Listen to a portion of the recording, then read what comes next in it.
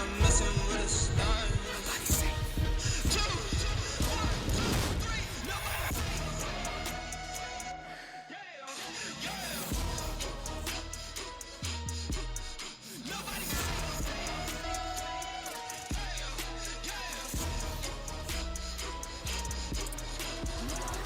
For my folks, for my mama and my pops. I don't care if you the cops, anybody could get boxed. Grit isn't found, it's built. Where lungs burn and muscles scream. Or every step, every rep, every set brings you closer to unbreakable. This isn't a place for shortcuts or excuses. Grit is built where limits are shattered and the impossible is conquered. Grit is built here. Intensity and consistency are keys for recovery. You can be rigorous performing at the top level and still face obstacles and challenges. That's where red light therapy can change your life. Red light therapy has allowed me to optimize my time in the gym in order to get the most out of every session. I can confirm red light therapy is the best way to recover. Train hard, recover faster with Novolab.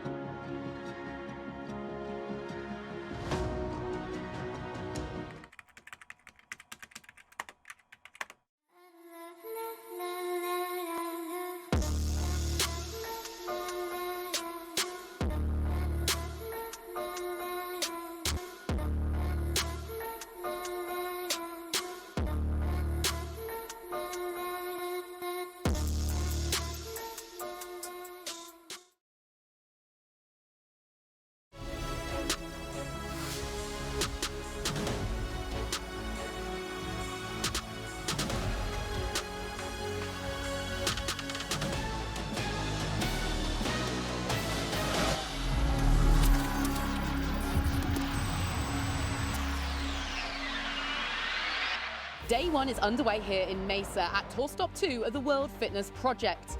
On the women's pro side, Canada's Emma Lawson came out firing. She pushed stride for stride with Amy Kringle in the 2-mile run, then stormed back in the chipper, dominating with a win by 30 seconds. She now holds a 20-point lead over Lucy Campbell, with Norway's Andrea Solberg delivering a career-best day in third. On the men's side, what a finish. Jelle Hoster and Ricky Garrard went to the line in a sprint. Garrard timing it perfectly to take the win in 10:48. In Pro 2, Colton Mertens crushed a wheelhouse workout, nearly 2 minutes clear of the rest of the field. Austin Hatfield sits second overall after a great performance, 8 points back off Krennikov, with Jay Crouch steady in third. In the Challenger division, Chris Ibarra is chasing his ticket to Copenhagen. 2 top 5 finishes, including a win, give him a 15-point lead. On the women's side, Janie Chevry and Emily Rethwell are locked in a tie after consistent showings. Day 1 is done, day 2 is next. The action is only heating up.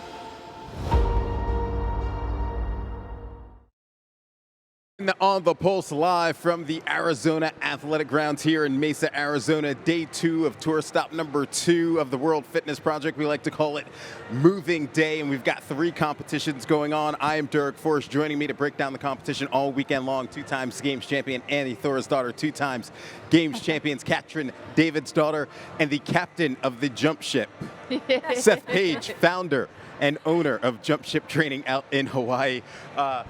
How do we feel looking into day 2? How are we feeling today? Well, I think we're all excited to see. I think there's going to be a lot of shifts that are going to happen on the leaderboard today. We are only done with 2 events. We're not even 1/3 there. There are 300 points up for grabs today, so I think everything can happen. Yeah, and also just the difference in workouts from yesterday and today, and if you kind of look at the top of the leaderboard and just seeing what kind of athletes are sitting at the top right now, and just kind of knowing that the athletes that are maybe sitting a little bit lower, you know that they are looking at the workouts today saying, I am going to make a move.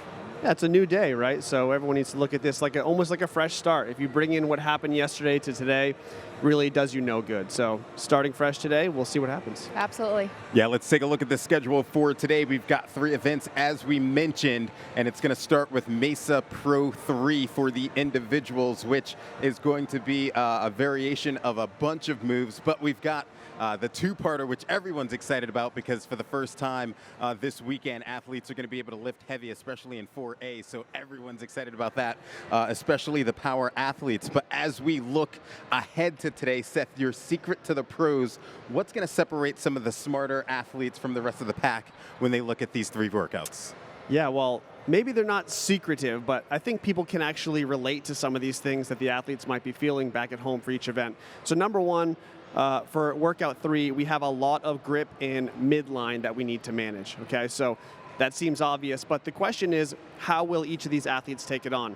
Starting with a ski and a bigger set of toes to bar, that's not really a lot for a lot of high-level athletes. However, it may play an impact on how they break up the deadlifts. Maybe they choose to break toes to bar sooner. They're a little more strategic about it because they're worried about the heavy deadlift and the fatigue that will come from holding on to that bar for that set of 10, that set of 5, and then that last set of 5. Nobody wants to get to the bike feeling completely wrecked. So if you do that, you know a bunch of people are going to join you on the bike and then pass you to the finish. So you need to pick your spot where managing holding on to something, whether it's the toes to bar or the deadlift for a long period of time, won't elevate your heart rate to the point that it drags you down the rest of the time. And people at home can relate to this. Everyone's held on to a bigger set of gymnastics, felt great when they're doing it, and they come down and all of a sudden their heart rate goes up like crazy. It's up in their throat. Yeah, exactly. Yeah. Whoopsies. But then it's too late, right? It takes too long to recover from that. So that's what they're going to be managing in this one. It's going to be fast. You're going to see athletes get to that bike and maybe even under 5, and ladies maybe under 6. Like, it's going to be faster than people think looking at those numbers. So managing both the midline and grip, that's going to be the most important part. In Pro 4A, it's a gamesmanship test. It's using fractionals. Those who go last in the later heats will get to see all the weights that the other people have lifted and know whether they can just squeeze on those half-pound plates or those 1-pound plates to take big points. On the flip side of that, athletes who are forced to go earlier should use those fractionals to almost bait the later athletes to have to make the bigger 5-pound jumps to beat them in there. So being able to be a gamesman and paying attention to what the athletes that lift similarly to you around you are doing is going to make a big difference on the leaderboard there. Finally, I think the workout we're all excited to watch later, Pro 4B, a sprint row into lunges down the floor in unbroken sets. We know that that can end in catastrophe. We've seen it time and time again when people are forced to push like that. However, you cannot play it safe. If you think you're going to pace this in any meaningful way, you can expect to finish mid-pack at best. And nobody's here to finish mid-pack. Everyone's here to try to earn points. This is not a 50-point event. This is a 100-point event. The elites know that, and they're going to take chances because, again, they're here to win. They're not here to participate. And so pushing, taking chances, taking risks, that's all part of the game. And I think many of you guys, and you could probably relate, would rather crash and burn with a true effort than feel like you left something on the table. And you're going to see that today. What is that going to be like, especially when we look at that two-parter where they're going to tax their legs a ton and then they're going to be asked to get on the rower and tax their legs a little bit more? Are we going to see Bambi legs out there, and how do you prepare for that? Oh, I don't think we're necessarily going to see Bambi legs out there. I hope not. But we're going to see people struggle. Those are heavy lunges that they're going to be doing afterwards. And I think, like you said, you can't afford not to go fast. But rowers also, every time you have a machine, you can also ruin your workout if you go too fast. So I would have a game plan going in with a number in mind and knowing myself, I'm going to go 2-3 seconds faster on average. But the transition going into the next element is going to be even more important. Honestly, for me, my two favorite events of the weekend are today. That is the echo bike and the row lunges. It is going to be so exciting. And just seeing that race, because I 100% agree with you that you can't, if you are 10 seconds slower than the next person on the rower, they're already gone.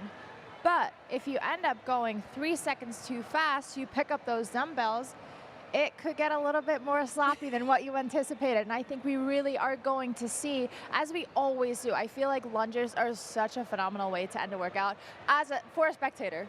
For a Yes. spectator, it is the greatest thing because shifts can happen. And to see some people who are able to actually make those moves, somebody who's almost at the finish line and maybe pushed it a little bit too hard. So we'll definitely see a lot of back and forth. And I think the crowd will go roaring. That's just my guess, that is going to be the event that gets everybody standing on their feet with excitement. And I totally agree with both you guys' points on that too. There's definitely a sweet spot that you're trying to hit on the rower, right? It's probably your 90 to 95% effort on that thing. The problem is if you do fall behind, like you said, it may be too late, or it forces you to transition faster than you would want to, causing you to get a no rep or even fail a lunge, which is way more devastating. If you fail a lunge in this workout, it's over. You're bottom 5 probably. So so making sure that you have your game plan, like you said, without leaving too much on the table is super important. Yeah, we're certainly excited for workouts 4A and 4B, but we do have the midline workout of Pro Mesa 3 as well. So here is what Pro Mesa 3 is all about. Pro workout number 3 is presented by Adidas. Pro 3 is a 5-movement chipper. Athletes will begin on the ski erg. Men will complete 40 calories, women will complete 32 calories. Next, athletes will perform 30 reps of toes to bar. Following the work on the pull-up bar, athletes will advance and complete 20 deadlifts. There is an 11-minute time cap for workout 3.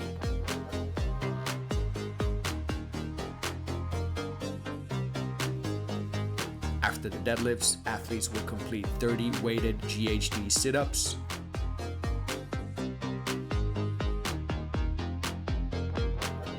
Finally, athletes will finish on the Echo Bike, the men with 40 calories and the women with 32 calories.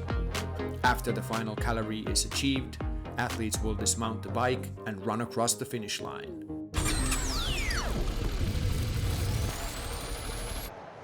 All right, that is Mesa Pro 3, and the athletes are going to be taking that on first this morning. We're going to talk about those athletes right now as we look at the Challenger women standings after day 1. That is Janie Chevrolet. She is in the lead. Amy Rethrow right behind her in second. Lexi Neely in third. Paige Powers sitting in fourth. And Camila Takieva in fifth. Seth, in terms of the women, who's anyone that you're going to be watching? And I believe it's someone who made a push yesterday. Well, not that the field's not great, but all eyes are on Lexi Neely. She is in an interesting situation. Currently the only woman in the Challenger division who is above the qualifying line for the road to Copenhagen. So we need to see her continue to hold that spot. She's in third place right now. She can only earn so many points across the weekend. And so basically, if any of the women that are below her in the Pro Challenger division end up scoring more points, they're going to pass her. So realistically, she has to be perfect, or as perfect as she can be for the remainder of the weekend. So that's going to be the focal point. All right, as for the pro women, your top 5 sits the youngster Emma Lawson sitting atop the leaderboard after a great day 1 here in Arizona. Lucy Campbell sitting in second place. Andrea Solberg in third. Amy Kringle in fourth, and Emma Tall is fifth on the leaderboard.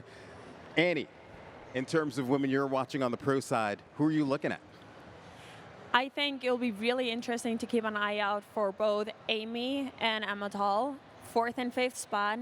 I think we have a little bit similar and different athletes. Amy Kringle said herself she loves workouts that have high rep GSDs and toes to bars. She's got a really strong midline, and she is very good on the Echo Bike. And then we got Emma Tall that is really good on the Echo Bike and really good on the deadlifts, where Amy might struggle a little bit more on the deadlifts. So I would look at her deadlifts, and I would look at how Emma Tall's gymnastics are going to be. So those two I would keep an eye out for. Certainly, certainly. And this obviously impacts our race for Copenhagen. Seth, in terms of the women, what are you seeing in terms of that race right now? Yeah, basically, again, we're circling back to Lexi, and the way it's looking is because she's 3 spots above that cut line, as you can see right there, the people we're watching actually closely is Hannah Black and Elena Karatala. Those two are in the pro division. especially Hannah, who did not have the strongest finish yesterday and is sitting a little lower. She has the opportunity to score a lot of points today, moving up the leaderboard. If Lexi does not hold her spot near the top of the Challenger division, she's going to come down on that current tour point total, and there's a couple women that can pass her. Now, there's 2 people below Lexi on just above that cut line as well, but they're also in the pro division, so their ceiling to earn points is going to be higher. So like I said a minute ago, Lexi needs to stay close to perfect because there are 4 women who have a much easier opportunity to pass her, and she's the first person that could be off that list if she doesn't execute. Yeah, so that will lead us to our picks for Mesa Pro 3 on the women's side. I'm going to go first, and I was thinking, who's going to be able to really push themselves and just take their body to the limit? And I said, Daniel Brandon could be a good one. Like, maybe a couple of middle fingers to her body and say that I'm just gonna knock this one out. And I was like, Daniel Brandon's perfect for this. I love that. I'm gonna say Lucy Campbell on this one. She needs to stay high. I know she might struggle a little bit more on the clean, and she knows how to go dark. She is strong, she's powerful, and she knows that she needs to go hard. So my pick is gonna be her. I'm going to go with Laura Horwath. Might seem like an obvious pick for this one. She is phenomenal on machines. She is phenomenal moving weights, and nobody has a grip like her. So I think coming out of the gate, she's able to go strong on both the ski erg, and then I think the toaster bar will be easy for her. The deadlifts will be manageable, and then I think it's one of those things that she turns on the engine. She goes hard because she needs those points. She wants to work her way back up. I think Annie, I think we're kind of on the same page this weekend. Do we have her? I think I'm going to take Lucy Campbell as well. Yeah, let's do it. I just enjoy watching her do these type of events. Like her grit, like the look on her face, her body language, the way she approaches things like this. I'm just picking her maybe because I'm like fanning out a little bit, but I think she's going to do well here too. So yeah, Lucy. She is competing very well. She is. This whole year has been unbelievable for her. Yeah, phenomenal. Yeah. Yeah, the races are just picking up on the women's side. It's going to be super exciting, but it's also going to be super exciting on the men's side as well. Let's start to look at the Challenger men, and here is your leaderboard coming into day 2. It is Chris Ibarra, who had a outstanding day in day 1. He's atop the leaderboard. Luke Burns is sitting in 2nd. Sam Zerlich is 3rd. Fran Hurtado sitting in 4th, and Tommaso Pieri in 5th. Seth, we're going to go back to you for the Challenger men. Who is someone that you're watching, or is there a group of people that you're watching on the men's side? Well, I'm looking at the leaderboard, and there's a name that's missing. Where is Tola Morqueño? Okay, someone we expect to do well, was in the pro division last time. Now, it just so happened that the programming fed him 2 workouts we knew he wasn't going to exactly thrive in, right? So he is close to the bottom of that Challenger leaderboard. He is one of those names in that race to Copenhagen, but we expect to see him move up quite a bit. He's got a lot of potential today with these higher power output workouts. He's a very fit man coming off a CrossFit team championship this year, so it's not like he's lacking. He just needs to perform today, and so all eyes, or at least my eyes, are going to be focused on what Tola can do.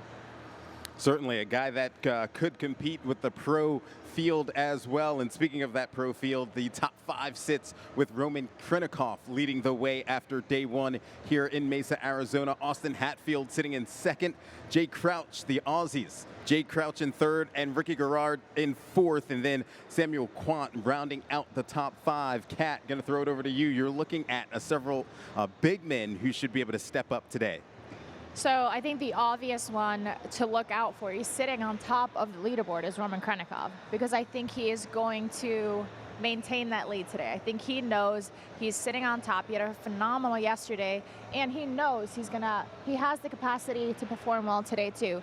The 2 that are maybe not as obvious are Chandler Smith. He's currently sitting in 7th. I think he has the ability to perform very well in all 3 workouts today. And then Jason Hopper sitting in 12th. I honestly, even in my debate in who I was going to pick to win this workout, I didn't pick him to win this one. But I think he can come out very hot out of the gates. We know he is the king of the Echo bike. I think he does want to prove that. So he's going to have a phenomenal workout. First workout today, his clean. He posted the other day that he was like more in the tank. I think he cleaned a 387 and was like, there's a lot more there. Let's see what we can do next weekend. So I know that he is wanting to get into that final heat. He's currently sitting in the second one, and also just knows that he has a lot of things and a lot of damage that he can do today. I think we need to get a crown or like a championship belt for that. The king I of the think Echo they do. bike title, right? They do. I think James is holding on to it right now. That's though. right. I think it's James. I'm just saying. I think it's James. All right, so in terms of the race for Copenhagen on the men's side, Seth, what are we looking at? Okay, how deep do you want to go with this? All right, this one's actually quite interesting because we do have near the cut line, we have Jack Farlow, Tuda Magda, and Danny Camacho, as you can see right here. Now, all of them are in the pro division, so they all have an opportunity to make some points up. Tola, however, is the one, again, in the challenger division that needs to slide up. We have Julius Kaiser just on the cut line. All these guys are kind of battling it out. Again, if we don't see Tola, who's close to last place points currently in the challenger division, earn another, he can earn upwards of 75 more points. If you see one of those guys just above the cut line really plummet down, he actually could take a slot by about 5 points. So there is a narrow gap of possibility that if Tola does what he can do and finishes first or second, he could steal one of those spots. However, one of those three guys, Jack, Tuda, or Danny, has to unfortunately implode a bit for him. And so I don't anticipate that, but if it does happen, there is hope. All right, as for picks on the men's side, as we go into Mesa Pro 3, I'm picking a guy who made a nice little run in Indy, and we haven't really heard much from him out of day one, but I think this could be a good workout for Jack Farlow, so that is my pick. I think he wins Pro 3. I love your pick. I am going to go with fan favorite Patrick Vellner for this one. He even said it on his social media after he tried this event. He said he can make some damage here. And I want to see how much damage he can make. This is, looking at the events, this is the best one for him and the one that he could win. The one that I'm going with is Chandler Smith. So I don't think he's the obvious pick to win, but knowing Chandler and having trained with him, I know he can get super scrappy. He is very strong on every single one of those movements. He's strong on the machines, and I know that, like, I believe that he believes that he can win this workout, and I hope that he gets a little bit scrappy and goes for it. Well, we know he wishes those deadlifts were 20 unbroken in one spot because that would actually be a big separator for him. But I'm going to pick the reigning CrossFit Games champion, Jason Hopper, to win this. I'll be honest, I mean, the guy won, and then he went all over social media calling his shot, calling everybody out, and he's not even in the top 10. Let's go, dude. Here's your opportunity to step up. I think this is a great workout for him. I think he can handle the barbell as well as everything else, the machines included. If he's going to put on a show, I think this is the time he can just really start the day off right. If you guys can pick one part of this workout that could be a separator, kind of like the handstand push-ups were yesterday, is there one? The deadlifts, I would say, is most likely the separator, if any, but you can obviously make up difference on being fast at the machine or being good on the toes bar, but in my mind, it is going to be how well you can move the bar, because some people are going to be able to go, like you said, could go unbroken. I wonder if they need to move the bar. Personally, me looking at this workout, I'd be so fired up to just try to crush the deadlifts there, but if you were allowed to go unbroken, we would see a lot of athletes maybe not doing it, but they would have the capacity to do so, whereas others are going to have to break it up and be significantly more fatigued. I agree with that. I do think if you look at the ski and the toes to bar, there's not a ton of separation that is going to happen there. I think that deadlifts are going to be the first place where we are going to see some moves, just because people are going to struggle with the weight naturally. Moving on to the GHGs, again, I don't think there's going to be a lot of shifts. If you get there first, you are going to finish first. But then again, the bike. True. And there are enough calories that I actually do think you can make some moves there. So I think strong bikers can actually catch and get ahead there. All right. We've got to move on. That's going to do it for the individuals. We're going to step away for just a little bit, but when we get back, we'll take a look at the team competition. If you come, you're messing with a star. Nobody safe. 2, 1, 2, 3. Nobody safe. Yeah. Nobody safe.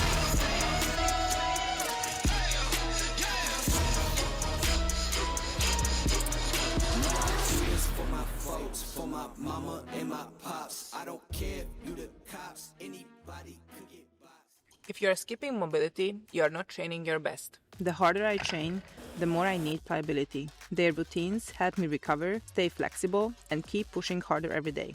Stop guessing, start recovering. Try pliability for free today. Pretty girls walk like this, this, this, this, this. Pretty girls walk like legs, what's on the menu? Legs, what's on the menu? Legs.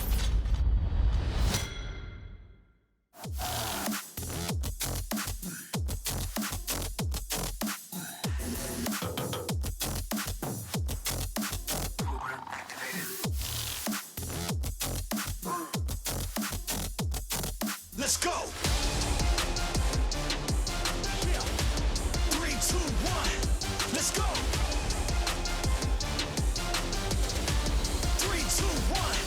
Let's go. 3, 2, 1. Let's go.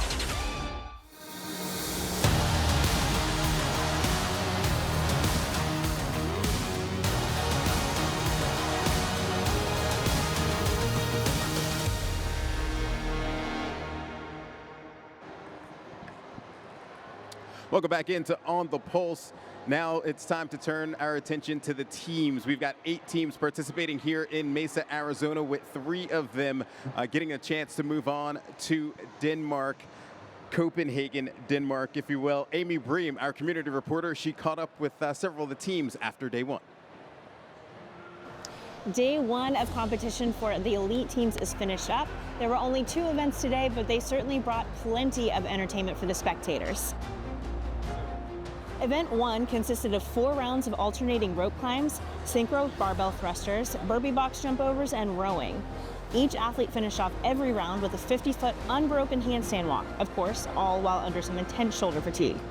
CrossFit Invictus did an incredible job executing this event, pulling ahead quickly and managing to hold the lead for the event win. Let me tell you though, the Invictus team is not going to have an easy weekend because CrossFit Grit House out of Charlotte, North Carolina is putting up a fight. What's the secret for you? I think the secret is just working with professionals. I think when you know your job and you know what you need to do, it's very easy to kind of get in line with each other, and we'll see how that kind of progresses through the weekend. Event 2 started with a combo of strict handstand push-ups, a lot of them, and bike erg. After 2 rounds of this, the workout finished with walking lunges and cleans on that infamous worm we all know and love. It was an epic finish, with Grit House coming in just seconds after Invictus. And as they said in their interview, they came here to give it all they have and to hopefully snag a spot to the finals. This is our first time actually working out together with all 4 of us. Us 3 have worked out a bunch together. Quinn is kind of the newcomer, but he's so fit that he can fit in, it doesn't matter. Our expectations was just have some fun, but also we know we're all pretty fit, so we should be able to put a good race on the floor. So we're just trying to do our best, kind of stay in the race with Invictus and whoever else is up there, and hopefully one of these workouts we can take the win. Regardless, all 8 elite teams are battling it out with lots of opportunity for movement on that leaderboard over the next 2 days. So be sure to check in with us tomorrow for day 2 results. All right, thank you, Amy. Team Invictank on top from Invictus. Invictus over the years has been very consistent, usually one of the better teams throughout the space. Just how impressive has it been that they continue this run for years and years? Well, I think having that community and the coaches and the athletes are used to seeing team performing, team training, that brings more athletes in that do that and learn the flow of it. It is very, very different to be on a team versus being individual. Working as a team, competing as a team, and they obviously have the experience, whether some of those athletes, some of these faces we know, and some athletes are maybe a little bit newer to the space. but they have that experience, the coaches and the community as well. So it doesn't surprise me that they are consistently one of the top teams.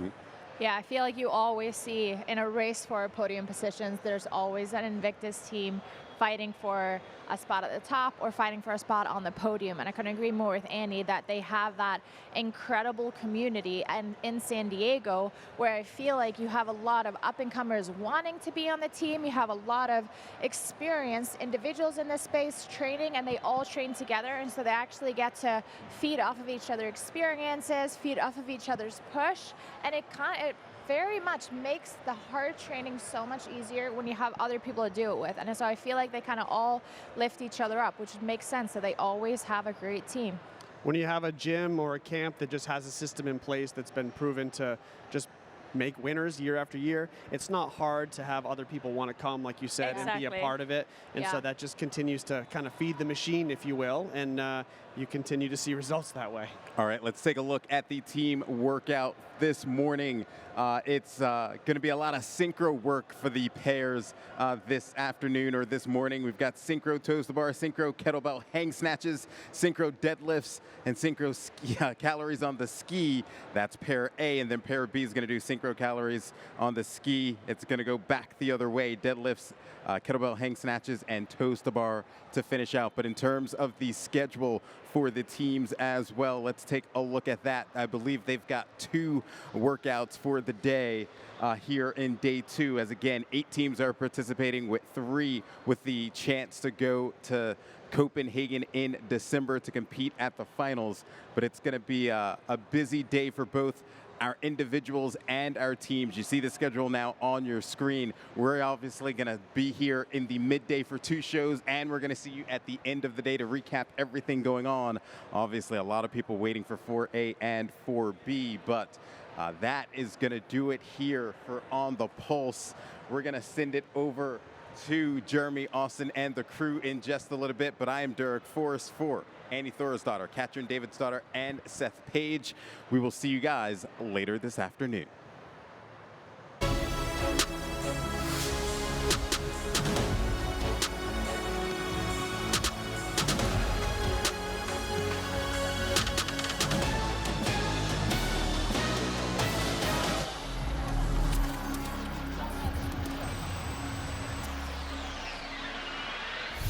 If you come, you're messing with a star. Nobody say 2, 1, 2, 3. Nobody say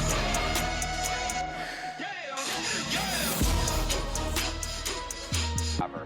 Train hard, recover faster with NovaLab.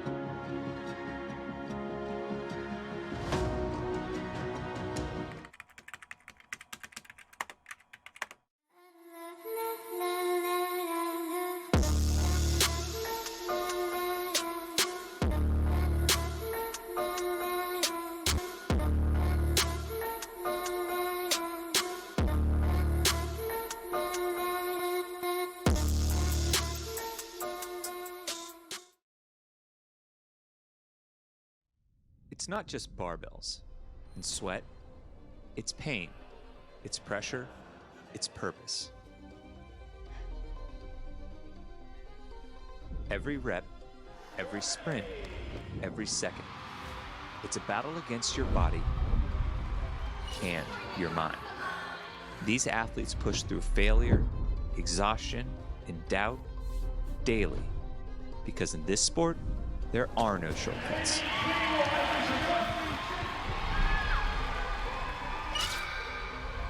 This is where strength meets strategy, where mental toughness is just as heavy as the weight on the bar, and only the fiercest rise.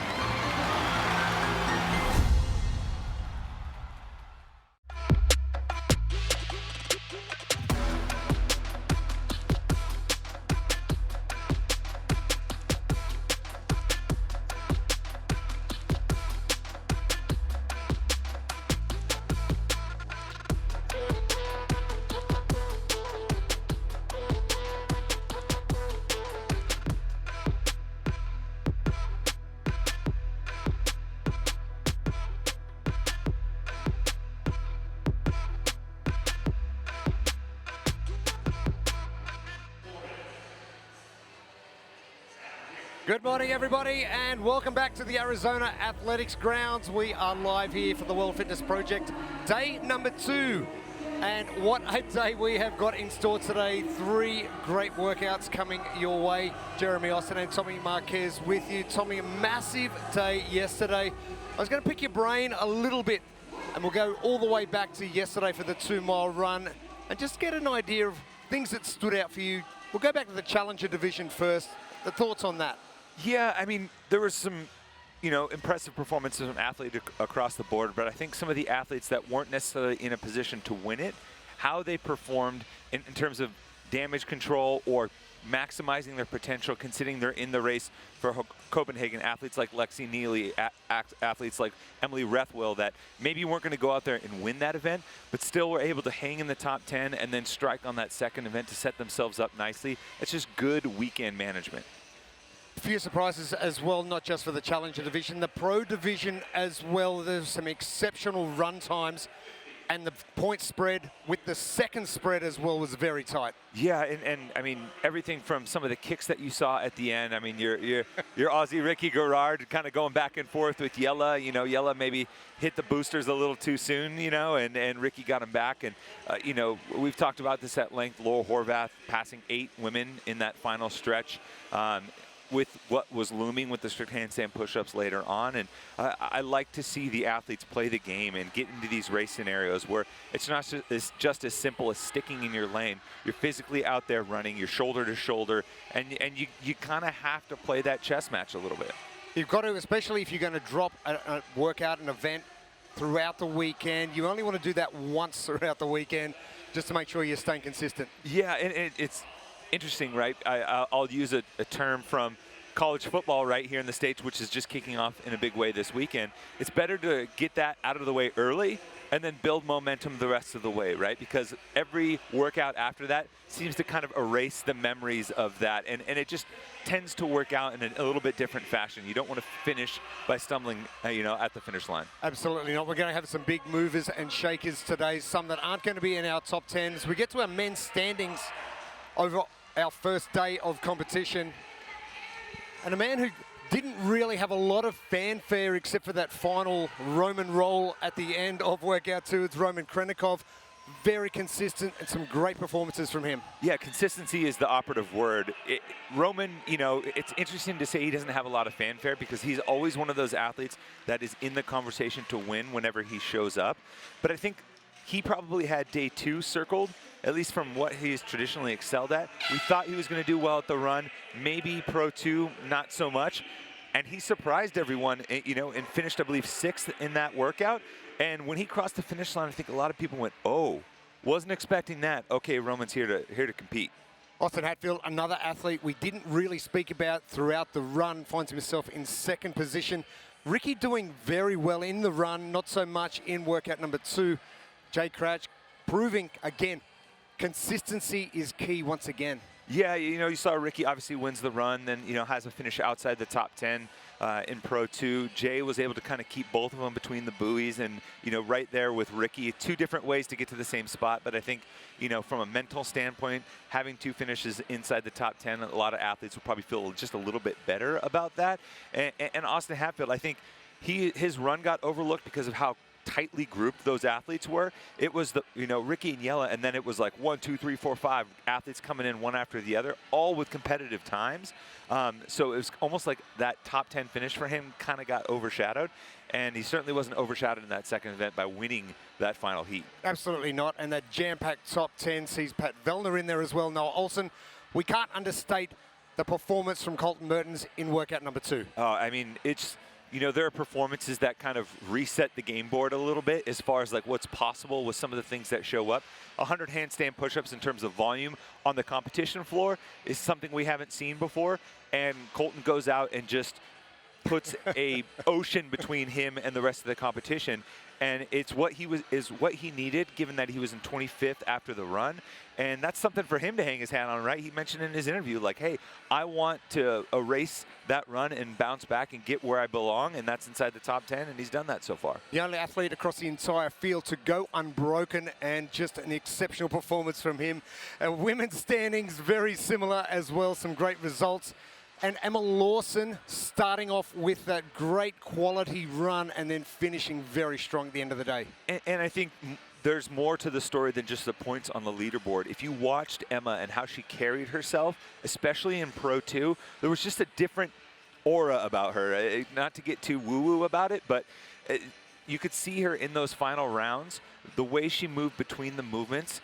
There wasn't this heaviness that we had seen her carry in previous events, and it felt like she was kind of back in that flow state a little bit, if you will. And the result is her, winning the second event, finishing in second in the first, going toe-to-toe with Amy Kringle, one of the best runners in the sport, period. And I think this is the Emma Lawson we are hoping to kind of see as the season goes along. Kringle finding herself in fourth position. Emmett Hall jumping into fifth. And we've got a great splattering of Europeans in that top 10. Daniel Brandon, impressive as well in workout number 2. Yeah, there's a handful of athletes that I think should be pumped about day one. Andrea Solberg in the top 3 right now. You look at Lydia Fish and what kind of 2025 she's had so far. A lot of cool stories to kind of build on, especially with how different the tests are here today on Saturday. Team workout number 3 about to kick off here inside the Arizona Athletics ground. And our team standing in Vic Tank with those 2 workout wins so far from day 1 of competition. Gridhouse not too far away. It's probably about 10 seconds over 2 workouts. Yeah, and I like the interview from the team from Grithouse, and I believe Kevin Steinhaus said it, that they're just really focusing on a narrow scope, right? Like, let's just try and beat them in this one. Get one win ahead of Invictank. And credit to the LATAM team down in third, too. Like, they're doing the same thing to Grithouse, right? They just missed out by about a second in that first team workout. And I think each team is kind of resetting the board a little bit as far as what their expectations are, and then, setting some goals accordingly. And team workout 3 as athletes come out onto the arena floor. And you're going to have 2 different pairs, male-female pairs, working at the same time. Pair A is going to do synchronized toes to bar, double kettlebell hang snatch, deadlifts, and synchronized ski calories. The other pair is essentially going to do it in reverse. They're going to go ski, then deadlift, then kettlebell, then toes to bar. And it's an interesting dynamic where they're both all working at and doing the same work essentially at the same time, but just the order's flipped.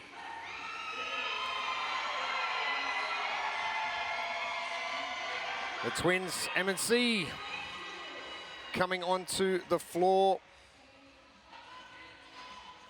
And CrossFit Eclipse, our final team to get things sorted out.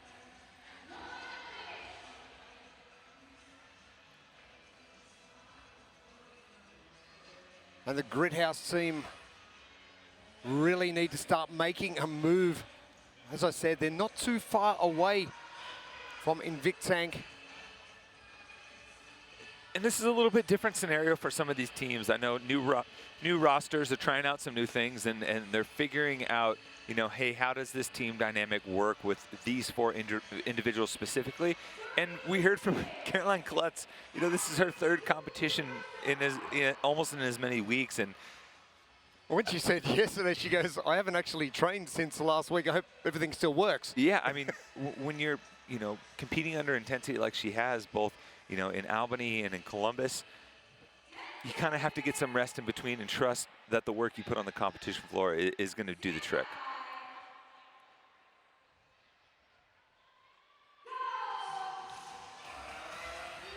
Amanda and Kevin Steinhaus for Gridhouse in lane number 6, partnering up.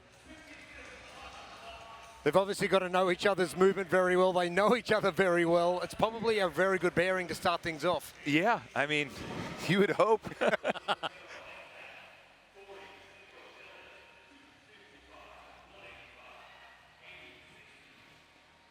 And the way these teams will kind of progress through, they're both working towards a center point on this floor. You notice there's only 1 pair of equipment. So at some point, they're both going to have to cross paths like ships in the night and make sure that they're both done with the implement on the kettlebells and the deadlifts to be able to make that swap. So a little interesting way of kind of passing between movements for these teams. To the far left of screen, you see Amanda and Kevin Steinhaus just waiting. So 80 synchronized toe to bar. That's a fair bit of volume for these teams to get through. And as you said, ensuring that you're not waiting for your other pair as you do swap over.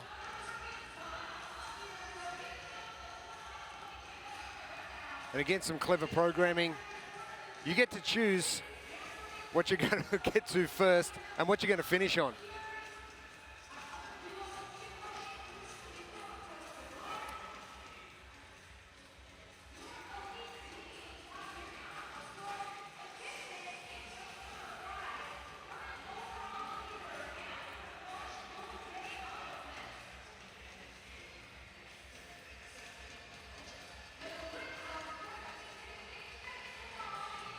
Bomb Squad Fury in the blue and pink, just to your right of screen.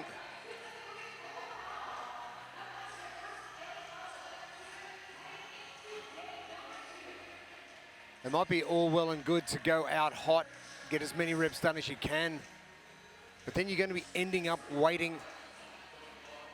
So better to strategize. Shorter sets, shorter rests.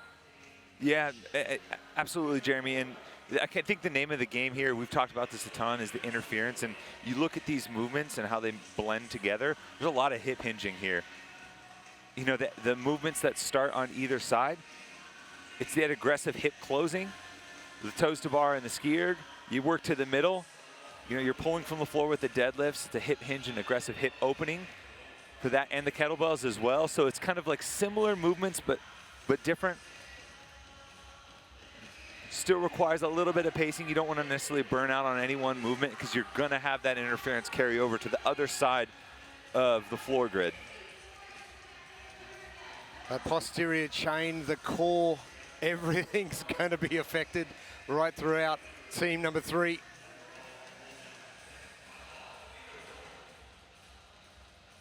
Just some good midline work, you know? Adriana just taking a short break.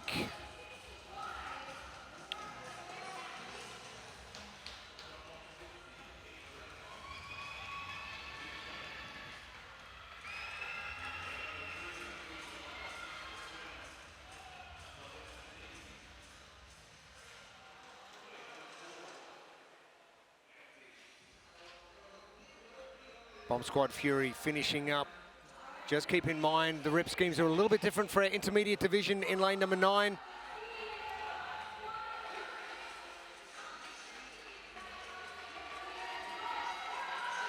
Right now is when, you know, the communication between the teams is going to start to play a factor. The time per rep for these movements in the middle is definitely significantly different. Deadlift a lot faster. You see the team in lane 4 able to get off the toes to bars first, buy themselves a little bit of time on those double kettlebell hang snatches. They're going to need that because once the other teammates get to the deadlift, they're going to start to close the gap a little bit. Piero Gorachon getting to work. Ana Castaneda. And the LATAM team, you mentioned them on the way in. Yeah, they've been consistent with a third and a third so far. Potentially one of those workouts where you can just push a little bit harder and just jump ahead. And the point spreads, because of how it works, is still very, very, very tight. And it's worth saying, a very happy birthday to Jessie Smith out there in Vic Tank. Most people celebrate with cake and candles. She chooses deadlifts and kettlebells.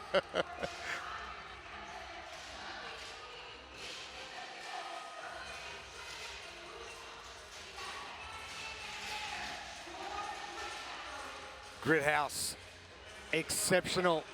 Manna and Kevin with their kettlebells. Just taking a short break. They are just to the left of screen now.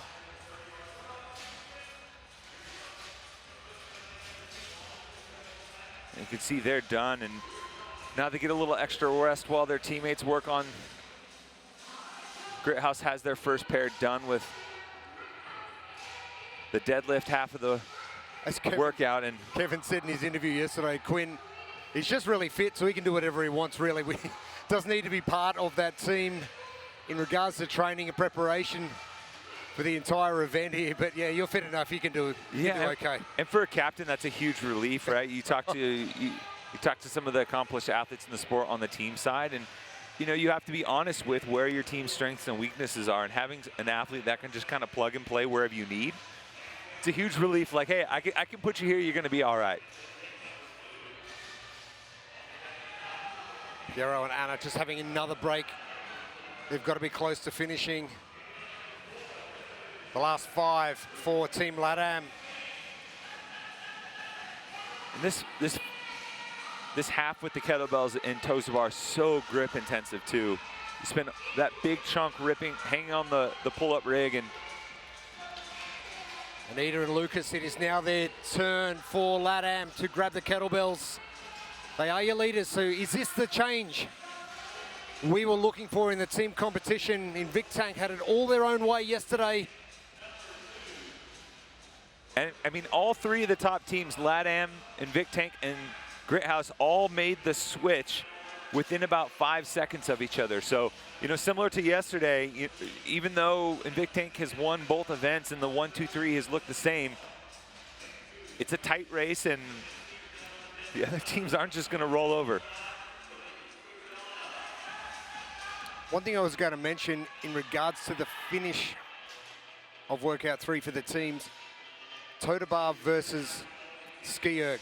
Now, ski erg, you got something in the tank, you can really empty it. You get to that toe to bar and you've run out of toe to bar, you can't magically find some more. Yeah, well, the back, I mean, if you're looking at it from both halves, right? One half is considerably more grip and skill intensive, right? So you're going to put the athletes on the skier to start that you feel can handle the skill, the double kettlebell snatch, and the volume of the toes to bar under fatigue, right? Because you've already done all of that work on the front end, and you know, you place the athletes that maybe you aren't as good at the toes to bar, let them get it out of the way when they're fresh, and clear a path for the other athletes. Great battle up front. Grithouse now with Caroline and Quinn with the kettlebells.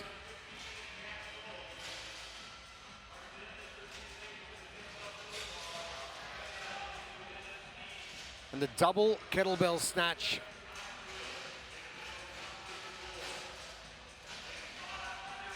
Simple, but brutal. As you mentioned, that excess grip fatigue is really going to be starting to play on these athletes that have just swapped over after doing the ski and the deadlift. And you can kind of start to see when athletes are hitting their limit based on how the turnover is with that punch and finish with each kettlebell. There is a timing and kind of almost accuracy component to it with how you finish at the top, and you'll start to see, you know, one bell flip over faster than the other. You'll start to see the bells get a little bit sloppy.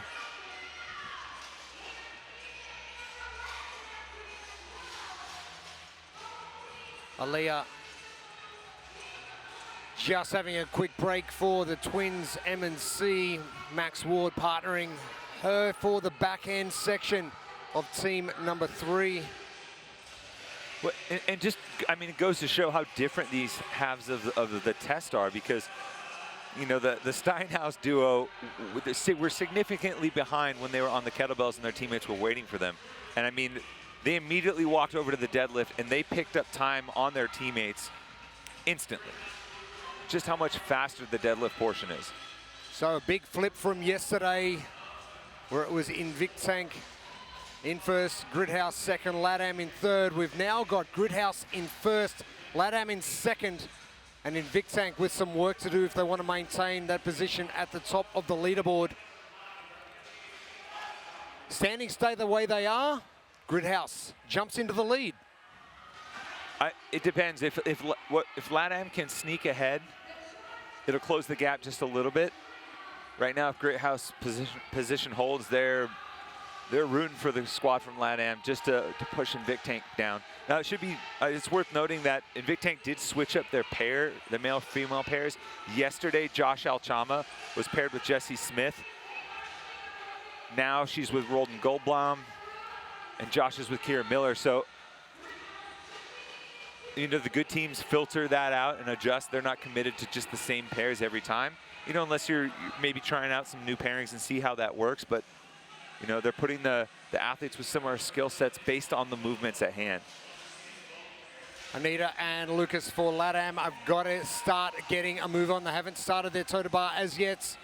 Your leaders, Gridhouse,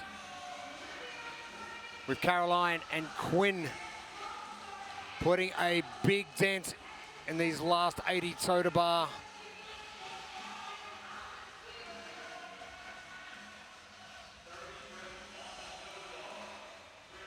Talk about more difficult components of this team workout number 3. There's only so many ways you can do a toe to bar. Manipulation of the ski erg probably a little bit easier. Use a little bit more leg, pull a little bit harder, hinge a little bit more, hinge a little bit less. It really depends on how the back, the legs are feeling, what area you want to emphasize more. And you see the pairings on the pull-up rig for the toes to bar, and Vic Tank has started to drop a little bit. We're starting to see them get out of sync. They just got, I believe, a no rep, and the previous sets they were doing 5s and 4s. LATAM hopped up, immediately knocked out 12. Big set, especially when you know that there's another 68 reps left. Either you're really confident in your ability to hold those big sets later on, or you're okay with the fall off that's about to happen. And Vic Tank once again, Roland doing an extra rep, getting out of sequence. Those extra reps are gonna add up. Gridhouse, still your leaders, lane 6. Still no judges' hands in the air. And that issue is only going to get compounded by the fatigue that comes in, especially if athletes adjust their type of kip swing for the toes to bar. When you get tired, you see some athletes, you know, pull the chest through a little bit more, get a little bit bigger arc in the swing versus the quick knees up and flick that you'll see what athletes do when they're fresh and just trying to get reps in. Now, LATAM in their previous sets still holding 10 plus. They did 11 reps. Gridhouse, Kevin and Amanda, they are about to finish up. Kevin is actually finished. We're waiting for Amanda now in lane 6. And they are done. Caroline and Quinn, the other end, have got 1 minute and 20 seconds to get this completed.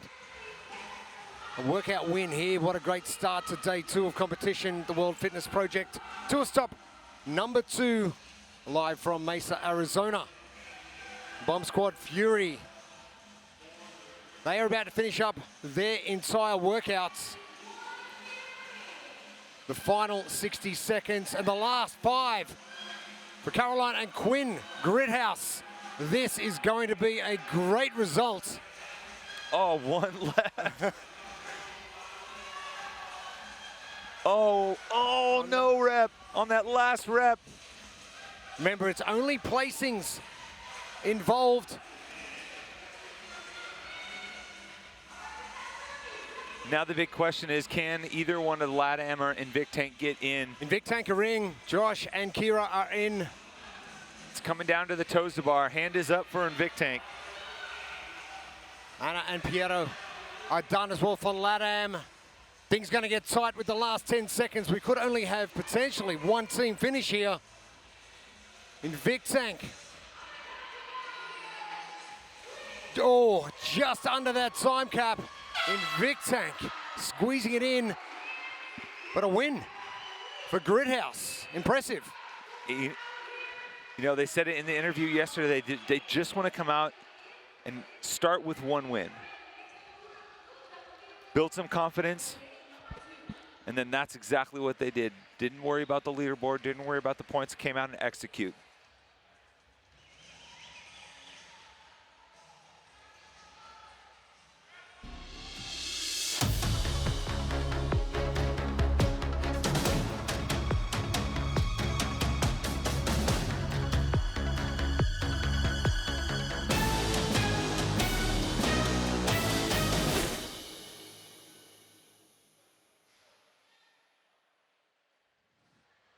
The Gridhouse starting day 2 with a bang. And as you mentioned in the interview yesterday, we just want one win, and then the boulder's going to start rolling down the hill. Yeah, I mean, there's a lot for you know, all three teams to be happy about there. Obviously, Vic Tank didn't get the clean sweep that they wanted, but they're still holding on to first place. Grit House gets the win that they were trying to build momentum behind. That LATAM team, they made up like 15 reps on that final toaster bar. They came up just 5 reps short there on the time cap. So, you know, being able to reel in a team with such experience like in Vic Tank, those are the little wins across the weekend that when you go back home, you can start to build off. For sure. And if you're going through an entire weekend where there's different tests, not just for your body, but for your team, ticking that box, massive.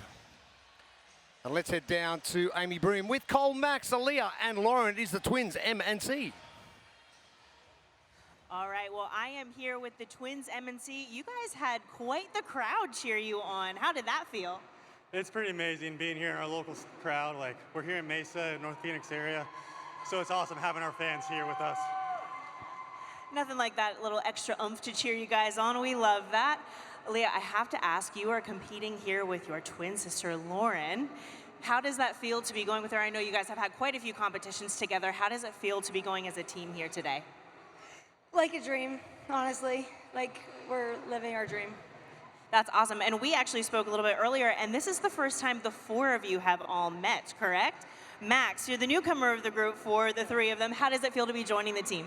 Yeah, I'm just super thankful to get to throw down with these guys, and know Cole for a long time. These girls are awesome, and it's just a blessing. So shout out Inside and all of our family, and yeah, thanks for coming out. Appreciate it. Well, we love that. What are you guys looking forward to most in the weekend, Lauren? Is there a particular workout that you're hoping to just crush? Well, we're biased towards lifting, so we're excited for a heavy lift. Perfect. Well, we have that coming up. That's so exciting. Well, thank you guys so much. Great job this morning. Awesome. Thank you. Thank you, Lauren. A dream. Hey, you're at home. This is all good. You've got your family, your friends here cheering you on. What more do you need? Oh, a great way to spend a weekend on Labor Day, if you ask me. And you got your twin sister as well, so It's all good. Team competition wrapping up for the morning here at the Arizona Athletic Grounds. And we're going to be back very shortly. Team competition back this afternoon. But our individuals, they're coming up next.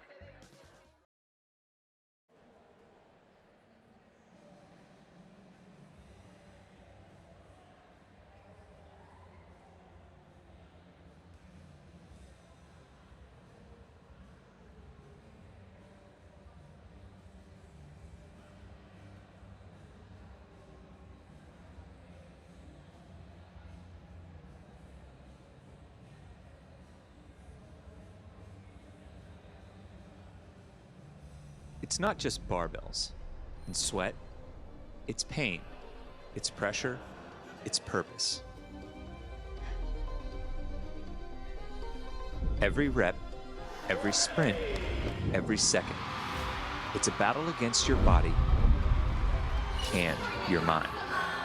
These athletes push through failure, exhaustion, and doubt daily, because in this sport, there are no shortcuts.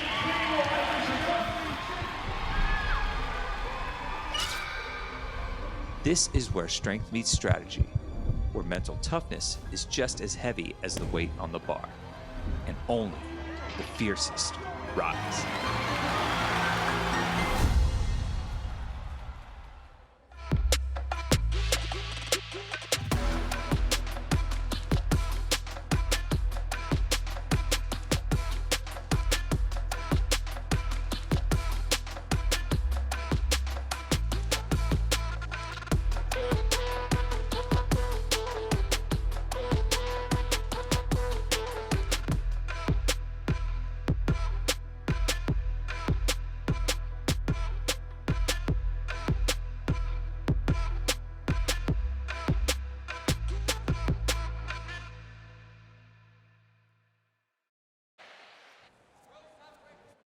To the Arizona Athletics Ground for day 2 of the World Fitness Project Tour stop number 2. Jeremy Austin and Gabby McGowan with you. Gabby, good morning. How are things after yesterday? Good morning, Jeremy. I'm just so happy to be here. We had some great events yesterday. Very exciting finishes from our athletes. So I'm looking forward to see more of that today. Anything that in particular stood out to you right across the day yesterday in workout number 1 and workout number 2? I think during workout number 1, the unexpected races till the finish line. Some very impressive overtakes. For sure. Laura doing a great job coming from that 10th position into 3rd. We're going to see some jumbling coming up today, but our women's standings for our Challenger division first up. We're going to see our Challenger women hit the competition floor shortly. Janie Chevrolet with a great finish yesterday, coming in 5th in the run and then backing it up and finding herself at the top of the leaderboard with Emily Rethwell, who after tour stop number 1, not doing the greatest job she wanted to do. She has bounced back massively. Lexi Neely also jumping in there. The race to Copenhagen is on.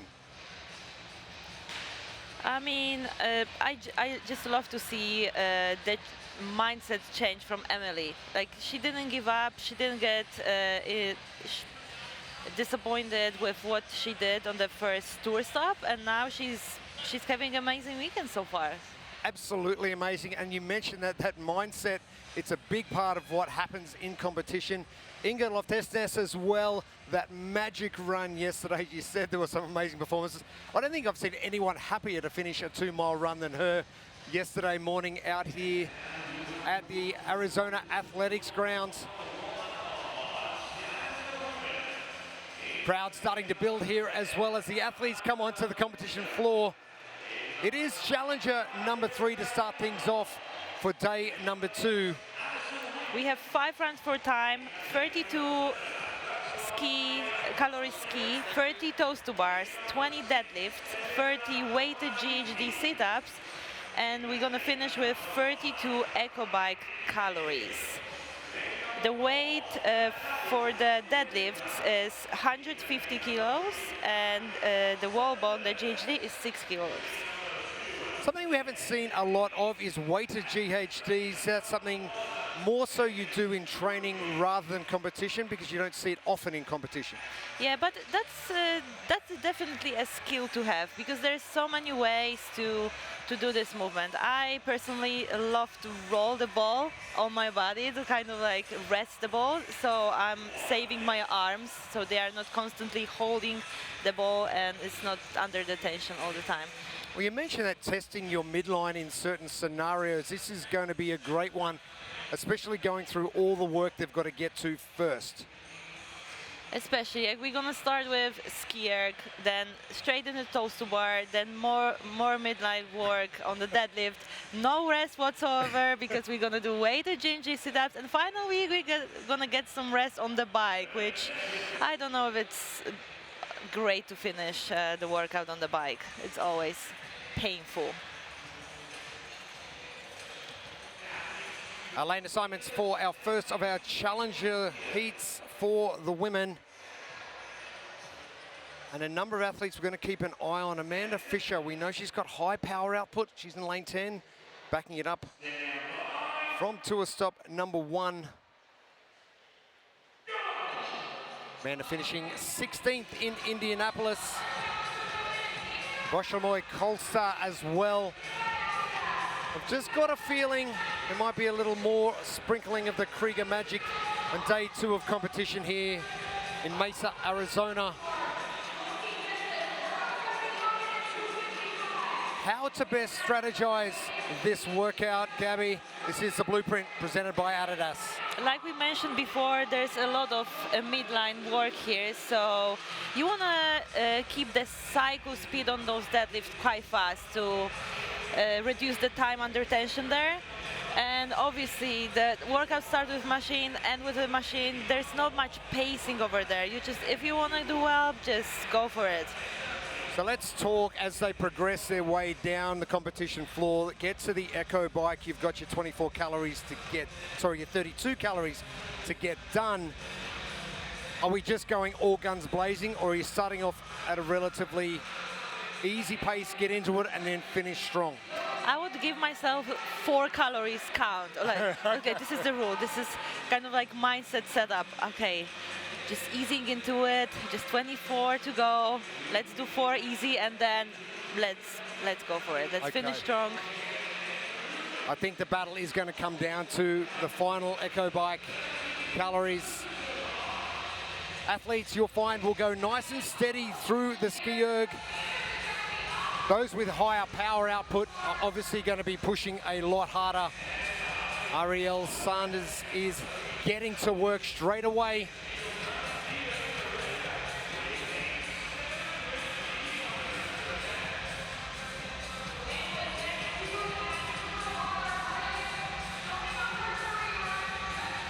Nelly Nurmi as well. Looking great position from another of our Finnish athletes, Blair Cheney, another of our youngsters. CrossFit Eclipse. Alia Bibaritsa.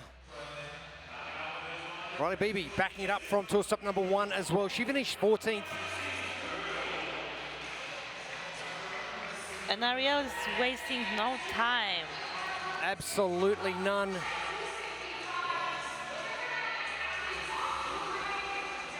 Ariel Sanders, her entire family is made up of doctors, except her.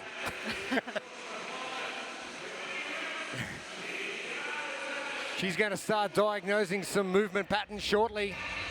Her deadlift looking great. And the standard says that after 10 reps you have to move barbell forward, so probably that's the only reason why she didn't go unbroken. Amanda Fisher earmarked for some big things coming shortly. Ariel moving well. Grad student from the University of Michigan, Ariel Sanders in the lead.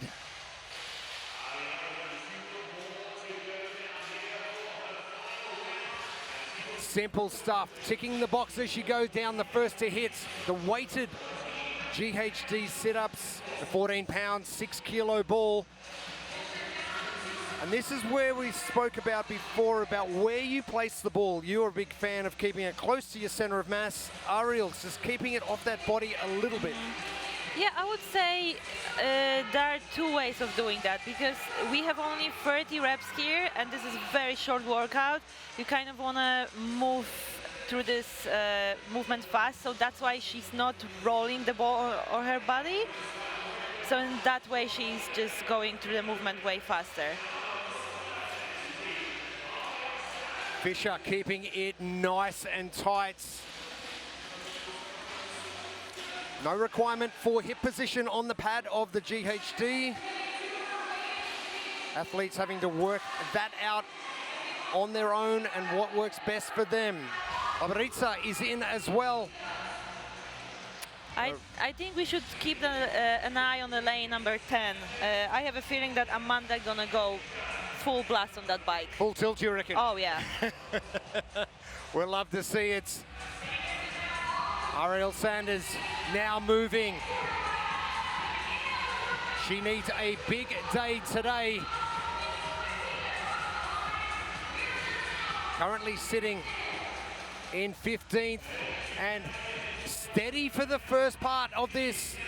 Body position not moving much at all. That's a good indication of how well she's doing. And she knows that she's out there all alone by herself, but she needs to remember there's one more hit after that. You've got to look at the strain Ariel's face right now. Amanda Fisher getting to work. We pan out a little bit, please.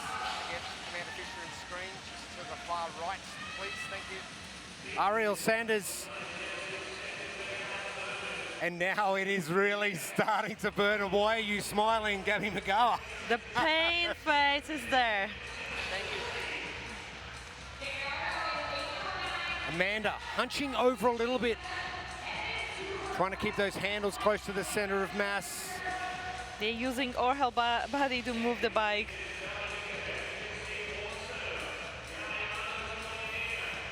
Bibaritsa coming. So is Gallardo and Colstar from Krieger. Alison Wynn joins them on the Echo bike, but it is going to be Ariel Sanders to finish this one off. 11-minute time cap. This is quick. And now the body's starting to move a little bit. Ariel and the lactate build-up. Great performance. Ariel Sanders, who needed to make a move today, and she's doing just that. We'll wait for some judges' hands in the air. Bibaritsa.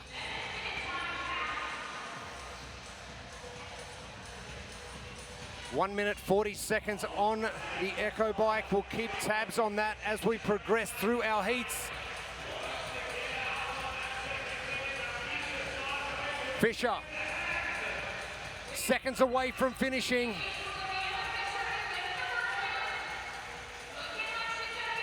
Two more calories to go. Amanda Fisher will finish up second in this heat.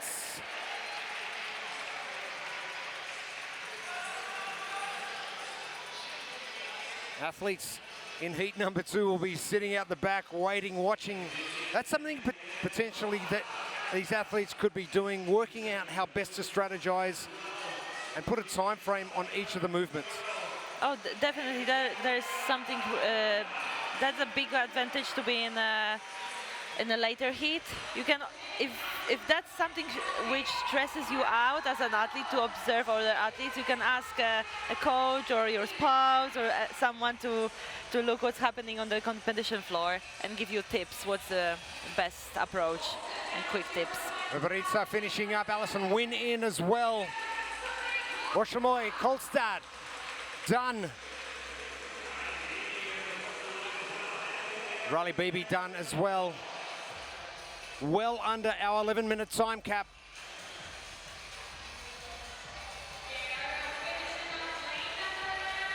Gallardo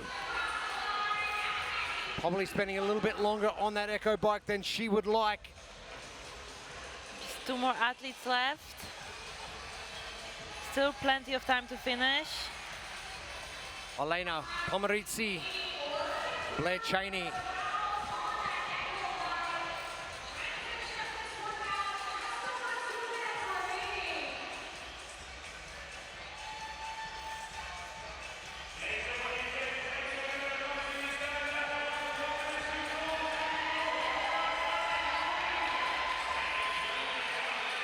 Cheney gets finished up just over 9 minutes. Leaves us another 2 on our time cap. Pomerizzi.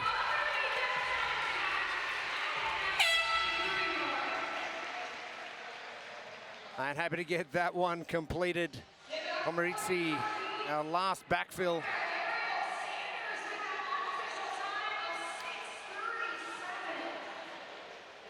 An impressive performance from Ariel.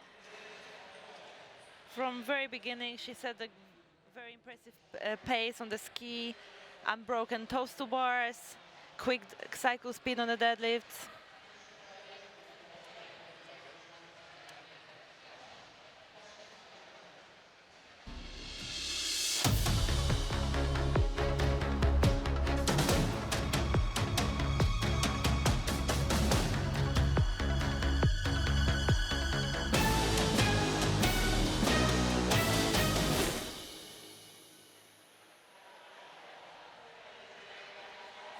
Challenger 3, the first heat of our Challenger women underway. And we are not too far away from bringing our second heat of Challenger women onto the competition floor. In the meantime, let's head down to Lauren Smith with our winner of heat number 1. It is Ariel Sanders. Ariel, what a way to kick off day number 2. Talk me through the transitions on that workout. What felt the smoothest and what helped you build momentum? I think the toast bar probably felt the smoothest, but going from the toast bar to the deadlift was really hard because my core was kind of gone. But I had a plan that me and my coach talked through, and I just stuck to it. What was your plan? You and Coach Al, you've been working together for a number of years now, and it seems to be paying off out there. Yeah, I've been working with Al for 3 years now, which has been really awesome. He got me to my first semi, and I don't know, he's just done a lot for me, so that's been really awesome. But the plan was to sprint the beginning of the ski, settle, unbroken on the toast bar, 10-5-5 on the deadlifts, then like kind of catch my breath on the GHGs, but that didn't work. And then honestly, like in the bike, I felt like my body was like giving out on me, but made it through. You made it through in a spectacular way. Congratulations. Great start to the weekend. Thank you so much. Ariel Sanders saying she was trying to catch her breath mid-workout. She's still trying to do that, but what a great performance. Our results, Ariel Sanders well under that time cap. 6 minutes and 34 seconds. And that's a great start to our Challenger division for day 2 of competition, the World Fitness Project. Beberita and Fisher rounding out our top 3.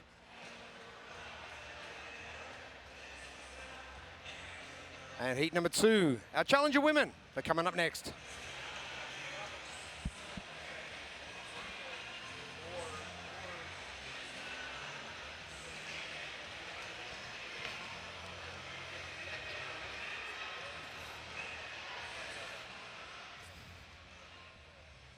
Get in line. Hang on, let me apologise first for taking that picture. Sorry.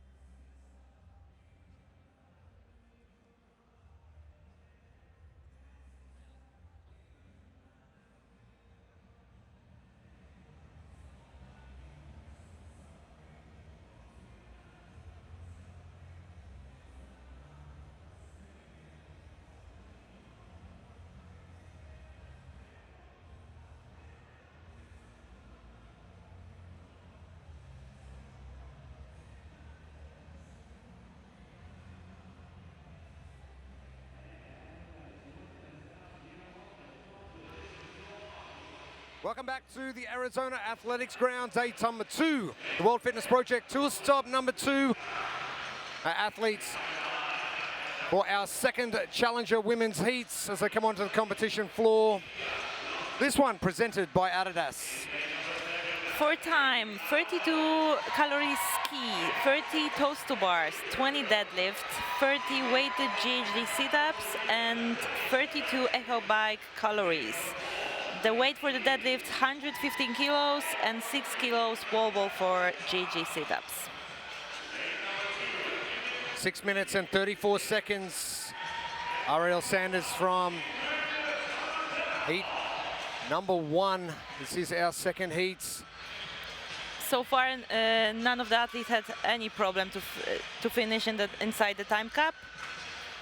Our lane assignments for our second heats. Lane 1, Ingrid Tondel with a great result yesterday in workout 2. But our overall leader, Janie Chevary, battling it out with Emily Rethwell at the top of the leaderboard, 175 points. And you mentioned about Emily Rethwell and that change from tour stop 1 to tour stop 2. You've got to go through your entire course of different events. Some you're going to do well at, some you're not going to do. You've just got to let those ones that don't go so well, let it through to the keeper, and we're just going to focus on what's in front of you. Yeah, skill about just forgetting what happened is so important when you compete. And Emily just looks so much more relaxed this time around. Roger Blaker as well. An 8th place finish in workout 2 yesterday. Keep your eyes on Lexi Neely.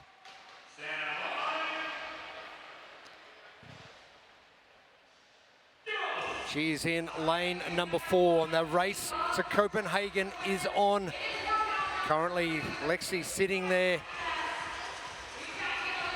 with a chance to head to Copenhagen later this year for the Tour Stop final. The blueprints for challenger number 3, all presented by Adidas. Short and sharp deadlifts. This is a workout with a lot of midline work, so you want to move that barbell fast. Then obviously it's all about the machines. So there's no pacing here, maybe a little bit. Just hold yourself on the ski, but on the bike is all you got left.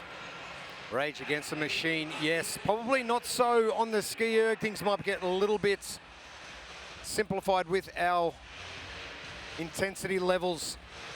But once we do get to that echo bike, yes, it is on. Now you mentioned the deadlift as well. Fast reps, you want to be spending less time under tension on that deadlift. They've got to do a 10, a 5, and a 5, so they've got to drop anyway.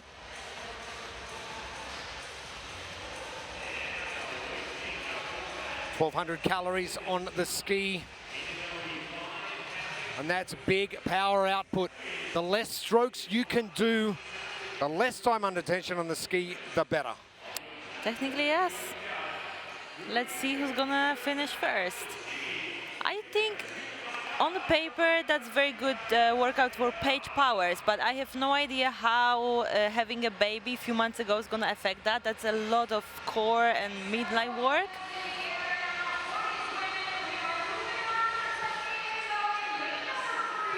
Made for strength training. Adidas drop set 3. Shop now. Just scan the QR code at the top of your screen.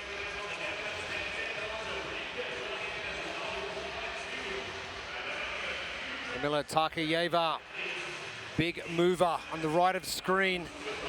Vivian Marie Christian.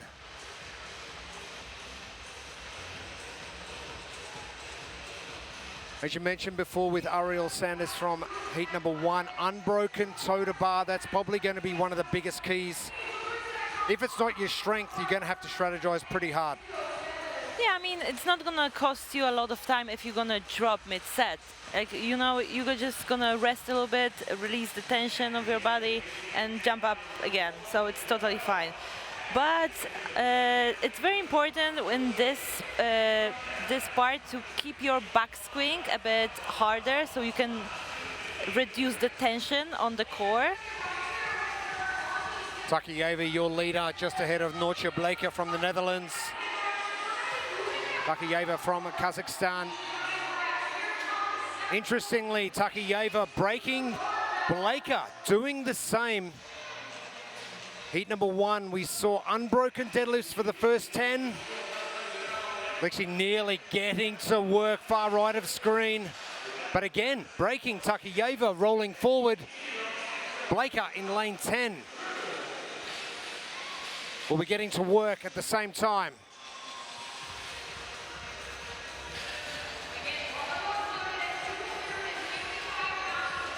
Now, out of these 3 movements, the toe to bar, deadlift, and the weighted GHDs, which is going to be the more taxing? I think the deadlifts definitely. It's good that they forced to break the reps like it is now, because there's no need for anyone to go unbroken.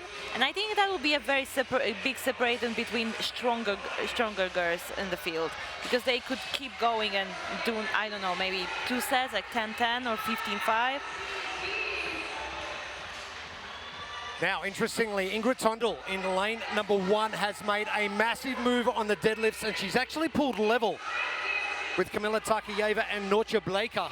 So it is a 3-woman race currently. Paige Powers jumping into 4th as well. Tondel just on screen from Krieger Training. And a shorter range of movement for Tondel is going to be a benefit. Blaker, you can see the range of movement required, and those hips moving forward of that pad just to try and minimize the distance traveled from that ball.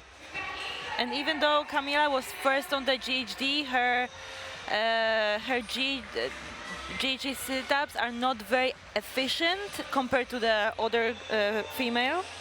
So she might lose the lead over there, I'm afraid. This pace slower than heat number 1. Interestingly, our equal leader on 175 points, Janie Chevrolet, was the last of the GHDs. It is going to be a mad race to the finish. Paige Powers making a move, but Ingrid Tondel jumping into the lead from 3rd.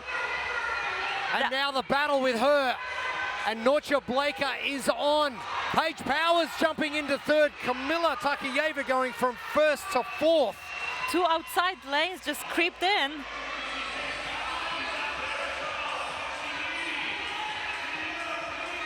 Don't be surprised to potentially see Paige Powers make a big move here ahead of Blaker and Tondel. This is where you have to dig. Kendall Gilmore coming home strong as well, but Paige Powers, focus on that monitor and wishing those reps to go by quicker.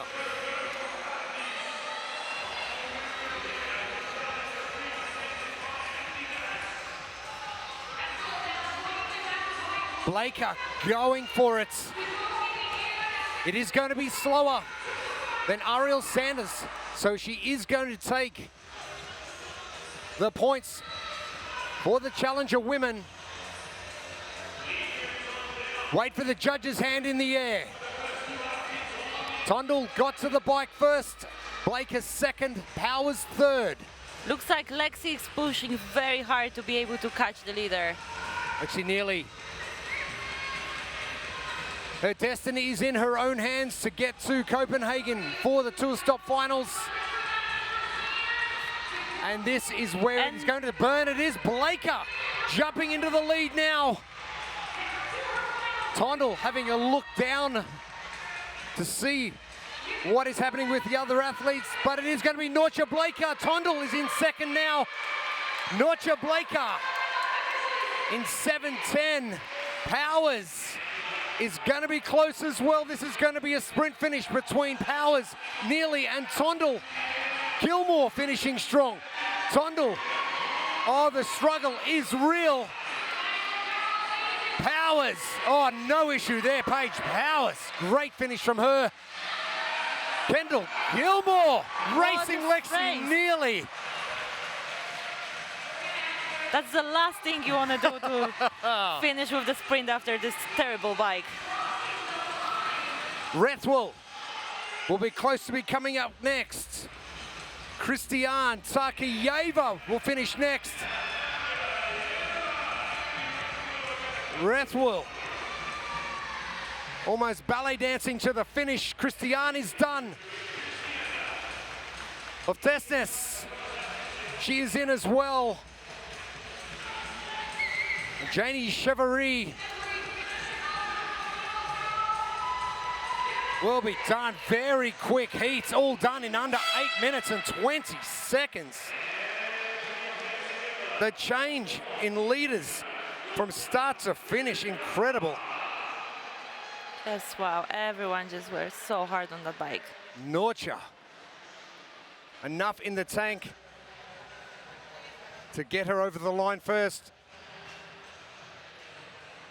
Great battle with her and Ingrid Sondel. As you mentioned, Gabby, either ends of the arena, it's very difficult to pace yourself when you can't see what your competitors are doing.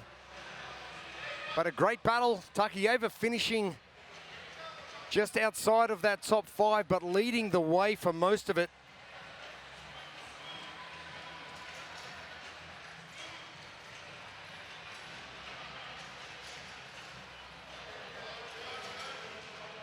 Pretty girls walk like this, this, this, this, this.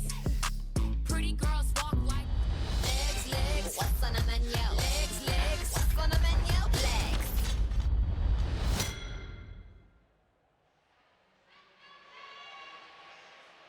Gabby going into workout number 3 for the Challenger division. We knew it was going to be pretty tough on these athletes. Tougher than expected, or is this exactly what you expected? This is exactly what I expected. I mean, from the previous heat, Arya Sanders had really hard time to even stand for the interview. So, yeah, they went very hard on that. Some athletes probably happy they're not getting an interview so they can go and recover. Speaking of interviews, let's head down to Lauren Smith on the competition floor with Nortje Blaker. Nor, when things are so tight and the field is so competitive, how did you enter this workout? What did you identify as an area of separation? I feel like the deadlifts were definitely a big part in this workout, but also really, even though it's like scary to have an echo bike in the end, you really know that that's a place that you can still have a good fight and push through. So I felt like those 2 areas in this workout were the places that I know I had to fight most. And I think I did that, so I'm proud of myself.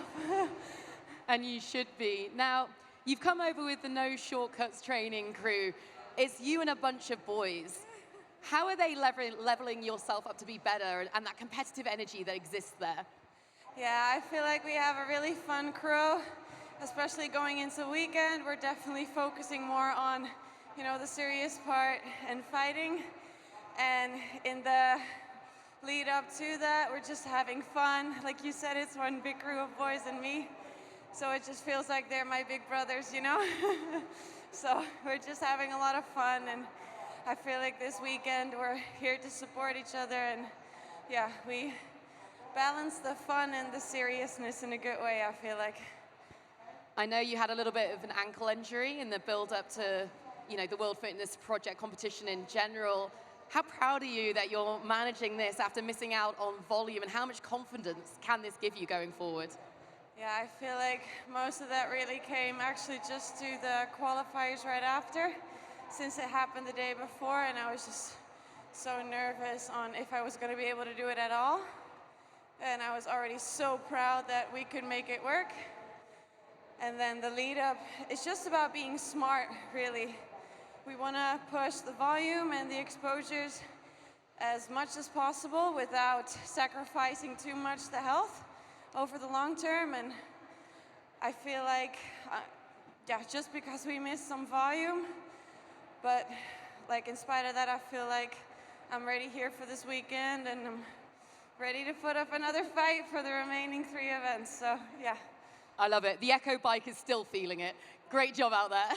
Yeah, thank you so much. Thanks, guys. Thank you, Lauren. Some great insight from Nortje Blaker. Gabby, she mentioned the balance between fun and serious. How do you balance it out so well? I don't.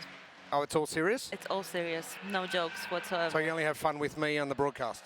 Pretty much. Okay, excellent. Good to know. That's the most important. Now, she's also spoke about that fear factor when you've got an echo bike at the end of a workout. Is that something athletes dread because you know what the feeling is going to be like and the lactate buildup is going to be so high because you've got to empty the tank? Yes, like sometimes I just can't sleep the day prior because I know how it's going to hurt. You can escape. No matter how what you're gonna think about it is just gonna be painful. So, to be honest, you might just go faster enough to be over with it faster, quicker. I think we've got some more suffering coming our way, unfortunately. But fortunately for the crowd, we've got some more exciting action coming up. Our results coming up now for our Challenger division. The crowd really starting to get into day number 2. Norcia Blaker, 7:10, about 40 seconds slower than Ariel Sanders from heat number 1, which was 6:34. Ingrid Sondel making a big move on the deadlift. 7:25. Paige Powers powering her way home on that Echo bike to finish in 3rd position.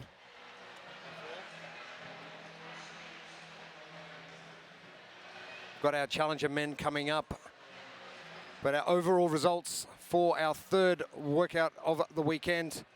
And Ariel Sanders taking it in 6:34. Amanda Fisher from heat number 1 sneaking in just milliseconds away from Ingrid Sondel. Our Challenger women are finished for the morning. They'll be back later on this afternoon. Meanwhile, stay tuned for more action here from the Arizona Athletics Ground. We've got the Challenger men coming up next. Thanks, team.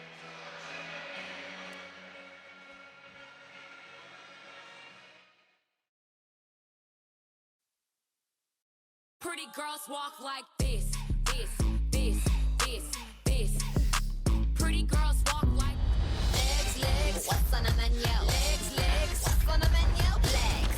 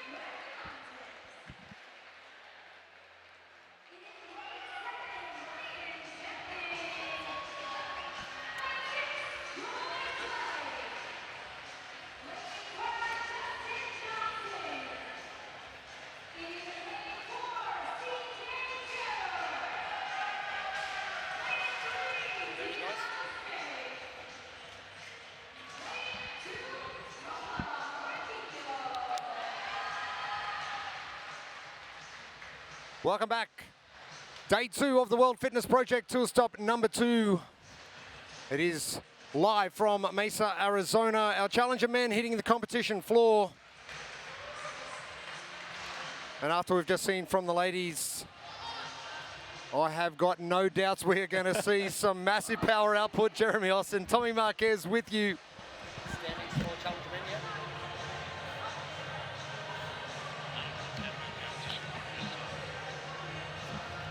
Seen some impressive performances from the ladies. 6:34 from Ariel Sanders.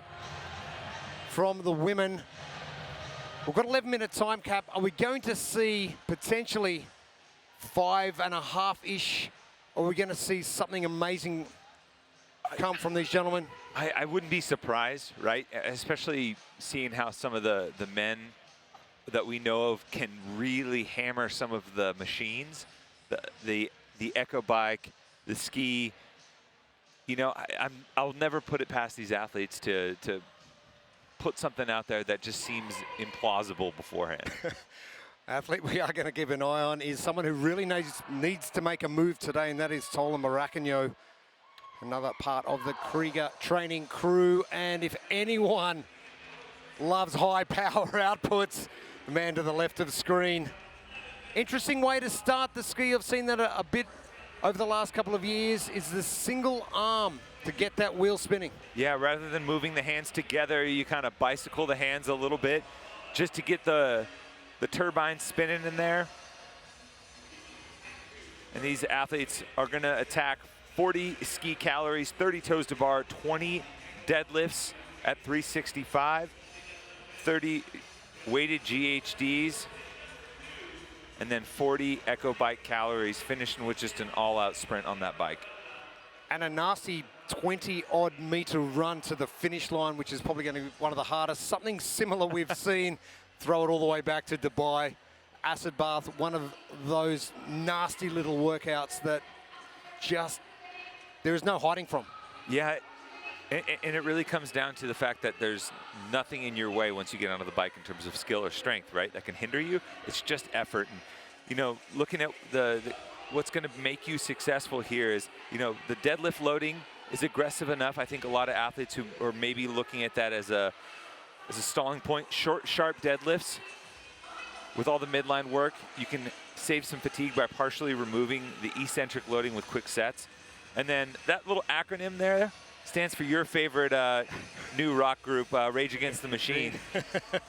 Really have to be aggressive on these two machine implements on the front to get a good start, and at the end if you need to make up ground.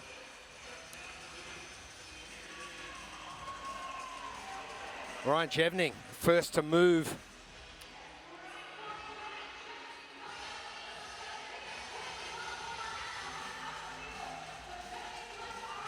And another one of those new fathers, 6-month-old boy, Roman. There's just something about going through that process. I reckon it makes you mentally tougher and stronger. And it also kind of resets like what is possible in terms of the conditions around training, right? You never understand how busy or how much free time you had until the kid comes along, and then you have none. Yeah, and then you find ways to get training in, to get time to kind of reset in the midst of all that chaos.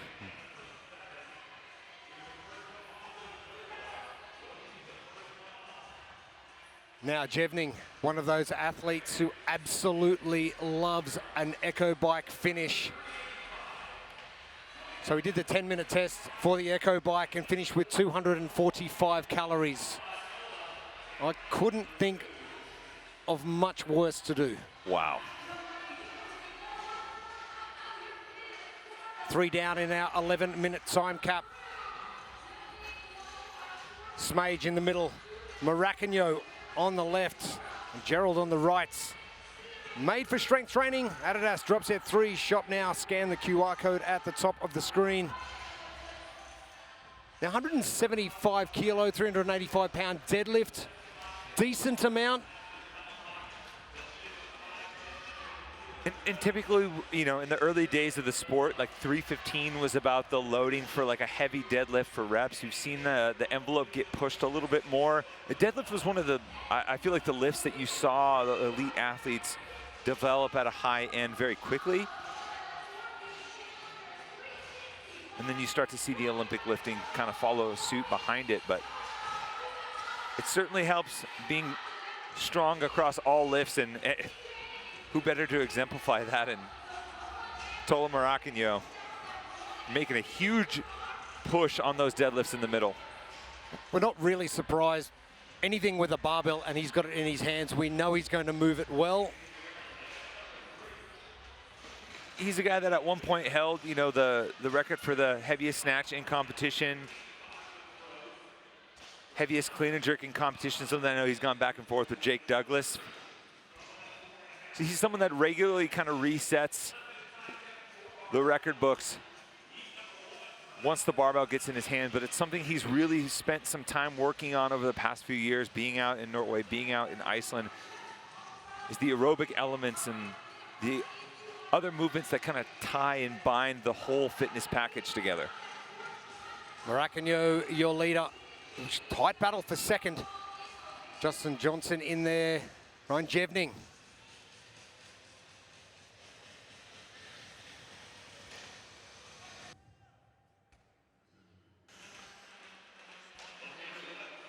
Interesting to see how Tola's holding that medicine ball. Everyone, you know, hands on the side. He's kind of twisting and rotating that ball with, you know, every 5 reps or so.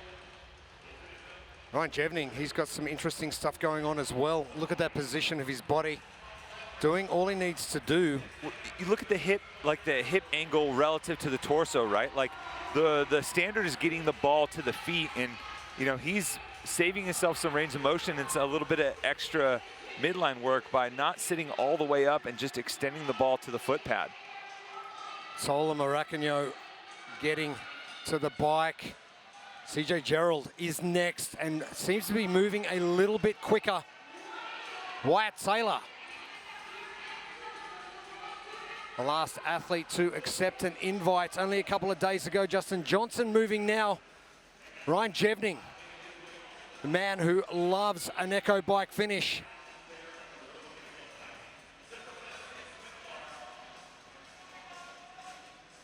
And I was talking to Gabby earlier about the point at which you start accelerating to the point of no return. She reckoned it was about 4 to 6 calories of steadiness and then go for it. Yeah, I mean, you know, that it really kind of depends. They'll use, you know, some athletes will use the first few calories to kind of get a heat check around where their legs, where their midline will be. You also see some athletes do kind of interval-based work where they'll sprint hard for maybe 5 to 10 seconds, then ease off the throttle for just a little bit, try and get that computer kicked up and ramped up quickly. And then there's also people like the patron saint of full send, Tim Paulson, who just goes hard the entire time. Jevning digging deep now. Steady to start, and he is really hammering home now. Tola having a quick look. Jevning. Hey, he wasn't kidding. Oh, you are joking. Ryan Jevning, pace to perfection. 7:16 from nowhere. That's unbelievable from Jevning. I mean, he was one towards the back half of the heat getting on the bike, and you can tell, like, when someone's really leaning into it, you see the forward cant on the torso, and what an effort on those last calories. Gerald jumping ahead. Taylor into third, ahead of Maracano. Tola needing a big day today. Ryan Jevning. Hey, I like you call your shot and then you back it up. Yeah. And even, you know, using maybe some unconventional methods to get there, right, with the technique on the GHD. And Johnson is in. Troy Clay not too far away. Smage and Bracamontes. Final 3 athletes on the Echo by Clay done.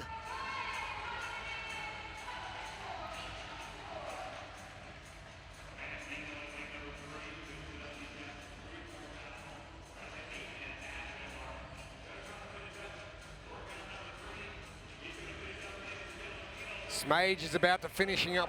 They're not in too much of a rush to get over that finish line. Just a little bit of a saunter to the finish line. Unless you've done it, it's hard to explain the feeling of that lactate threshold where you are going that hard and your body's just going, stop. You almost have, I mean, in some instances, you kind of have to turn the mind off and you almost go into autopilot. Bracamontes from Mexico getting finished up well under time cap. Jevning, impressive performance from him. I think it was Ariel Saunders was on there for potentially a minute 20, minute 30. He was on there for about 30 seconds. I mean, he played that well. Obviously, you know, was content being towards the back half of that field, keeping his heart rate down and saving that little extra push because, you know, once you get that ramped up and you're able to hold it for that extra 15 to 20 seconds, you can make up that many calories easily, and there just isn't the space for that in the other implements in this workout. Pretty girls walk like this, this, this, this, this.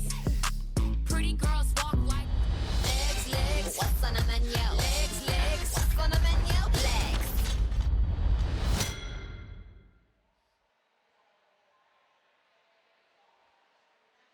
Heat number 1 done for Challenger men, the king of the Echo Bike. Can he take the title already? He's standing by with Lauren Smith. Ryan, for the good people of Mesa, can you tell me what your 10-minute echo calorie bike test is? Yeah, I just did it a few weeks ago. I hit 245 calories in 10 minutes, which is 24.5 calories a minute. Which is wild. When you know you've got that skill set in your back pocket, how does it influence your approach to a workout like this? Yeah, me and Dustin, my coach here, who has my coach's pass this weekend, we essentially planned it out to where when the deadlift is done, the workout is over. And so I try to get through the deadlifts as fast as I could. Mentally, that's where I told myself the workout would end. And then after that, the echo bike would just be a breeze. An interesting technique on the GHDs. Talk me through that. Yeah, I mean, I just got done doing 20 deadlifts at 365, and I didn't want to hinge any more than I had to. And so if I can push my butt forward as far as I can, the lever point at which your body is bending is just so much easier than if you have to bend from your hips down, as opposed to like your chest and bending over. So it's a lot easier that way. I mean, your year wasn't really meant to end up here. You're a new dad, and you just used this as a bit of a touch point with the community, right, and accidentally qualified. Now you're here. How much do you really want to put into this? Everything I have, you know. It's an honor just to be here, and I did not expect myself to qualify in this elite of a field. With the way I've been training with my son, you know, last night he was slapping my face in the middle of the night, just doing the windshield wiper on my face, and I don't know, I just love it, and anything that I do here is a bonus, and so I'm very happy being here. Well, you put on a show. Thank you so much. Thank you. And the man who thinks the Echo Bike's a breeze, very Brent Fikowski-ish with his diagnosis of how he was going to go apart for each component of workout number 3. But impressive nonetheless from Ryan Jevning, 7:15. Big buffer back to CJ Gerald, 7:40. Still not our fastest time today.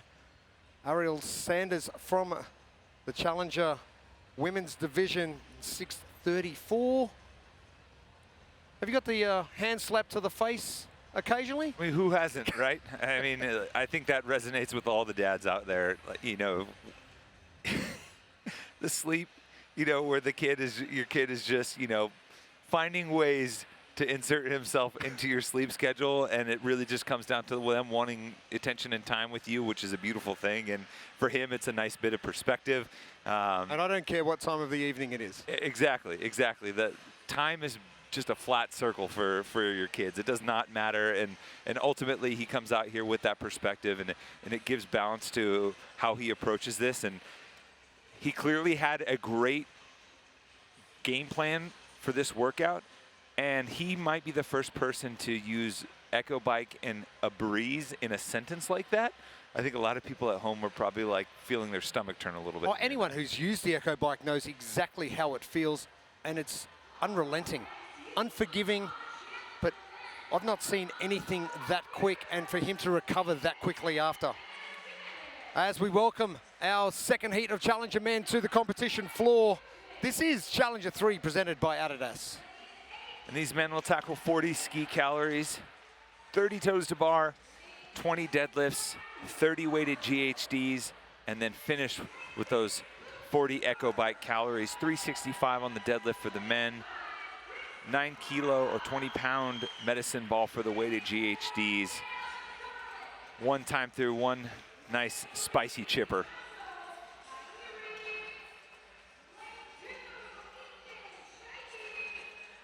Some good results from yesterday. Chris Ibarra in Challenger 2, exceptional performance. Just about 5 minutes left on that time cap. By the time he had finished and put some big distance between himself and everybody else. Luke Burns, good start to the morning with that run. Same with Sam Zerlich, Finland. Elena Simons sees Zerlich, Ibarra and Burns in 4, 5 and 6 in the center of the field of play here. And you heard Chris yesterday in his post-game interview talking about he's not just competing against the athletes on the floor here in the Challenger division. He wants his times to be competitive with that pro division because he is in a good spot in the hunt for Copenhagen. He's one of those athletes from this Challenger division that has a chance to continue his season here at WFP. And so for that, that's extra motivation to not just win the event here, but put up something that he feels confident moving forward with, you know, if he gets the nod for Copenhagen and is back in the pro division.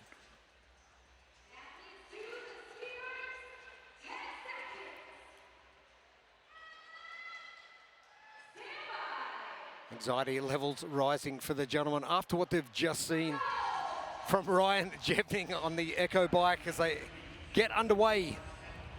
The second of our Challengers men's heats. The ski erg, something you'd be quite happy to see in any sort of workouts. Talk me through efficiency on this ski erg, power output, number of strokes, how to strategize best, the blueprint presented by Adidas. Well, that second piece right there stands for Rage Against the Machine. So for these athletes who want to get out to a good start, given that, you know, there's only one time through on this chipper, a lot of athletes that are able to put some good work into that skier set themselves up nicely for the rest of the movements. And as Ryan Jevning proved, being able to empty the tank in a really big way on the Echo bike can be a difference maker. But you do have those deadlifts in the middle that kind of seem to be a turning point, a fixation point for some of these athletes. Short, sharp sets, reduce the total impact from the eccentric loading, and keep yourself moving in the right direction. Interesting that he said in his interview that he worked out with his coach that the end of the deadlifts was the end of the workout. Then he could just play on the way through. And that, you know, that's an interesting way to break up a test like this. You know, sometimes you hear people like a classic benchmark like Fran, right? They say treat the round of 15 like the round of 9 doesn't matter. So if you set that goal a little bit closer, don't worry about what's behind it because it can take you out of it when the intensity is so high. Oh, yes, it can. Andreas Temenis, Krieger training, exceptional yesterday with the 2-mile run, and he is leading our second heats. Jevning, 7:19, our time to beat. We've already seen a few athletes hop down after some short sets, 8 to 10 reps. In a chipper like this, someone like Chris Ibarra, I think this is an opportunity. You know, a 30 unbroken is not uncommon as far as volume here, and even with the midline work that's ahead of him. Made for strength training. Adidas drop set 3, shop now. Scan the QR code. Hurtado, Bedon, Temenis. Scheibe getting to the bar as well. Scheibe with a good finish yesterday. 10.55.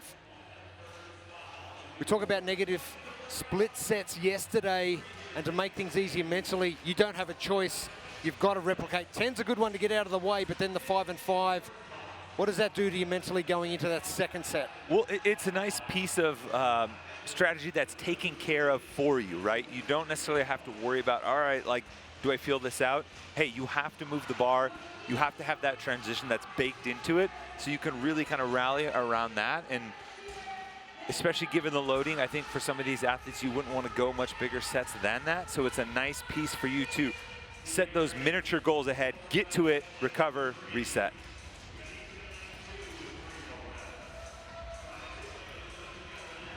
Nico Bedon, the first to move. Tommaso Pieri and Ethan Scheibe, 1, 2, and 3. Bedon getting to work very quickly. And that move, it's one of the most famous and biggest cities in the world, New York City. It doesn't get much bigger, does it? Not in terms of impact, I think, here in the States. That is the city here. I will say, you saw on your flight in, Phoenix is, the metropolitan area is nothing to sneeze at. Absolutely not. good fitness community here, that's for sure. Yeah, but Don, very interesting technique, rolling the ball from his quads all the way down to the pad, but not keeping it too close to that center of mass on the way down. Well, it's almost shortening the arc that the ball has to travel a little bit, keeping it closer to his center of his mass, and then once it gets to the thighs, he's just letting gravity do the work and momentum do the work, and the inertia carry the ball to the foot pad. I kind of like that. Hurtado doing something completely different with those knees a little bit wider and pushing that ball through to the pad. Seen some interesting techniques. And all of these really just kind of change the stimulus in the muscle groups that are activated in this movement. 5 minutes down, Bedon getting to work now. 7:19, our time to beat. Pieri, one of our larger athletes. Good on the run yesterday as well. Scheibe and Ibarra battling it out. And I will say, just on appearance, a lot of these athletes coming on and having a much more aggressive approach to these early calories in the previous heat.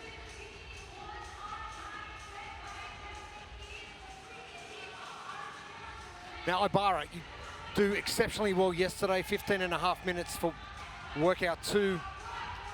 Do you sit there with that mindset and go, I'm going to keep trying to bury everyone in this division?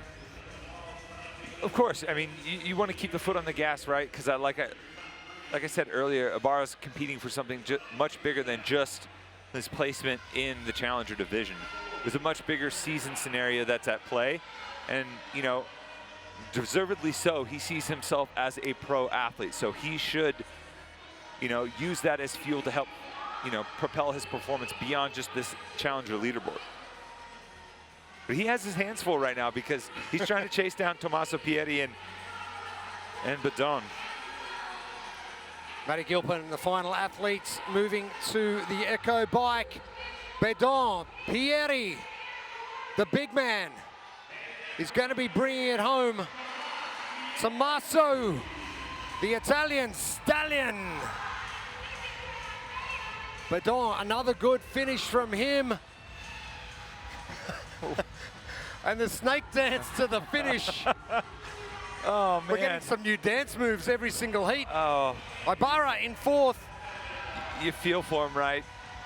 Anyone who's done an Echo Bike sprint knows that feeling. Hurtado, Scheibe is in.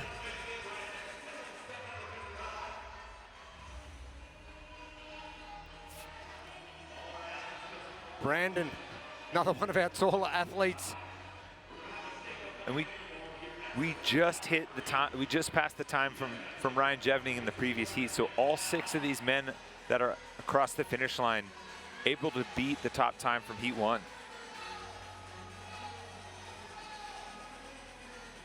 Interestingly, Zerlich burns Semenis at the back end of this first heat. Keep in mind those times from heat number 1 will come into play. Semenis will finish just behind Zerlich. It's almost like falling with style. I don't know if style is in the consideration for them as they get across that. But I mean, looking at the leaderboard too, both Burns and Zerlich, the 2 athletes directly behind Chris Ibarra on the leaderboard, both towards the back half of this heat. So Ibarra, even though he doesn't get the workout win, still putting space between him and the next guys on the leaderboard.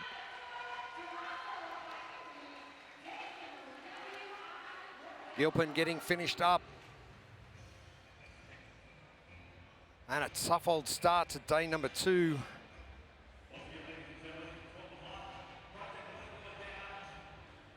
Pretty girls walk like this, this, this, this, this.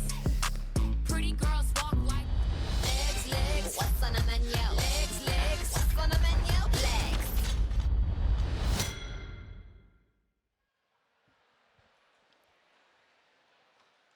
Our first workout of day 2 for the Challenger division all completed now. Some interesting techniques, some impressive performances right across our 4 heats. And one man who's doing very well so far, the man from Italy. It is Tommaso Pieri standing by with Lauren Smith. Tommaso, it felt like the deadlifts there was a real shift in momentum. Was that part of the plan? Yes, it was. My coach and I, we had a fast briefing before the workout. He said to wreck myself on the deadlift because so I could make the difference, and I did, and I literally did, and I'm happy for it. You're also working with No Shortcuts training and Andre Houdet. He's known for being a very analytical and tactical coach. How does that pay off for you as an athlete? With the small details that truly matter, as run from the skier to the bar in order to not to lose 1 or 2 laps from the other guys, and also run from the GHD straight to the Echo bike in order to start and finish as fast as I can.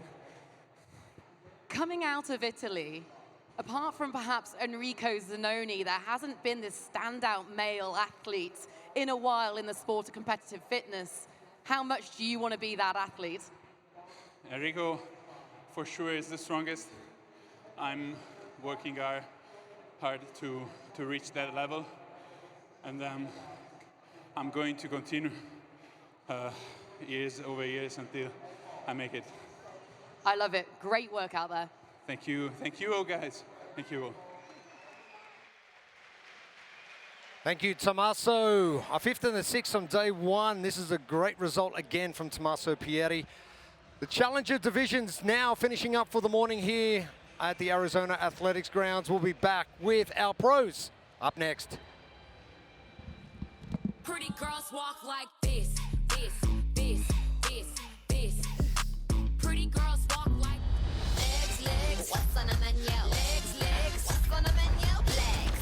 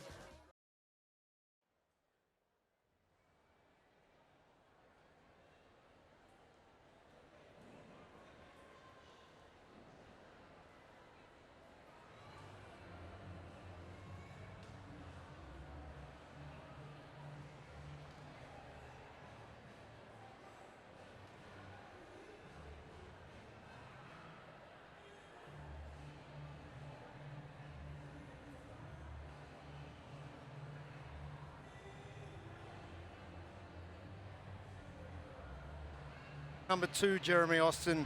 Tommy Marquez and Gabby Magawa with you. Our pro men's standings after the first day of competition and 2 workouts yesterday. Roman Krenikov, impressive. Austin Hatfield doing exactly what he did in tour stop 1 and finding himself the top section of the leaderboard. And the 2 Aussies, Jake Crouch and Ricky Garrard, not going away in a hurry. No, and right behind them, a slew of American athletes hoping that they can capitalize on the opportunity that presents itself here on Saturday with 3 scored events and 300 points up for grabs.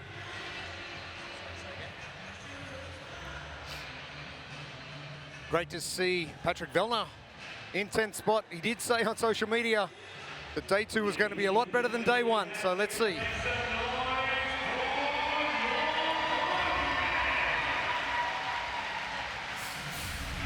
Mikko Lilleorg, Tallinn, Estonia.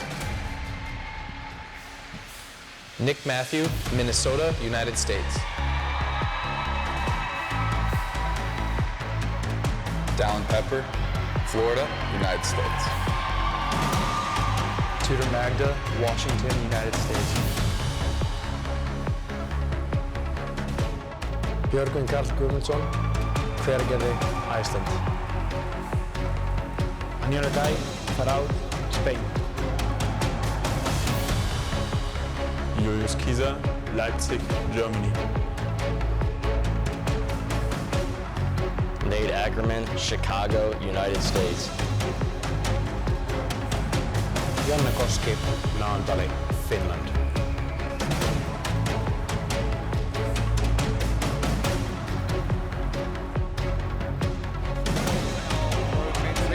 On the competition floor, Elena Simons, I am going to look no further than lane number 8. Not a great day yesterday, but today I think we're going to see something completely different from Dallin Pepper. Yeah, I think there's a few athletes in this heat that are going to feel a little bit of pressure to kind of turn the tide a bit, and Dallin's certainly one of them. You have Annual Kai, and on either side of Dallin, Nick Matthew and Tudor Magna, two athletes that I think are going to be a little excited about the high power output elements of today. BKG, so much experience in this space. Almost Sam Quantish is going about his business, getting things done. And still trying to find his footing this competitive calendar.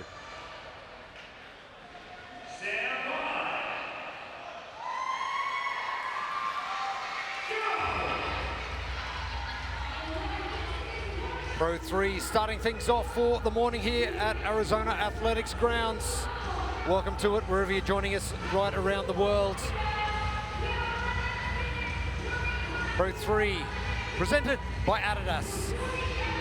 These men will tackle 40 calories on the ski erg, 30 toes to bar, 20 deadlifts at 385 pounds, 175 kilos, 30 weighted GHDs, and then 40 calories on the Echo bike for just a spicy finish at the end.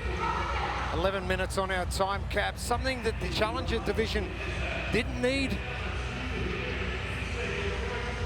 And to the right of screen, the numbers will signify exactly how many reps are remaining to 0.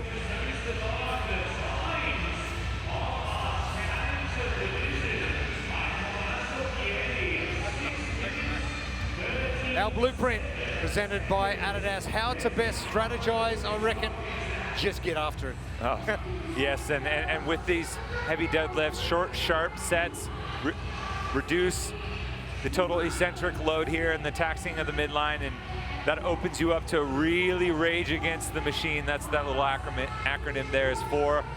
Really rip the handles off the ski erg and go for it on the Echo bike.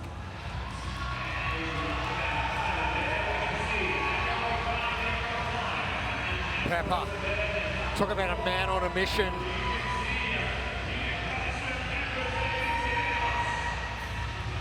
Danny Camacho just alongside Jona Koski, lanes 1 and 2. This is one of those heats where you can't sleep on any lane. Dallin Pepper trying to get enough of a lead. We know what's going to happen once he does get to the Echo bike. And Yolakai, someone you mentioned previously in the lead-up to this heat that really needs to do something today. Him and Dallin both opting for the big sets. Dallin goes unbroken all 30 sets there. Dallin and Anyol, the first two to move to the deadlift. The athletes will have to move the bars here at first 10 reps, then 5 and 5, so some natural breaks built in for them. Dallin Pepper moving this 175 kilo, 385 pound barbell easily. Oh, and Dallin, you know, is one of the strongest pullers from the floor. He's always had a big deadlift, and for him, this is light work. Tudor Magda moving alongside Dallin, but not for long. As Pepper on his last set of 5. Liliorg in lane 10, sneaking away. Koski with a shorter range of movement to the far left. Cabancho moving, but Dallin Pepper making a statement, day 2.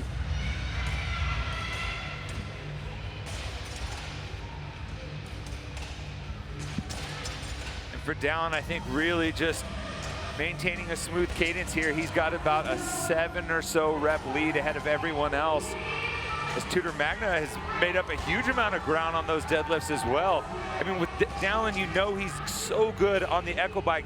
He just needs to maintain this lead here, kind of get his heart rate a little bit under control, and really know that he's gonna pin his ears back on the Echo Bike, like we saw at Waterpalooza SoCal last year when they did the single amount of calories per time against Brent Fikowski. That was devastating to watch, let alone do, but Pepper getting to work. Liliorg lane 10, Camancho lane 1.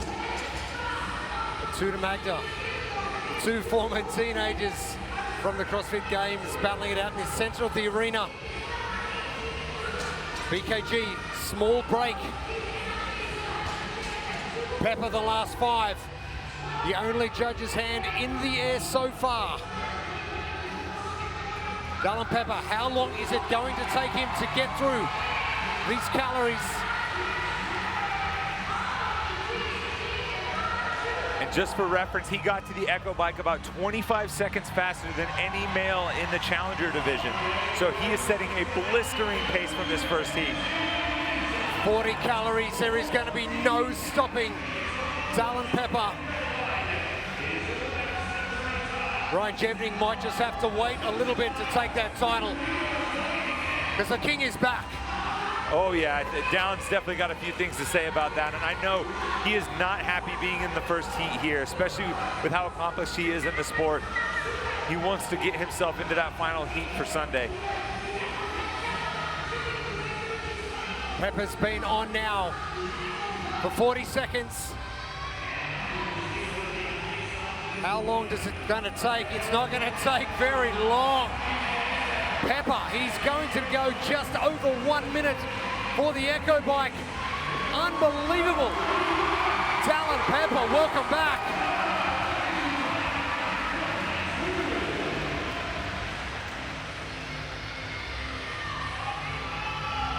And let's give credit where credit's due. Dallin got on and started pedaling about 440, so he was just under a minute there for those 40 calories. That's, after all that work, man, that's someone who has definitely put in some time on that implement. Nick Matthew coming to the Echo Bike, lane number 9. No judges' hands in the air. No one else wanted to chase Dallin Pepper.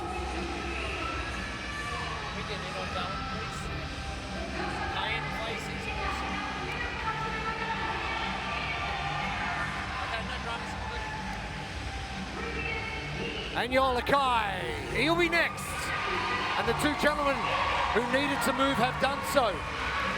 And unlike we saw from the first heat of the Challenger women, Ariel Sanders out in front, led from the front, finished in front. Same thing for Dallin, same thing for Anyol. The first two men to the deadlift, to the GHDs, are ultimately get the top 2 times so far.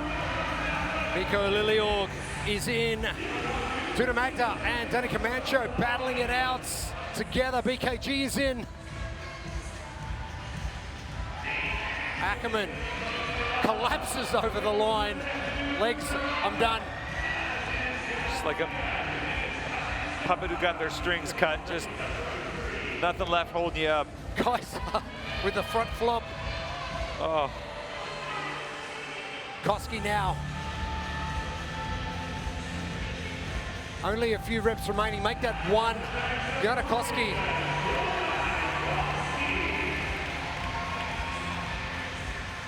And I don't care how good an athlete you are, it's still going to hurt regardless of your time. Yeah, and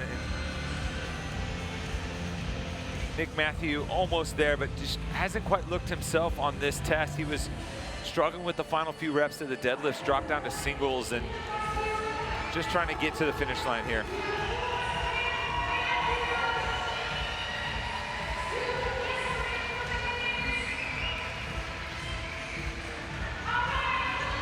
Well under that time cap. Fast heats.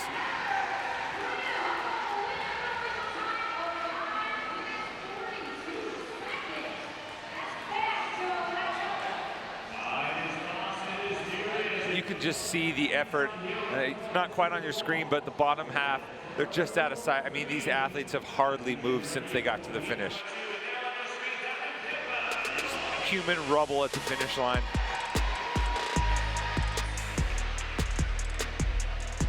And from the outset, it was clear Dallin Pepper was here to make a statement. Unhappy about being in the first heat, unhappy with how things played out on the first day of competition. For a man that is so talented and has so much success in the sport, he was at the front across every implement, and by the time he got to the Echo bike, it was very clear that he didn't want to wait to work his way back up. He was going to start immediately on day 2 here.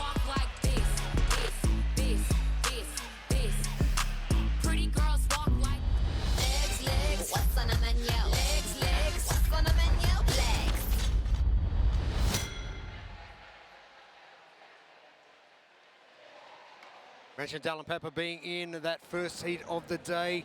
Knowing you're probably going to do very well in this, do you push yourself out a little bit further to give some separation with you and the rest of the field? Yeah, I mean, he also, you know, the unfortunate situation is he is in the first heat, so he's not against some of the big dogs that are coming in the later heats, some guys that you know are going to do well here. So he has to throw the gauntlet down and trust that, you know, he can put up a time without the push from them that they can't catch. And he's now sort of hunched over, but standing by with Lawrence Smith.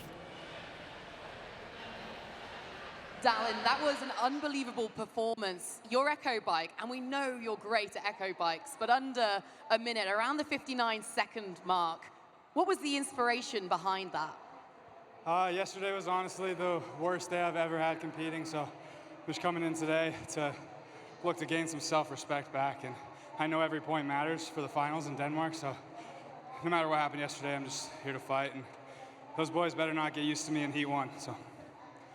I mean, the crowd's behind you, and as they should be. When things don't go the way you expect, how do you just park that and mentally move on in the way you have this morning? Yeah, I mean, it's different for every competition, and with the way the season's set up, these points matter for the finals and where the overall standings for the year ends up. So really it's a competition with what, like 18 to 20 events, and so 1 or 2 bad ones isn't going to affect me overall. So it's been a huge kind of month of physical and mental roller coaster. As, you know, one of the top athletes in the sport, how are you handling that?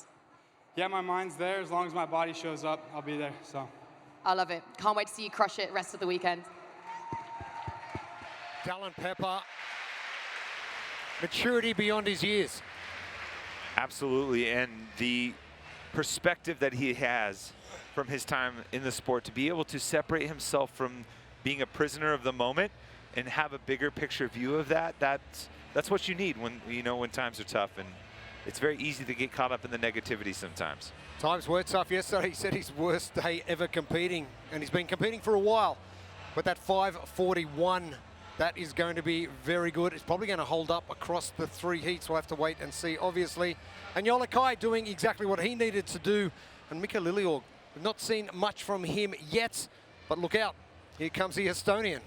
A good start for him, and he's also licking his chops at the max clean later on. So a couple of good finishes back-to-back could be just the boost he needs.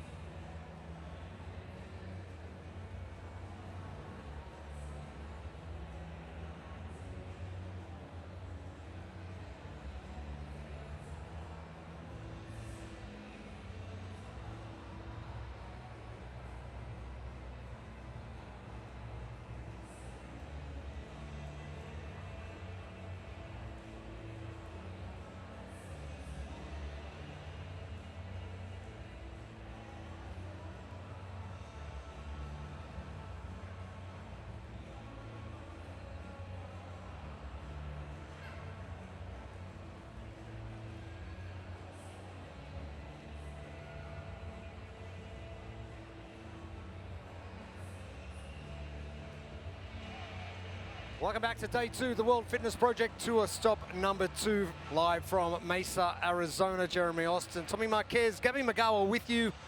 We've already seen Dallin Pepper get to task in Pro 3. Heat number 2 coming up very shortly. Our athletes about to hit the competition floor.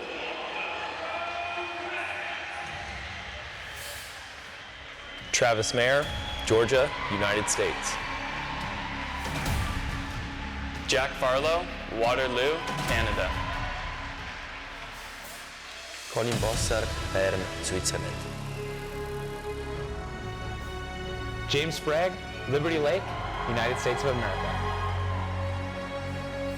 Ty Jenkins, Branson, United States. Jason Hopper, Greenville, United States. Victor Hofer, Münster, France. Guilherme Malheiros, Rio de Janeiro, Brazil. Jelle Hoste, Isehem, Belgium. Luka Đukić, Temerin, Serbia.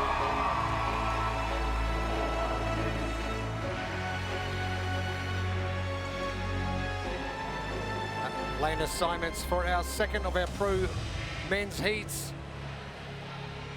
Lane 5, it's going to be interesting. Jason Hopper. And a man who really needs to continue progressing well, Jack Farlow. We're expecting big things from Farlow later on today. Can he back things up? And maybe pull the trigger a little bit early. Yeah, and there's a few athletes in this heat between Hopper, Sprague, Farlow that I think want to make a push and have tried to contend for that title of King of the Echo Bike, but also the skill set lines up really well here. So they have the mark in front of them. They know what they got to beat, and it's an opportunity for them to try and take that top time down. And for an athlete like Ty Jenkins, something to really challenge yourself with, really start pushing up that leaderboard. Ty also a multi-year teenage division champion, so trying to follow in Dallin's footsteps and making that switch to the individual side. Third workout of the competition, the first of today for the pro men. This one is called Pro 3. 40 calories on the ski gear. Get the men are tackling right now. Then progress to the rig, 30 toes to bar, 20 deadlifts, 385 on the bar, some weighted GHDs, and then finishing with that brutal set of Echo bikes. But one thing you don't see on there, the wobble to the finish line should be a movement all in its own. Dallin Pepper showed us exactly how to do it in 5 minutes and 41 seconds. Tommy, the blueprint presented by Adidas. Well, he had some short and sharp deadlift sets, lots of midline work here. You can be aggressive with short, fast sets, reduce the fatigue by partially removing the eccentric loading, and you're gonna have to rage against the machine here. Go hard on the ski and the echo butt. Start strong, finish strong if you want a chance to win. 11 minutes on our time cap.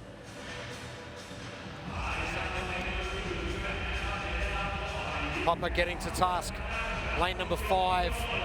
But Jelle Hoster with that great battle with Ricky Garrard yesterday on the run. He was so close. And just having a look left and right before he jumped up to the toter bar. Bossard in there as well.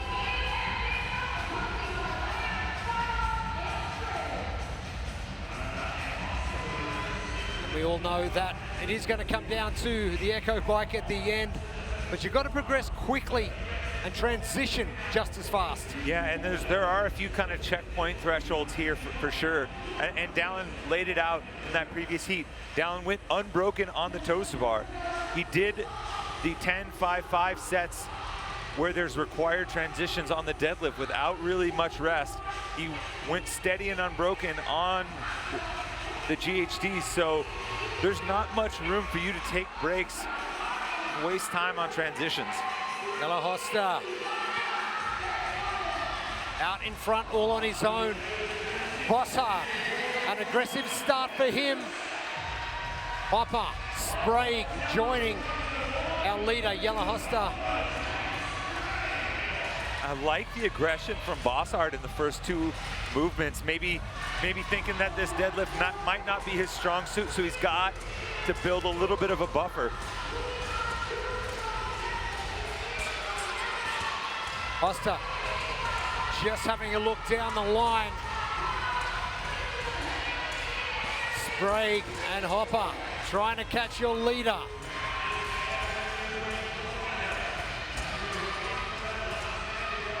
Oh.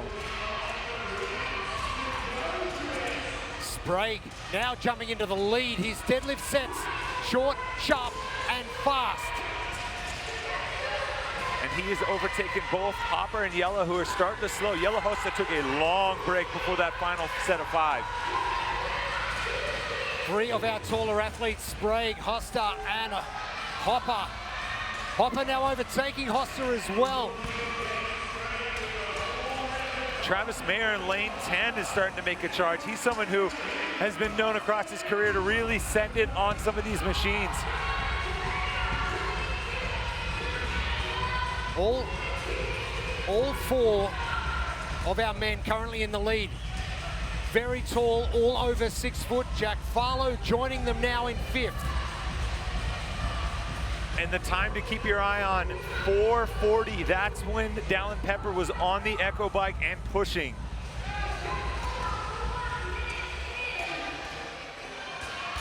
No doubt Dallin Pepper out the back watching along to see exactly what these athletes are doing. Not sure anyone's going to go faster on the Echo bike. Sprague, your leader. Mayer, training think tank in Atlanta. For the last 4 reps now for Sprague.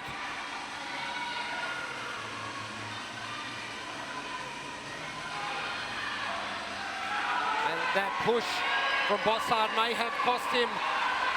Sprague needs to get to work. He's 6 seconds behind Pepper. We're going to have to see something heroic here from the James Sprague.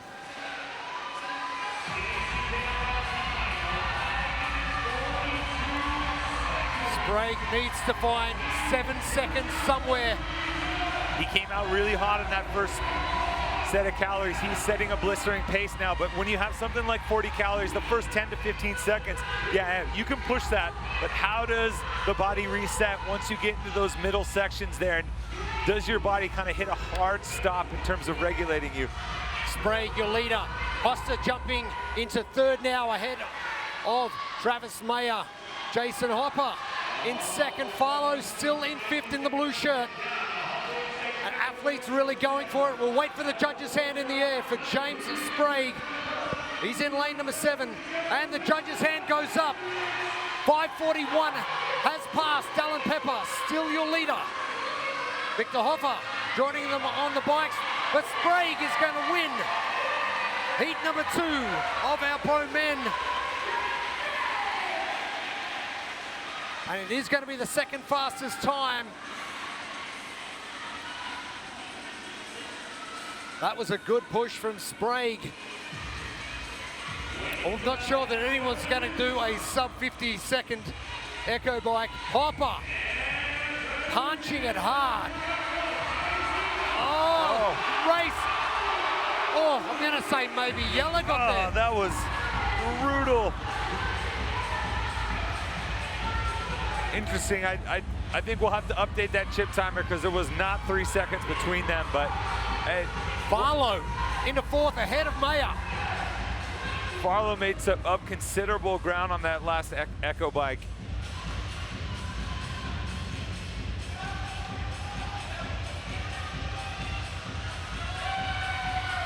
Jukic will be next. Lane number 10. Bossard to the far right. May have bitten off more than he could chew in the first bits. Luca finishing up just under 7.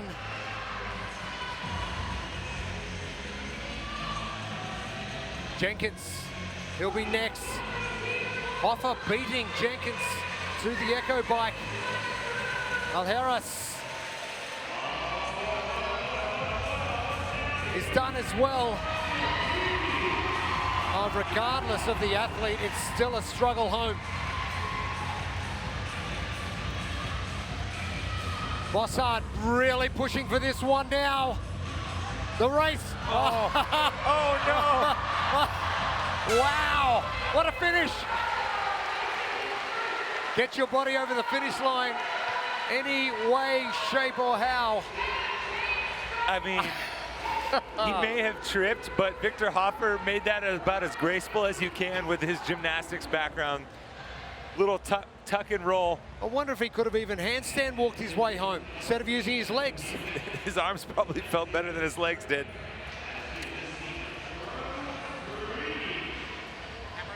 And I gotta say, when there's the problem, I want to know what was going on in their heads when they got off the bike and saw that someone was lockstep with them, because that's just one of those, oh man, do we have to? Two worst things, looking at the echo bike as you get to it before you start, and then that same scenario where you look over. Sprague just pointing at his chest going, yep. But he did mention on social media yesterday that the 2-mile run hurt. Yeah, it took a toll on some of these athletes, but you wouldn't know it based on how they came out firing on that first set of 40 ski calories. Had some good races between Travis Mayer, Jason Hopper, James Sprague, Jack Farlow was in the mix. Colin Bossard came out strong. But as we got off of the deadlifts, James Sprague really made a push, able to maintain his lead through the set of 30 weighted GHDs, and he was all by himself at the front and wasn't able to get the top time overall, but still able to notch the top time in Heat 2.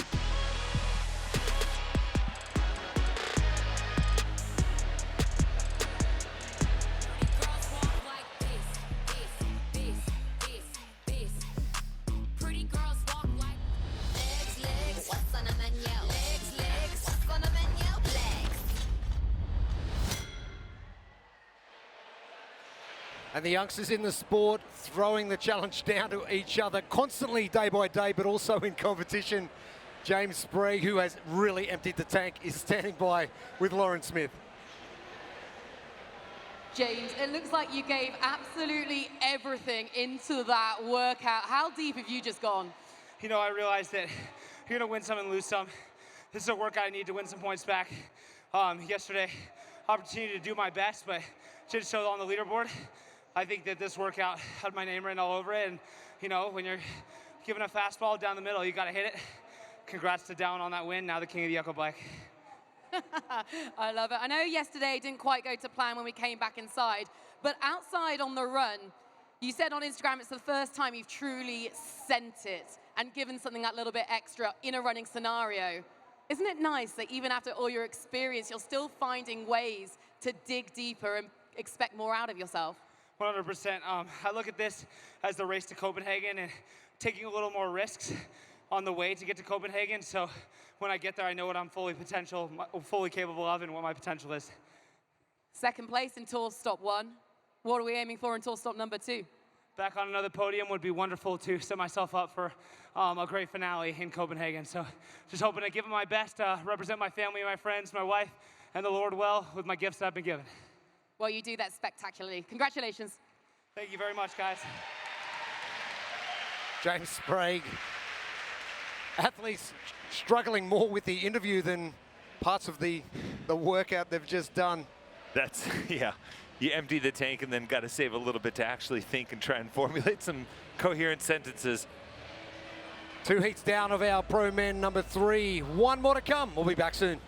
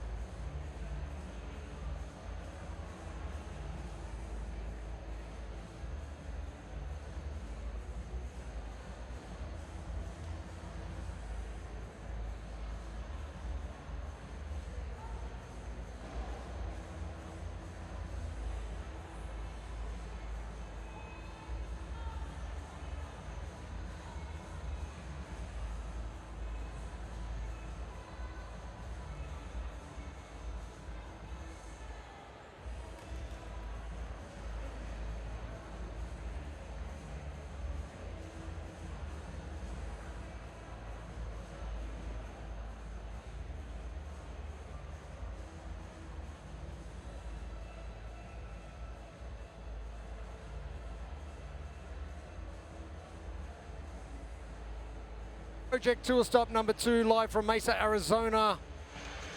And the stage is set for an absolute cracking pro number 3 for our 3rd heat, about to hit the competition floor. We've seen some great stuff from youngsters. Dallin Pepper, James Sprague. Yeah, some friends, training partners, and former teenage athletes. A little friendly competition between them. Not in the same heat, though, so it's been interesting to see them throw the gauntlet down and challenge the remaining athletes to step up to the challenge. Ty Vellner, Chelsea, Canada. Noah Olson, Miami, United States. Justin Medeiros, Boise, United States. Ricky Garrett, Wollongong, Australia. Austin Hatfield, West Virginia, United States. Roman Krinikov. Jay Crouch, Melbourne, Australia. Samuel Quine, Washington, USA. Chandler Smith, San Diego, United States of America. Colton Mertens, Iowa, United States.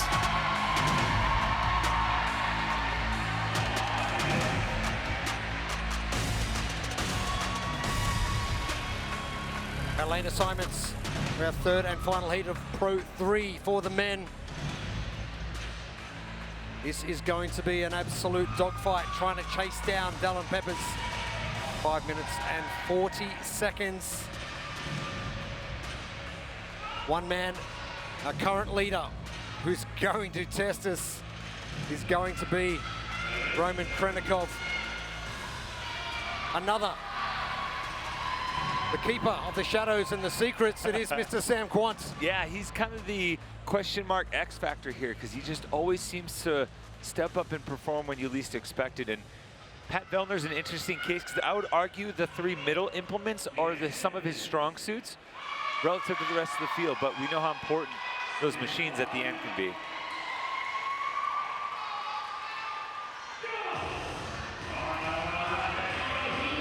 Underway for the third and final heats. This is Pro 3. The numbers on the right-hand side indicating your reps remaining to 0. 11 minutes on our time cap, and plenty of work to get done first. Yeah, 40 skier calories, 30 toes to bar, 20 deadlifts, 385, 175 kilos for our friends overseas. 30 GHD sit-ups. They've got a 20-pound med ball in their hands. And then 40 Echo Bike calories for just an all-out sprint to the finish. The blueprints presented by Adidas. You got some short and sharp deadlifts. You have to move the barbell after 10 reps, then 5 reps, then 5. Maximize those baked-in breaks and quick, aggressive sets, and you're going to have to rage against the machine. I know you love them, Jeremy, one of your favorite bands, and you're going to have to be aggressive at the start with the ski and at the Echo Bike. And we just saw Pat Vellner on your screen. We got word from him that he's going to send it here. He's willing to crash and burn if necessary, but he's at a point where he has to kind of go for it if he wants to put himself in a position to podium. And this is something we're used to seeing from Pat, right? Digging himself out of the hole, really kind of stomping the gas in certain events and being unafraid of what's going to happen if he doesn't succeed. Very apologetic after tour stop number 1 with his performance. Got back to work and training the house down. And with that gymnastics background, I think Vellner is going to potentially move into the lead with his unbroken set. And look at the style of toes to bar he's doing. He's not utilizing a big kip swing through the arms and chest. He's rifling through those toes to bar, quick flick in the knees and toes. And that's when you're trying to get there as quick as possible, not necessarily worried about having that efficient kip. But it's interesting because he had to break.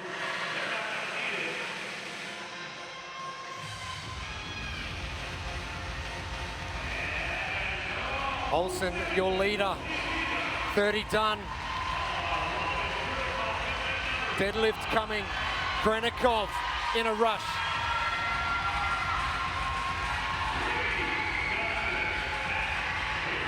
Gerard moving. Medeiros in there as well. And that's the difference there. A lot of athletes moving through that transition together, but Roman the first to put his hands on the bar. Little details that make up precious seconds. Made for strength training. Adidas drop set 3, shop now, just scan the QR code. Vellner getting to work. Vellner into the lead. And Vellner is one of the best deadlifters in the field, whether it's max for a single lift, whether it's heavy load for reps. Across his career, it's one of the movements he's excelled at.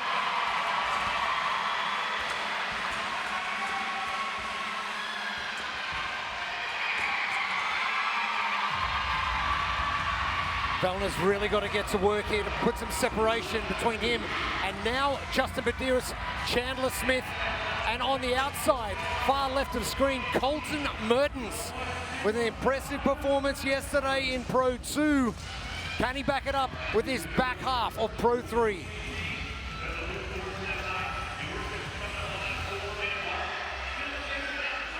And the number to keep in mind, as we said in the previous heat, 440. That's when Dallin Pepper got onto the Echo Bike en route to setting the time to beat here.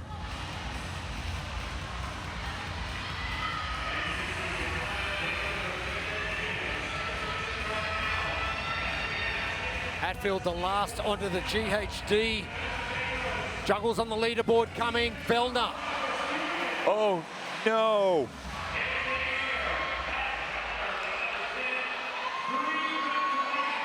Vellner about to come off the GHD. Done. Important times now. He is on song with Dallin Pepper. He had a 2-second buffer by the time he started pedaling. Chandler Smith now onto the bike. This is where Pat Vellner can really start to make a move up that leaderboard. Roman Krenikov, Chandler Smith, Justin Medeiros, and now Colton Mertens, Jake Crouch joining the party.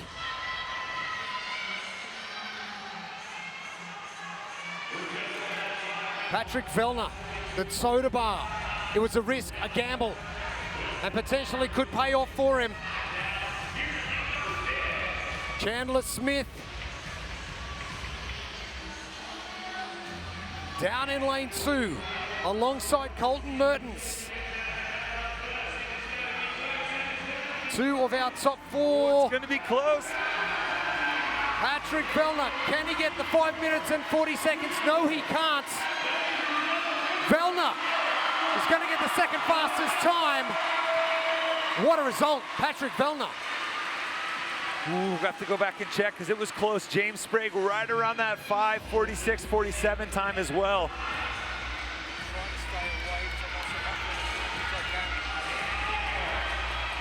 Olsen, Medeiros. Olsen leading the charge on the totem bar, but Krenikov, his consistency is paying off. Again, another great result.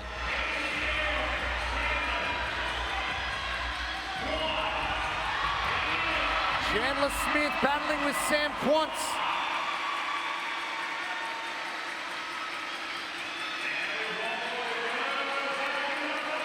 Medeiros finishing up. Mertens will finish behind Jake Crouch.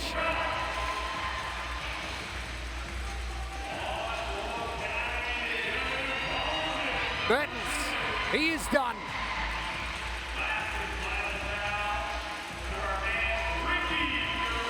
Gerard,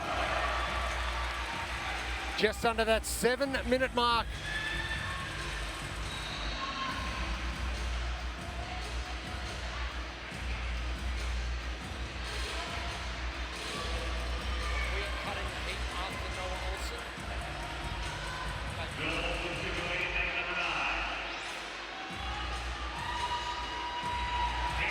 Noah Olsen, the last couple of reps remaining.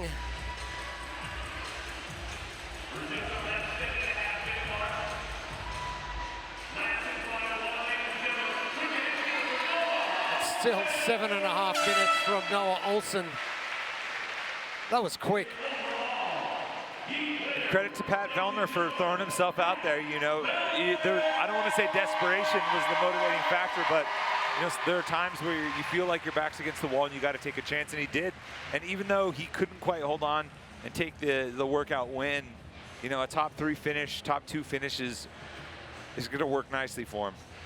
Well, we know consistency is going to be the key to success in every stage of competition. You don't have to win everything, just got to stay consistent. Vellner just called his shot, threw himself out there. And it took a slightly different approach. You know, if you know Pat, he likes to take a quick, fast break in between toes to bar and use a faster cycle rate to make up the difference. And the deadlift was really where he made his move. He was about middle of the pack getting to the deadlift and first off once he got to the GHDs. And Pat got a little bit of a buffer ahead of the rest of the crew, getting onto the bike and able to hold on for the top performance in the heat. Girls walk like this, this, this, this, this. Pretty girls walk like legs, legs. What's on the menu? Legs, legs. What's on the menu? Legs.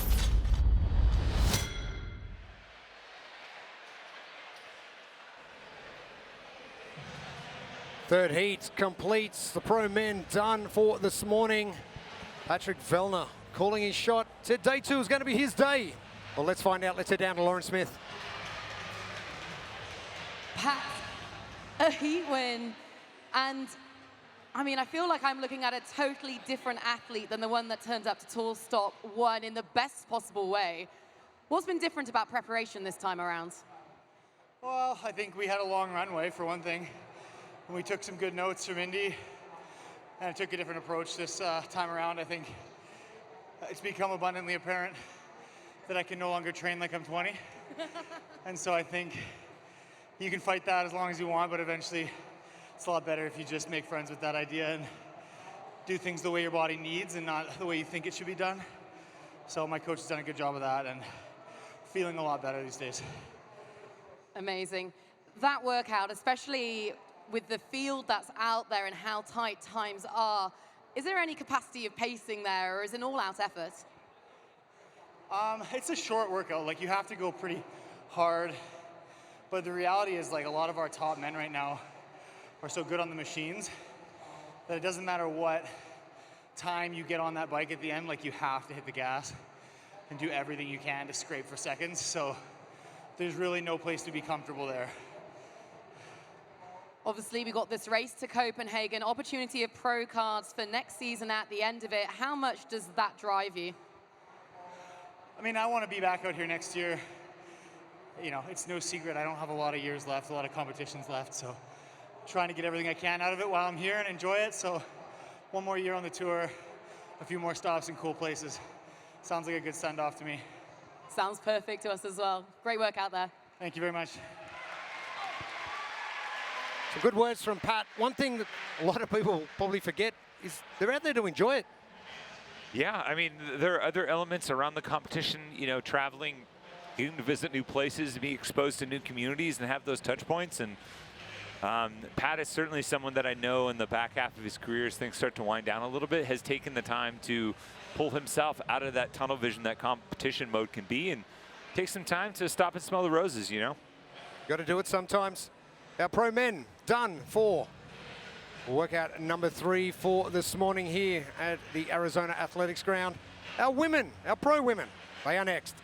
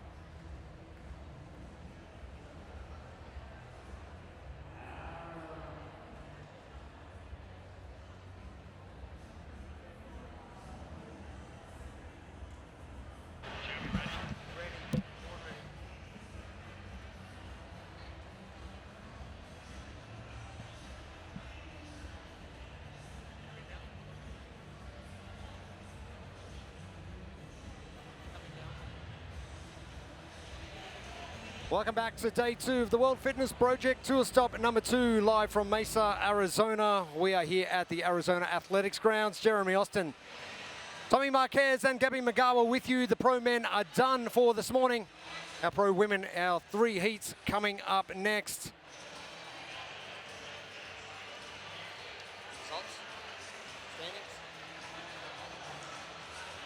Plenty going on. Our athletes about to hit the competition floor. The men have really set the world on fire. So to see what the women are going to do now.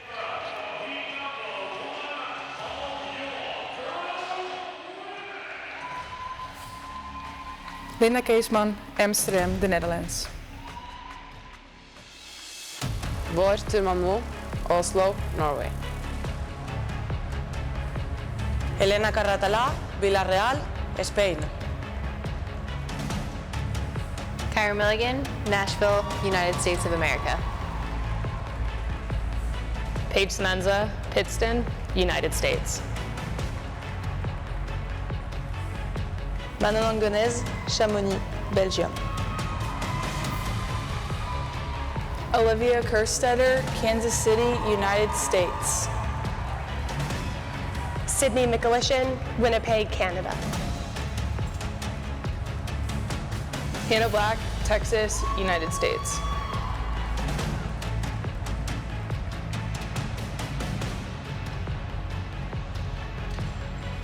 The first of our pro women's heats. Now lane assignments. One lady in particular who needs to start making a move. Hannah Black in lane number 1. Some big guns in this heats. The pressure starting to mount. 5 workouts remain for Tour Stop number 2. Should be a good test for Olivia Kerstetter as well. Big high power output required, especially at the front and the back end.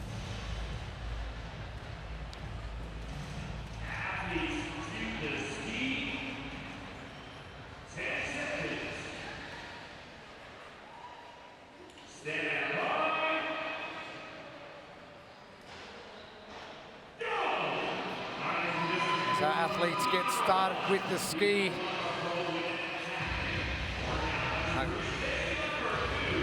In Pro 3, for these ladies, 32 ski calories, 30 toes to bar, 30 deadlifts, 30 weighted GHDs, and finishing off with 32 Echo Bike calories. 11 minutes on our time cap. Not one of our heats so far have needed that time cap. Our blueprint presented by Adidas. With these heavy deadlifts, keep the reps short and sharp. There's some transitions already baked in to help you do that. And then you're really gonna have to rage against the machines. That's the ski erg and the Echo Bike. They're kind of a secret weapon here in this workout. Gabby, going into a workout like this, knowing the Echo Bike's at the back end, how do you address the first couple of movements coming in?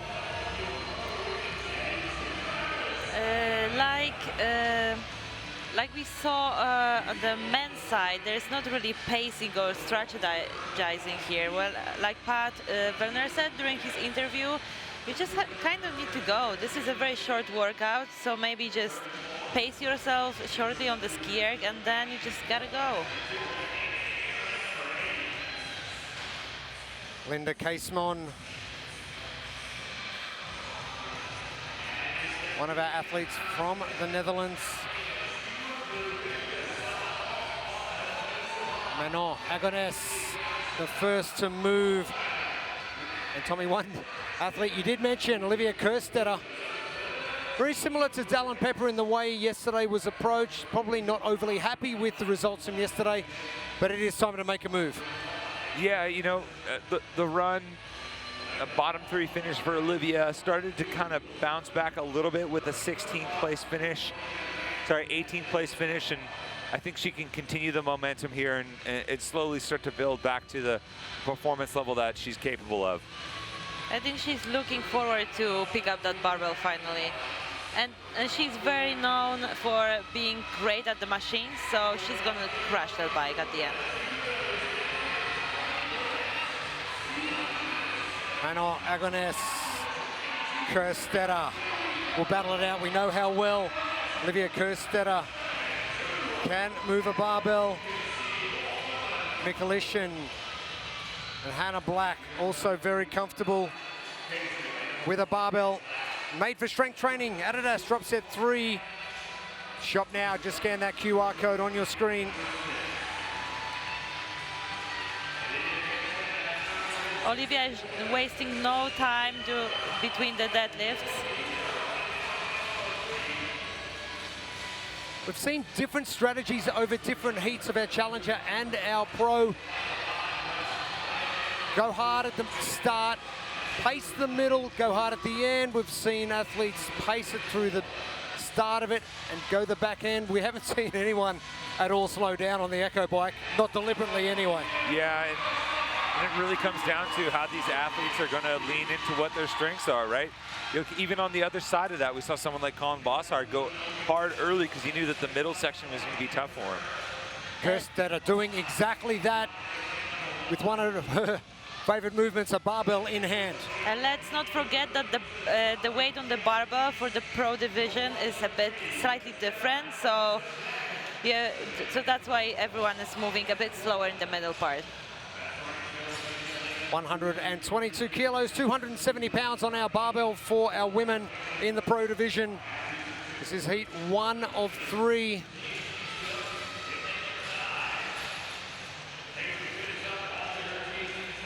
And for Thurman Moe, one of those athletes, a bit of a surprise pack at tour stop 1. Our eyes are now well and truly open and ready for whatever she is going to deliver.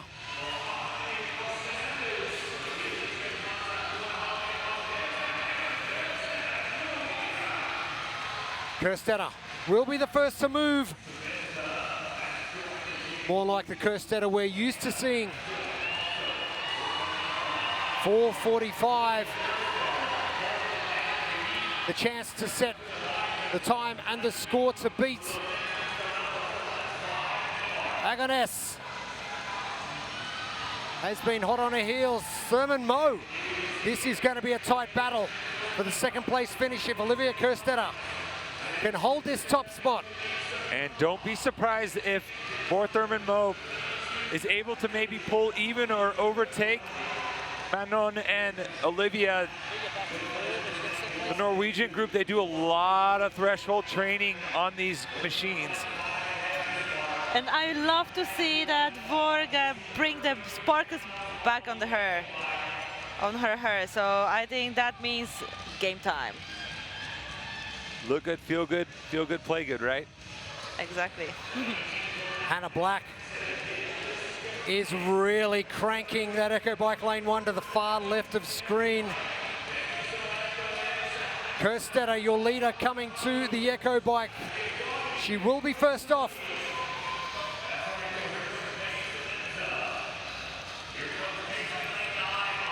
Samantha joining the ladies on the Echo Bike. Kerstetter pushing as hard as she can, lane number 3. The judge's hand. Oh, Thurman Moe from nowhere. What a performance. We've seen it in Tour Stop 1 at Indianapolis. We're seeing it once again. It's the sparkle. 4. Great finish. And what a deficit to make up.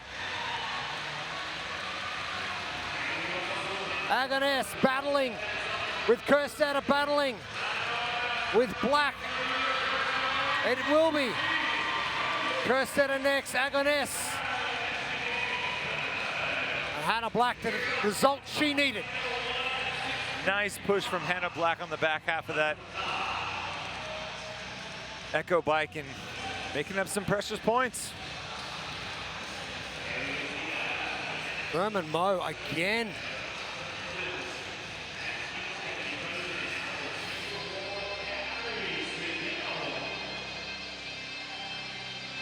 Still well under our time cap.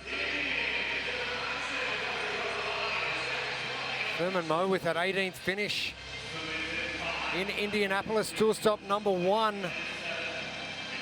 Sydney Mikulishin finishing up in the Casemon. Will be next, followed by Kyra Milligan.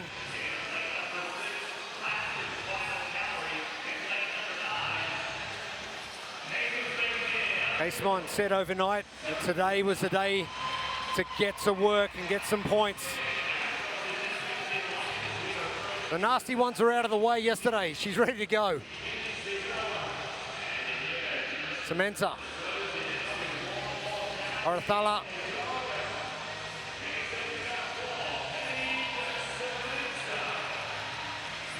Samantha done.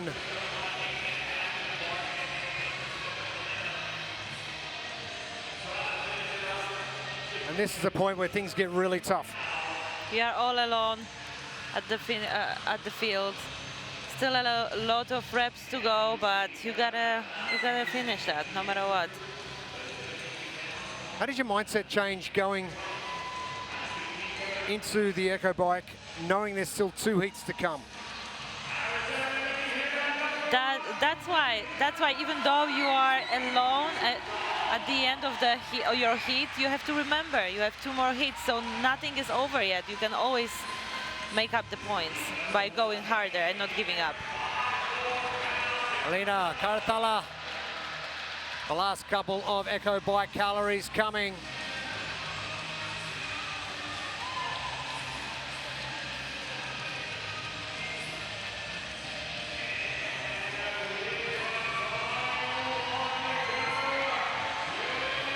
Karatala done. The roar of the crowd.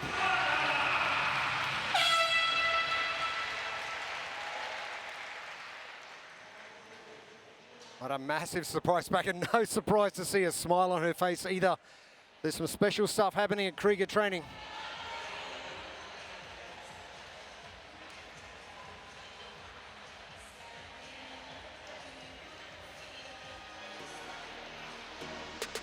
The first set of pro women trying to set the mark to beat, and early on it was Manon Angonez and Olivia Kerstetter, the first 2 off of the toes to bar.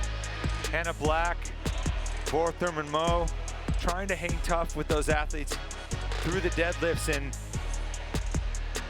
Angonez and Kerstetter kind of able to maintain that lead pretty much to the last implement. Olivia the first onto the bike, Manon a few seconds behind her, Hannah Black making up a ton of time, but it was Vor Thurman Moe all the way from one of the first 2 lanes getting the win. Girls walk like this. Pretty girls walk like legs. What's on the menu? Legs. What's on the menu? Legs.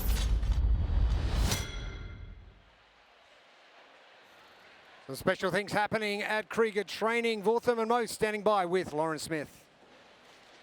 Vor, an incredible performance there. Can you just sum up the impact that workout has had on your body?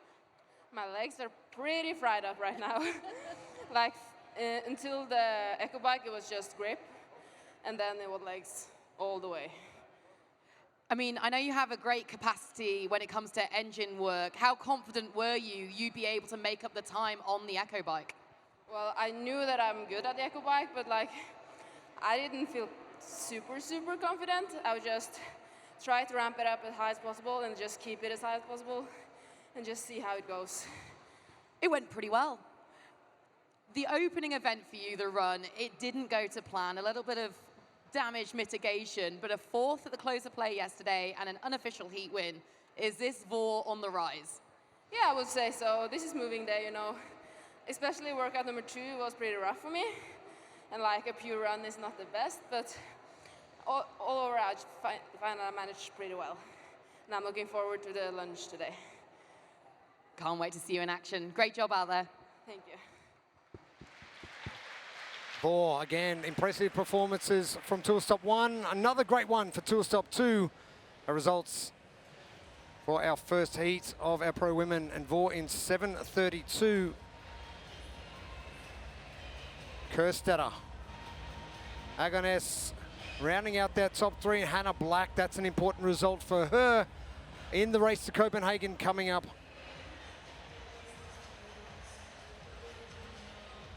Heat number 2 not too far away.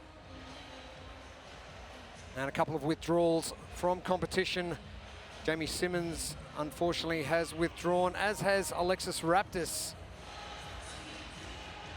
More details on those ladies a little bit later on.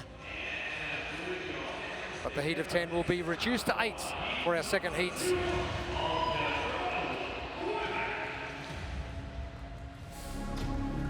Jennifer Muir, Glasgow, Scotland. Oda Lundekvam, Oslo, Norway. Brooke Wells, Nashville, United States of America. Emily Rolfe, Vancouver, Canada. Sydney Wells, Nashville, United States. Laura Horvath, Budapest, Hungary. Annika Greer, Prince Edward Island, Canada. Danny Spiegel, San Diego, United States.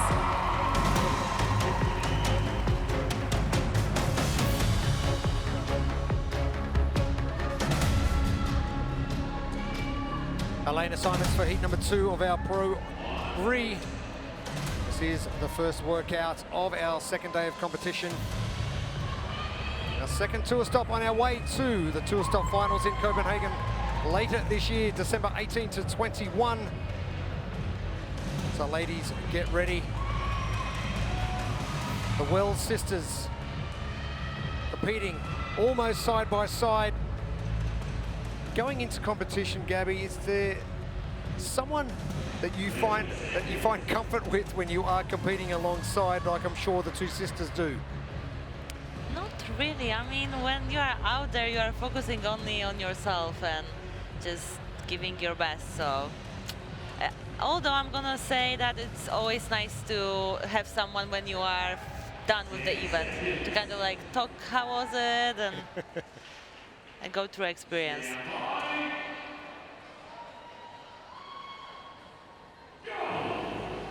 Our second heat underway. Laura Horvath. The move needs to start coming now, and it's going to start with Pro 3.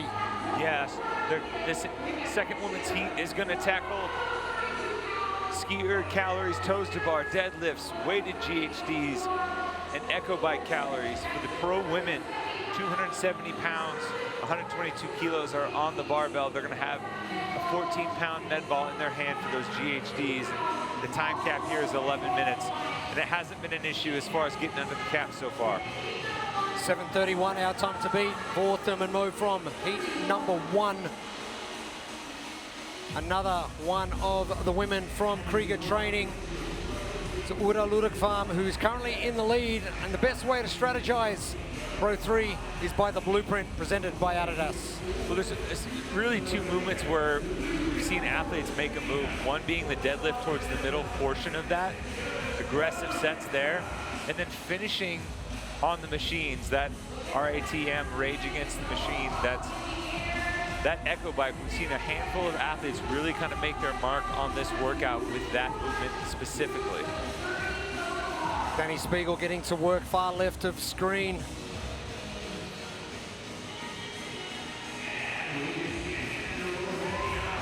One half of the Wells sisters.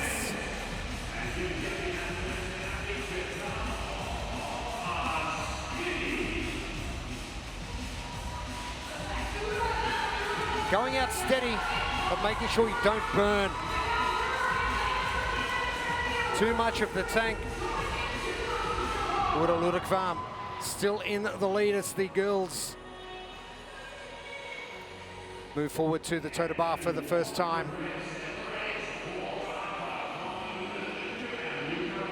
Made for strength training. Adidas drop set 3, shop now. Just scan that QR code at the top of your screen. Jen Muir, part of the European contingent. Gabby's just going to encapsulate all of those European athletes. Very impressive so far. Very impressive so far. There's so much more to see from them. And all the previous hits, the Krieger girls show that Europe is coming. I'm gonna repeat myself again. Danny Spiegel. Wasn't the first off the ski, but the first off the toter bar. The deadlift won't be an issue either. The battle to get to the Echo bike first and be able to produce some power. You look at this lineup here, Danny, Laura, Brooke, all excellent deadlifters in competition. So this is their opportunity to pull to the front of the heat. 10 reps required, then 5, then 5. And Laura is setting really fast pace from very beginning.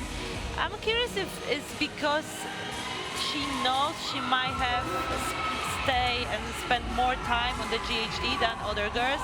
We know that GHD sit-ups are not her strongest thing to do, so maybe that's what she's trying to do, gain some extra time. We saw it from Ryan Chepning in the male challenger heats. The workout for him ended at the end of the deadlifts, where he could just cruise into the Echo bike. Laura really putting the hammer down. Sydney Wells in second, Brooke Wells in third. Danny Spiegel just taking a break. The Wells sisters. Ludekvam now moving to the GHD. 30 GHDs required. With the med ball, it is 14 pounds or 6 kilos. Spiegel on the GHD now as well.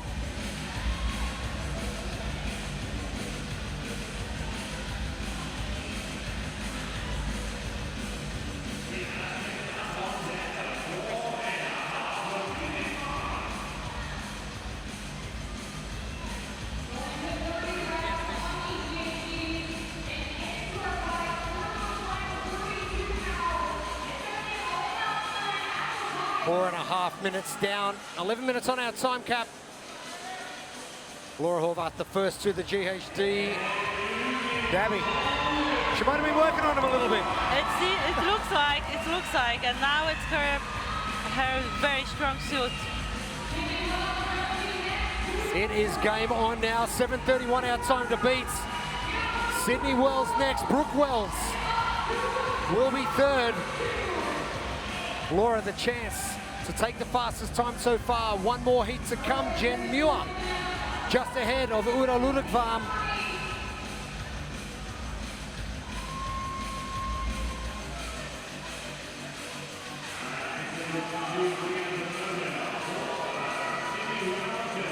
Laura, very steady pace. Sydney Wells looks like she's got a faster race. Jen Muir hunched over. Uda Ludekvam, two athletes in, a little bit more uprights.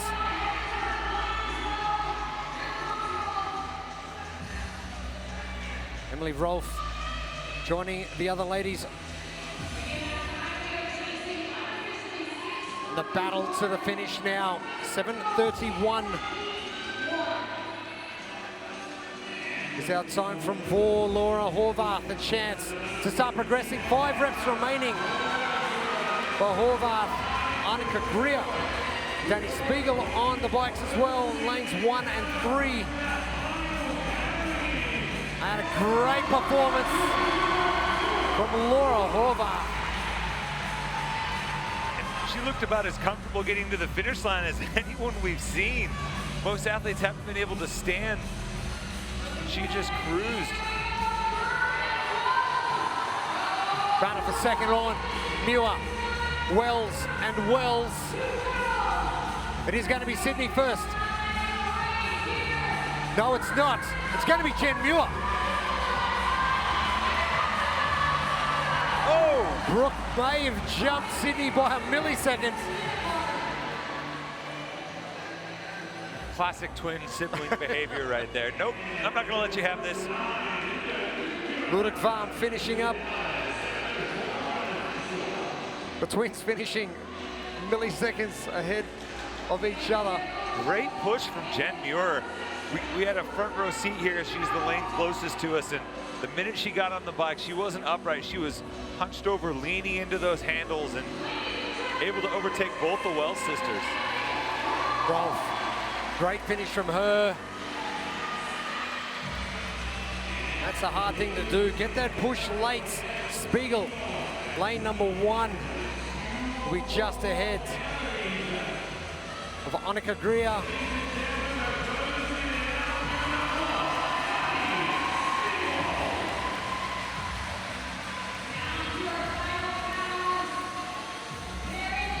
And just on that 8-minute mark, Annika. Done. 3 minutes under time cap, the entire heats. The second heat of Pro 3, all done. But Laura Horvath, she's absolutely here and means business. Yeah, and this is a workout that I think a lot of people would have Laura earmarked as a potential top contender. I think coming from an earlier heat that maybe that kind of takes some of the heat off of her. But very quickly, it was evident that Laura's trying to work herself back into that top heat and get herself back in contention. Her and Jennifer Muir close through the deadlifts. Laura taking control during the GHD sit-ups. And it was clear water in front of her as she was on the Echo bike, getting the top time in Heat 2. And Jen Muir, a great push to pull into the second position by the time she hit the finish line.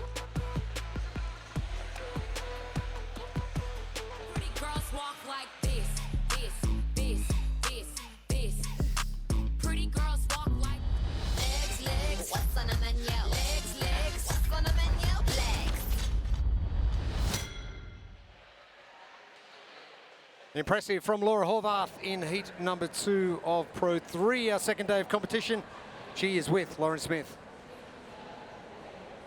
Laura, the grip management I watched you do on the toes to bar to shorten, often take little breaks, how did that pay off on your deadlifts?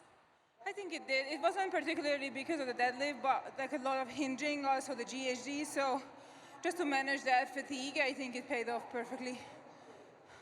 Obviously, this is a tour that you have invested a huge amount of time in preparing for. Tour Stop 1 maybe didn't quite go to plan. What are your ambitions in Tour Stop 2?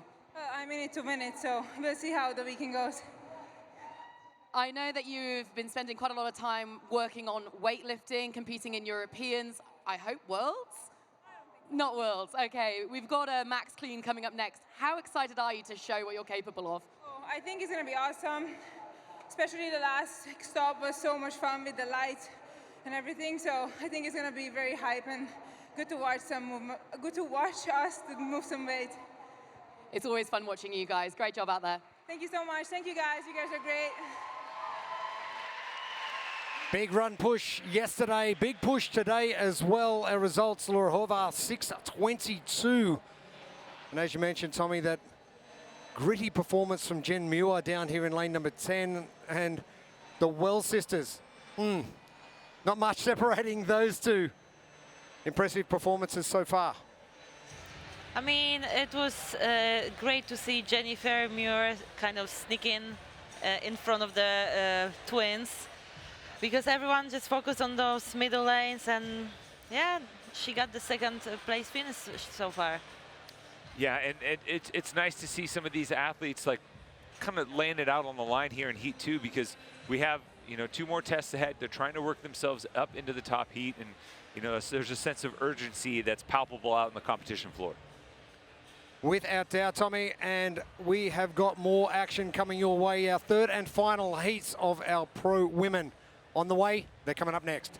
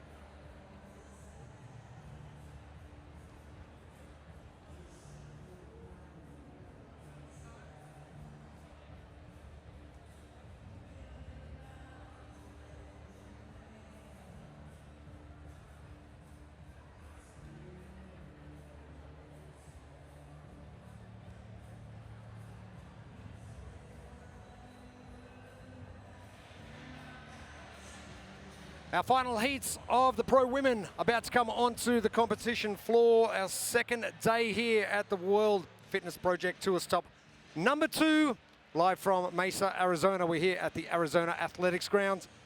Jeremy Austin, Tommy Marquez, Gabby Magawa with you.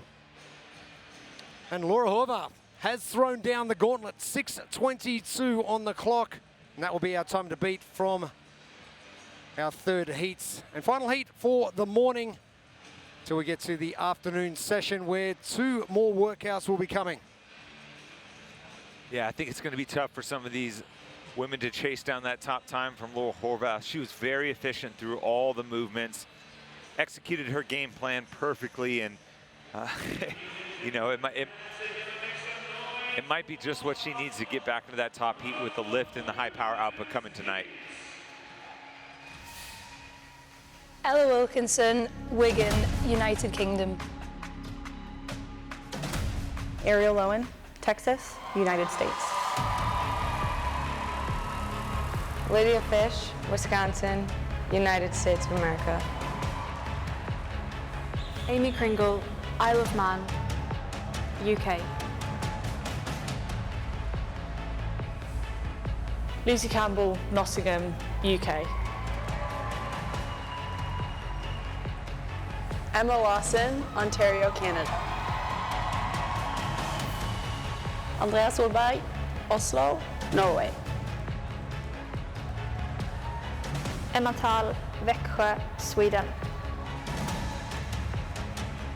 Daniel Brandon, Florida, USA. Fisa Yaffe, Jacksonville, USA.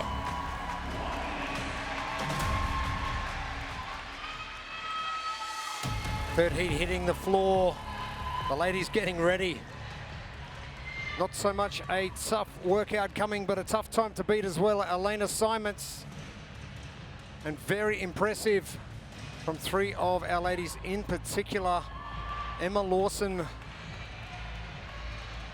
She was floating yesterday. Her transition time, her run, impeccable. Emma Tall. She's on the rise. Emma Tall is on the rise. Like I said, I still believe she's going to do very well. She definitely have a chance to end up on the podium, and this is a great workout for her. She's amazing athlete on the machine, very strong, efficient with the gymnastics.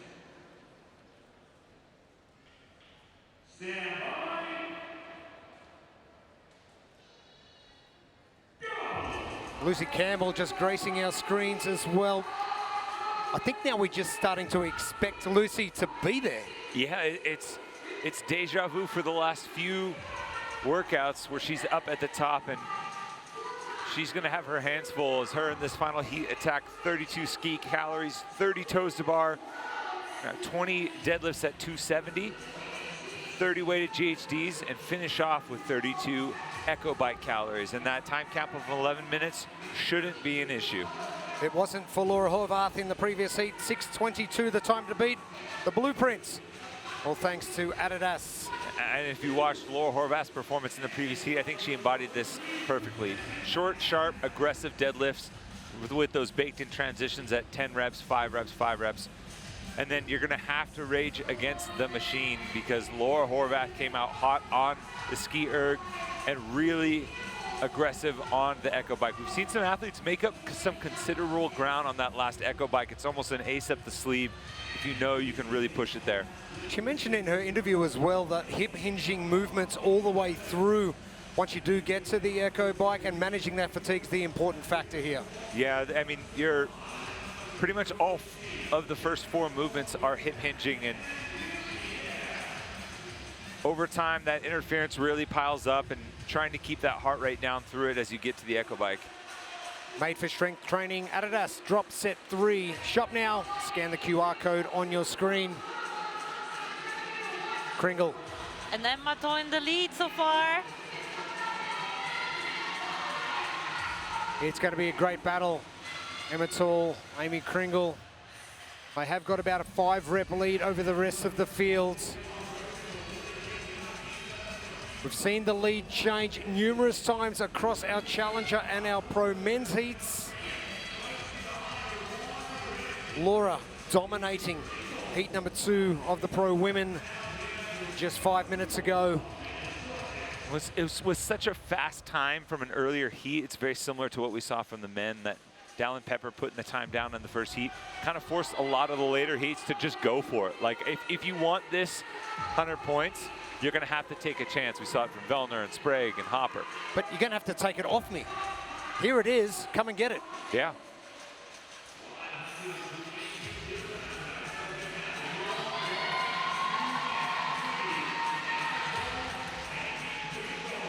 The 3 ladies leading the charge: Emma Tall, Amy Kringle, Andrea Solberg. Bit of a gap back to Ariel Lowen, Danielle Brand, and Fisa Garfi, and Emma Lawson, your overnight leader. And the deadlift, one of those movements that is going to be difficult if you're not used to the loading and breaking this up, especially with that core fatigue from the ski and the toter bar. And I kind of feel like it's a big disadvantage when you are not able to do them unbroken, because you are using this momentum when you are bouncing from the floor, and when you are starting and doing doubles or singles, it's just so much more taxing for your whole body. Emma Tall taking the lead.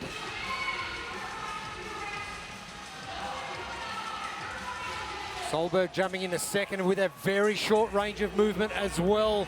We saw that from Ryan Jevening in the Challenger men. Yeah, and Solberg really just extending the ball. She comes up over that kind of 90-degree point. Not super concerned with sitting all the way up, getting that chin and head forward. Just get the ball to the foot pad and reduce the range of motion as much as possible. And it's all overnight in 5th position. Seems like Solberg just working a little bit harder at the bottom end of that GHD just to reach back and touch the ball. Tall to work, 6:22 is our time.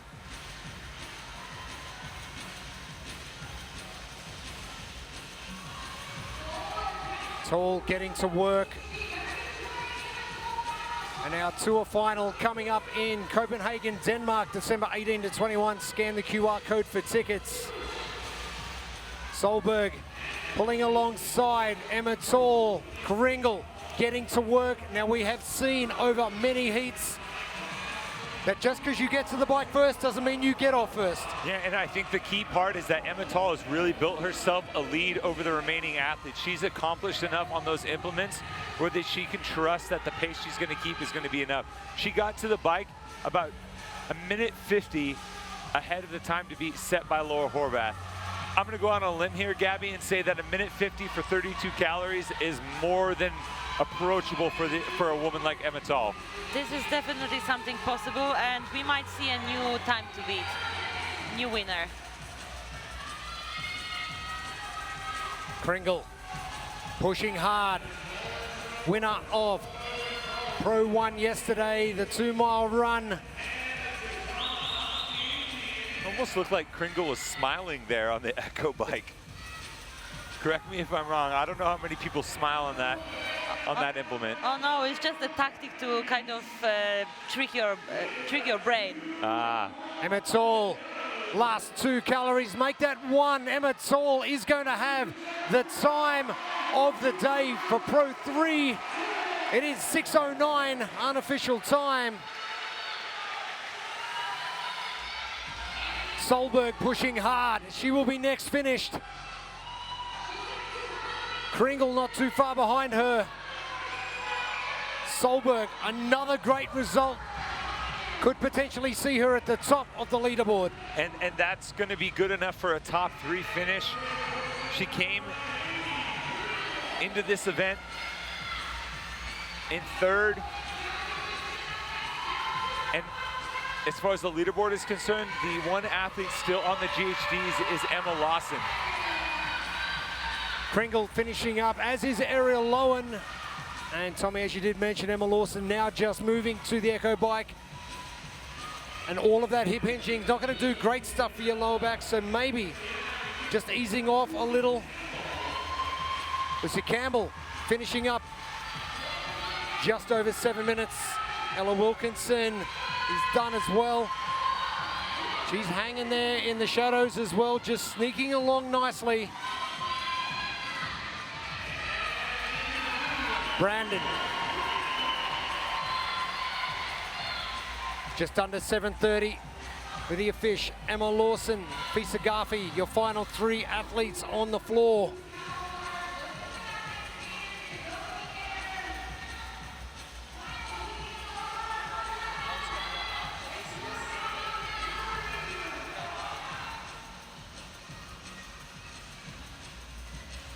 Fisa Garfi will be your next athlete finished.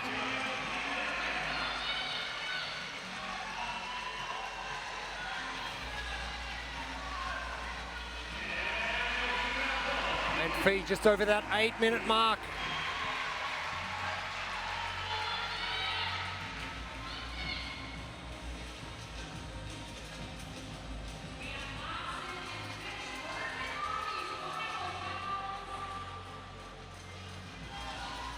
At the point where the calories, they just don't want to tick over anymore. You just keep looking at the screen and praying that for a different result, and there's no escape there. Emma Lawson getting the jump on Lydia Fish. 8:43 unofficial time for Emma Lawson. Lydia Fish, her final calorie.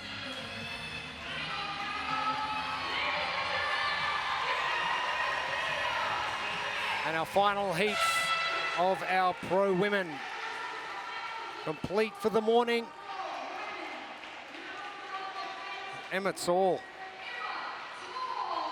What a great result for her. Andrea Solberg as well, still in touch.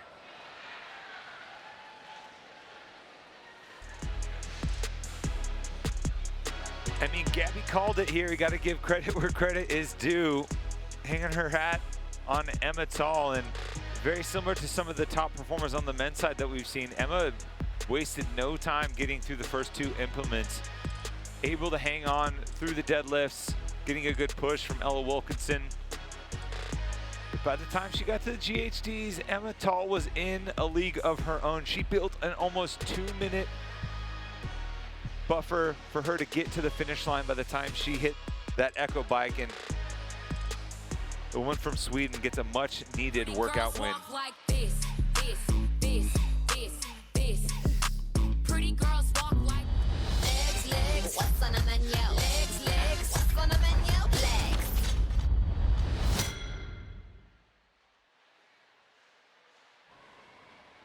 Our 3 heats of our pro women now complete.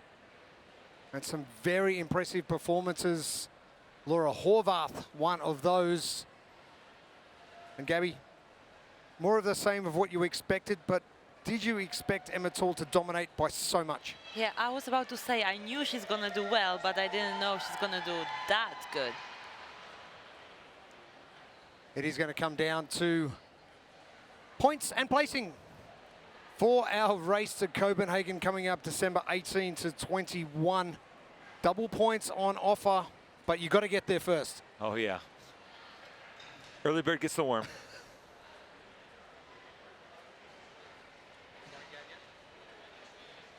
Emma Tall with the performance is probably going to project her into that top 3. Andrea Solberg. Solberg might be the overall leader. She, Emma lost in the back half of that heat. There were some times that factored in between Solberg and Lucy Campbell. But Emma Tall, what a result. 6:09 from Emma Tall. She's standing by with Lauren Smith. Emma, what an incredible way to round out the morning on day number 2. I don't feel like we saw the best of you in tour stop number 1. You were suffering with a bit of an injury to your shoulder. So to be out there, fit, healthy, and firing like that, how dangerous are you going to be this weekend? Well, you got to wait and see. You've had a big change in terms of your coaching setup at the top of the year, working with the crew in Proven. How's that adapted your approach to competitions like this? I mean, I used to work with a coach that didn't have that many high-level athletes, so to be a part of a team with very high-level athletes and get to learn from each other, especially about how to compete better, has been really beneficial. And I know you spent the last couple of weeks out in Nashville training, getting used to the heat, which we over in Europe are not used to. How beneficial has that been for you? Very. Yeah, I love coming out early to all the competitions in the US and just get the opportunity to adapt to time and weather. I mean, long story short, this field should not be sleeping on Emma at all because she is coming. Great job. Thank you. From Emma Tool in Pro 3. The progression now from tour stop 1 to tour stop 2. Emma Tool is on the rise.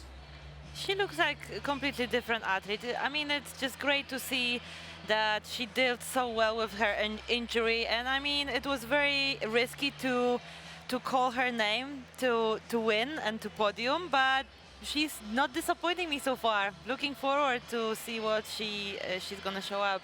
A day and a half down, a day and a half to come, still plenty more coming. Our overall results for Pro number 3, Emma Tool in 6:08. A big buffer back to Laura Horvath, who seemed to dominate. Drea Solberg, she is still there, and Vor Thurman Moe from heat number 1. That's a good result for Vor as well. We have got plenty more coming. Plenty happening in the men's field as well. Bit of an equipment malfunction earlier on for Austin Hatfield. Yeah, just a bit of an update after an equipment malfunction for Austin Hatfield in Pro 3. He is working with the competition team as we speak to come up with a viable solution for how to proceed from here and remedy the situation. We'll keep you updated on that as we go along. On the Pulse Desk Show coming up next, Derek, Seth, Annie and Katrin will break down exactly what's happened this morning, and we'll get back to competition here later on at the Arizona Athletic Grounds very soon.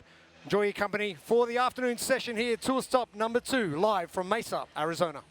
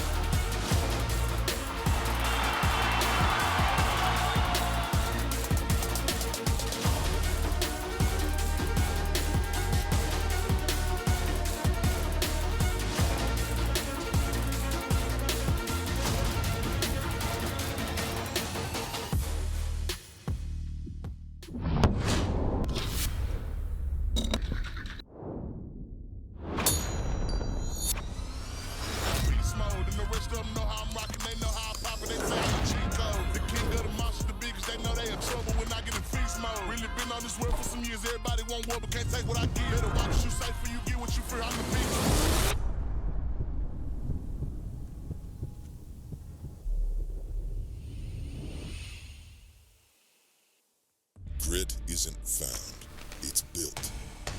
Where lungs burn and muscles scream. Or every step, every rep, every set brings you closer to unbreakable. This isn't a place for shortcuts or excuses.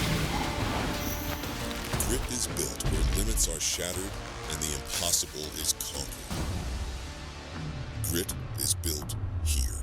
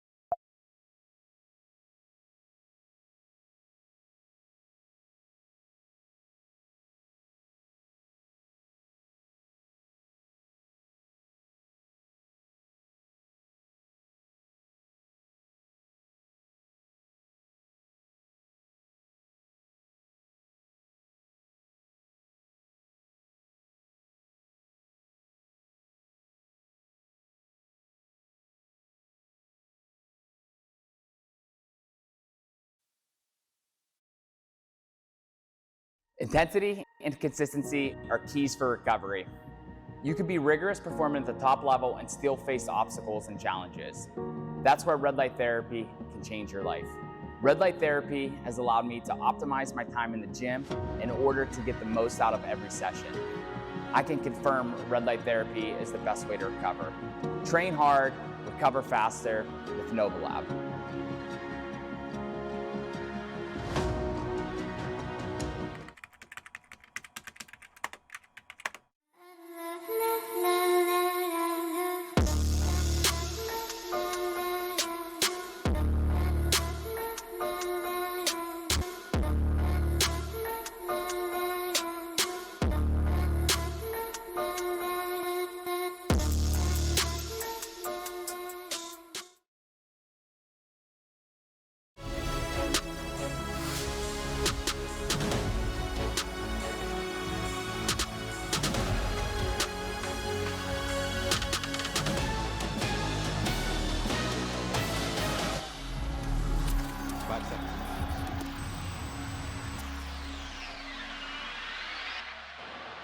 Welcome into On the Pulse here at the Arizona Athletic Grounds in Mesa, Arizona. Mesa Pro 3 just wrapped up, and there was a lot going on, especially on the men's side of things.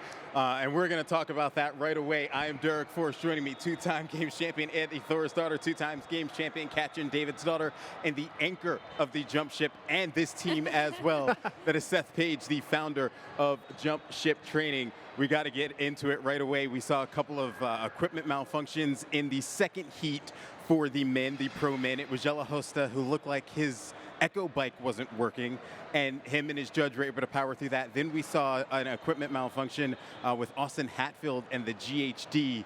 Just what did you guys see? And barring, let's talk about Austin first, barring any injury, or if the judges told him not to perform GHDs until we get another machine or anything out there, what would you guys have done in that situation? Obviously, short panic, but then knowing myself, I think I wouldn't even listen to anyone around me. I think I would go to the GHD next to me and just like start knocking it out. And then I would finish the workout, cross the line, deny to sign the scorecard, and make an appeal. That would have been my strategy.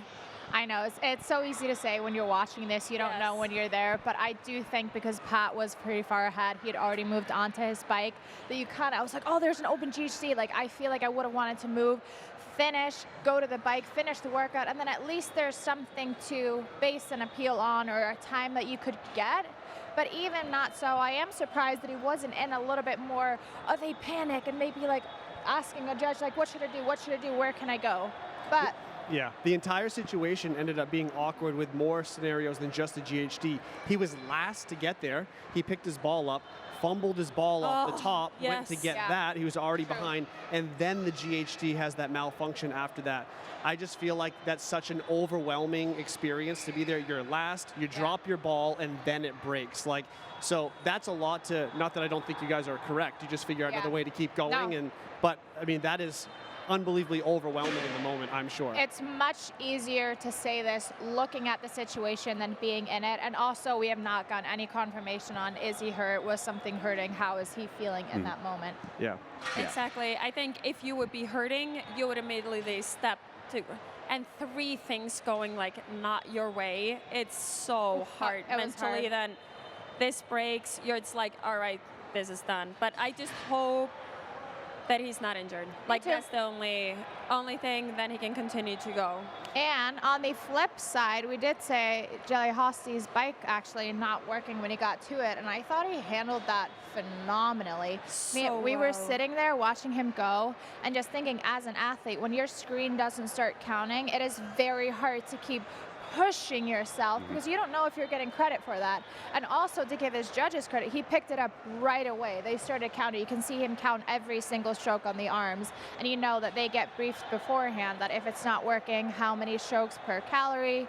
And just looking where he got on the bike, looking at how fast he was moving, I actually do think it ended up being at least within a spot. 5 to 10 seconds. Yeah, I think it was a spot. accurate. So I think that was handled phenomenally by both the judge and Yele. Yeah, I mean, bottom line in these competitions, this is not the last equipment malfunction we're going to see ever in the sport, right? We've seen it happen. Or the first. Yeah, we've seen the wheelbarrows break at the games. We've seen monitors fail at regionals. We've seen rings swing in the wind at other big competitions. Like, we've seen all kinds of issues over the years, and they're unfortunate.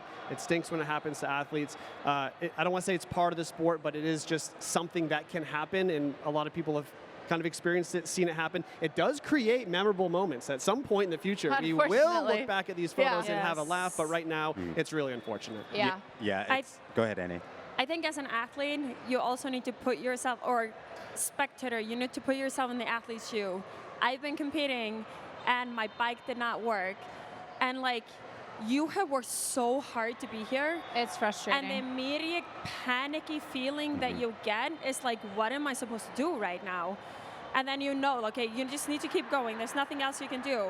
But then you get panicky, like, where am I? How far have I gone? You're not able to see the speed. And I'm honestly like, I'm pretty bad when I don't see the speed on the monitor. I know what pace I'm gonna keep, and I can push myself mentally. I'm like, I can always keep that pace.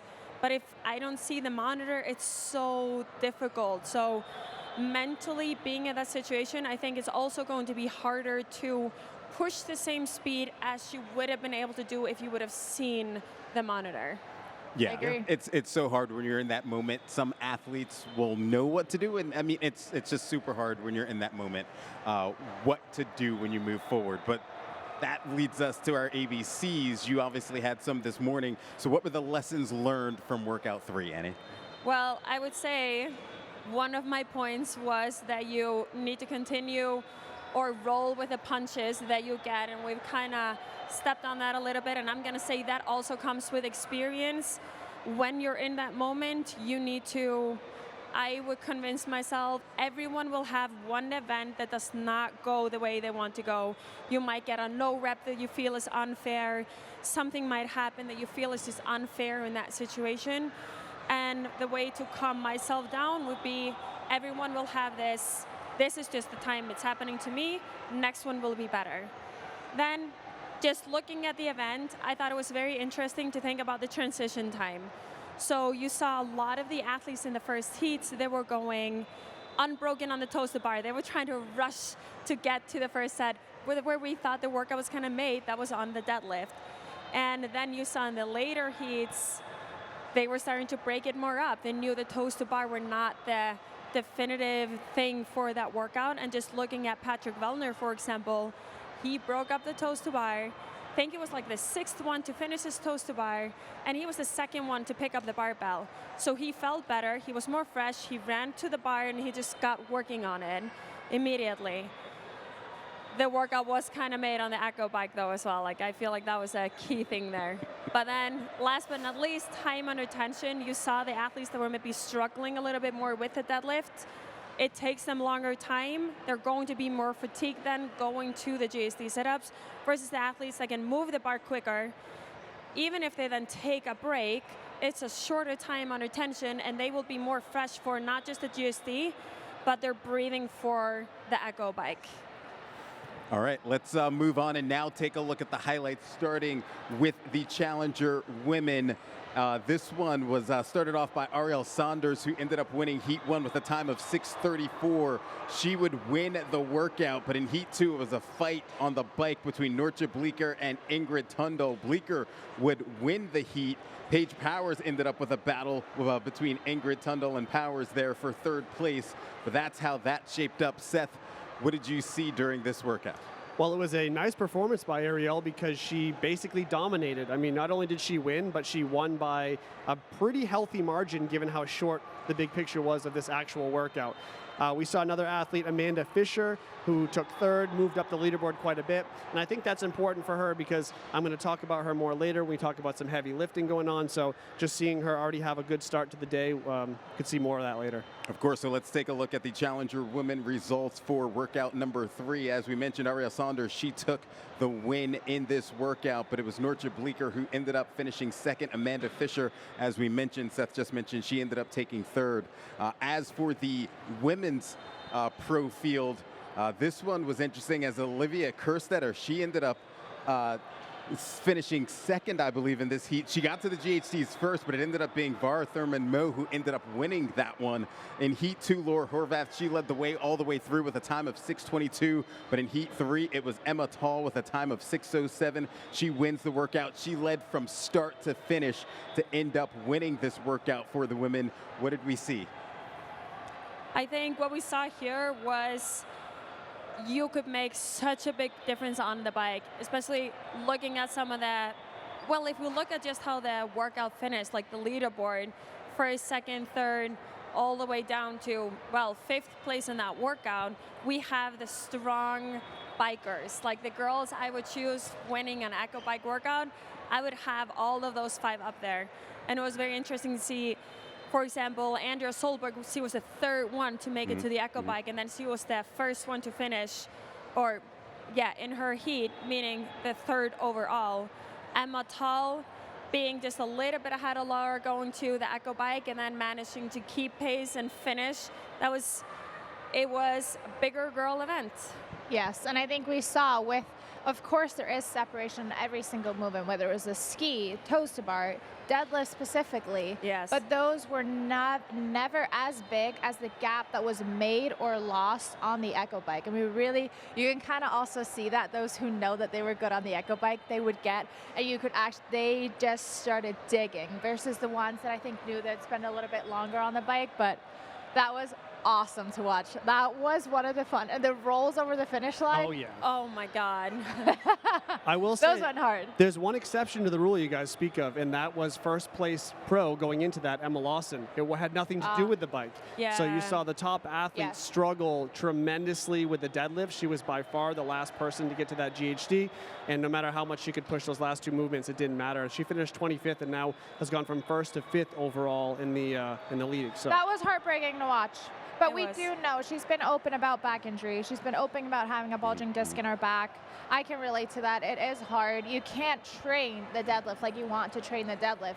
Because doing that, yes, you might improve your deadlift, but you might put your whole week in a deficit and not be able to train anything else. So I don't know her situation, but she might just not have been able to been touching this weight for a long time. We saw her doing singles out there. We're watching. We're like, Emma is still out there doing the deadlift. So she was very far behind. And Let's just hope that this event isn't going to sit too much in her body so that she can actually continue to perform in all the other ones where her back is maybe not going to be as big of a limiting factor. well, we know she's got a heavy pull coming up in the clean, so hopefully it really was more of a damage control decision by doing that, and we'll see what happens. We'll see. I want to ask you guys about an athlete, as there's a little bit of shakeup on the women's side of things right now. Andrea Solberg, as we mentioned, she finished 3rd in Pro 3, but she took a 7th in the run, and she finished 4th in the event yesterday. She now sits atop the leaderboard on the women's side of things. How impressive has this been, considering she's also one of the smaller athletes in the field?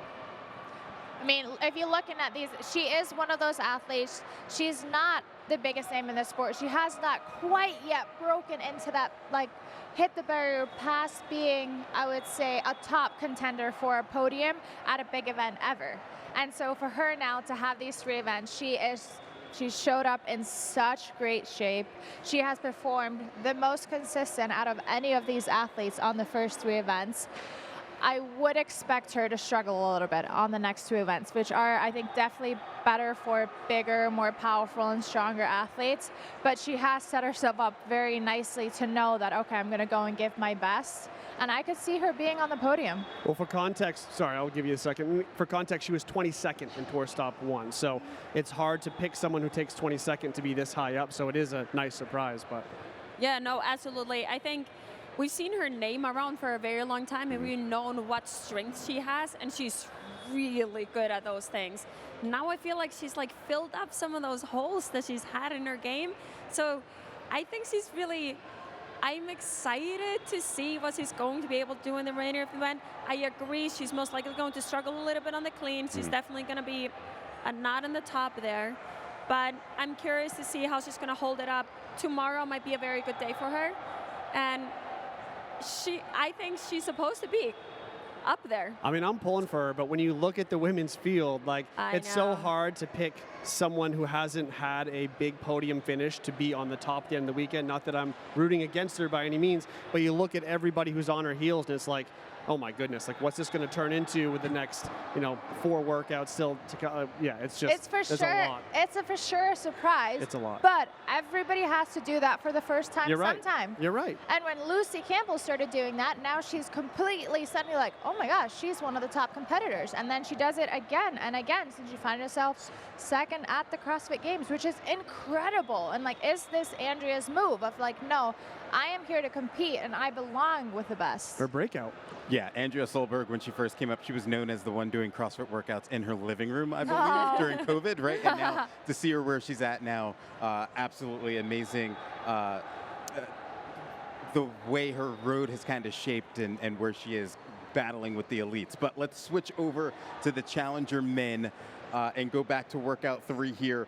That one was interesting as well. It ended up being Tola in heat number 1 for this one that got to the bike first, but it was Ryan Shevning who called his shot a couple weeks ago and was light. He got to the bike maybe 7th overall and ended up finishing. He claims that he can go 240 calories in 10 minutes. He's got a nice little pace, but in heat 2, it was Tommaso Pieri who wins the workout. He beats Nicholas Bedone with a time of 6:37. Jevning was at 7:15. Seth, what did you see from the men in this one? Tommaso Pieri, I think, was a name I was kind of watching to begin with, and I didn't know that he was going to win this one, but to see him then put that performance together, I think he's going to do well in the clean to come as well. I think he can jerk something like 400 pounds. So a name that maybe wasn't mentioned earlier on that kind of had my eye on, and now he's actually making those moves up the leaderboard. He's very, very close to Chris Ibarra overall, so fighting for a podium spot. He was the one that really stuck out to me, obviously, because he won it, but was kind of expecting him to make a move at some point.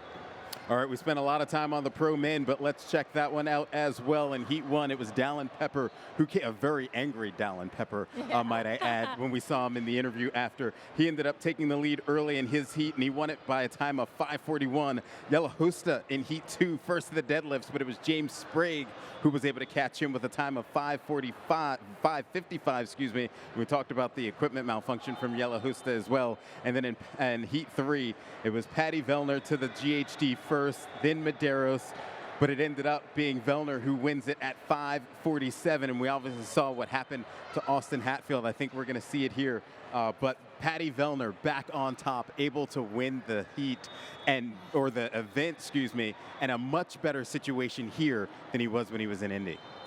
He is looking so different. I love that when he finished Indy, he actually apologized kind of on his social media and was like, I did not show up the way I'm used to showing up. I was not in the right physical or mental state maybe to be competing. This is not who I want to be, and I'm going to make it better. And he is proving that. He is better than that. I think many people are starting to think, okay, he's getting a little bit older, maybe he's tired, doesn't have the same motivation. He's got 2 kids now. There's a lot that people can say. People never know what's going on. He may have been very busy, and I know he was moving and life shit that comes up. Anyways, we are seeing him back, and I'm so excited. I did call it for this event. I did know get you, second, but you called it, and you can even feel it in the stadium. I feel like he is the people's champ. People are so happy to just see him perform so well and so good. And that was a Pat Vellner that we know and that we're used to seeing. There's a lot going on here. I mean, this was just one workout, but there's a lot happening. You have Dallin, who won that event. He called his shot privately and ended up doing it publicly, very publicly. So I have to eat my words because I said he might be done.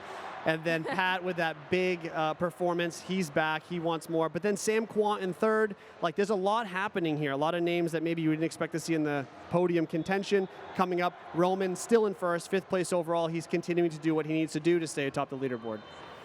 All right, well, that was Pro 3 for both the men and the women. The men, obviously, a very exciting race. This is the rest of the schedule for the day. We are getting set for a 2-parter, which is going to be coming up later this afternoon, and we're going to see some heavy cleans from all of the athletes. 4A into 4B is going to be pretty exciting, and we should see a very exciting finish to end Saturday, but we're going to step away for just a few. When we get back, we're going to look ahead to that 2-parter. That is Mesa Pro 4A and 4B. We'll be back in just a little bit.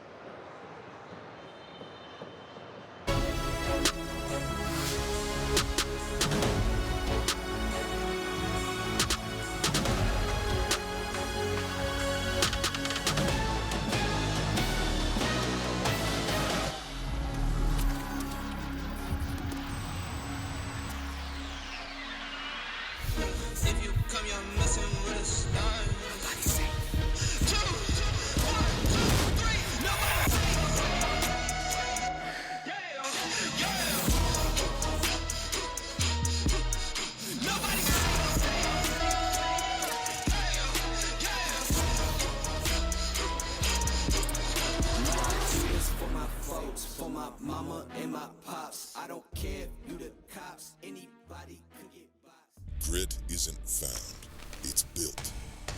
Where lungs burn and muscles scream. Or every step, every rep, every set brings you closer to unbreakable. This isn't a place for shortcuts or excuses. Grit is built where limits are shattered and the impossible is conquered. Grit is built here. Intensity and consistency are keys for recovery. You can be rigorous performing at the top level and still face obstacles and challenges. That's where red light therapy can change your life. Red light therapy has allowed me to optimize my time in the gym in order to get the most out of every session. I can confirm red light therapy is the best way to recover. Train hard, recover faster with Novolab.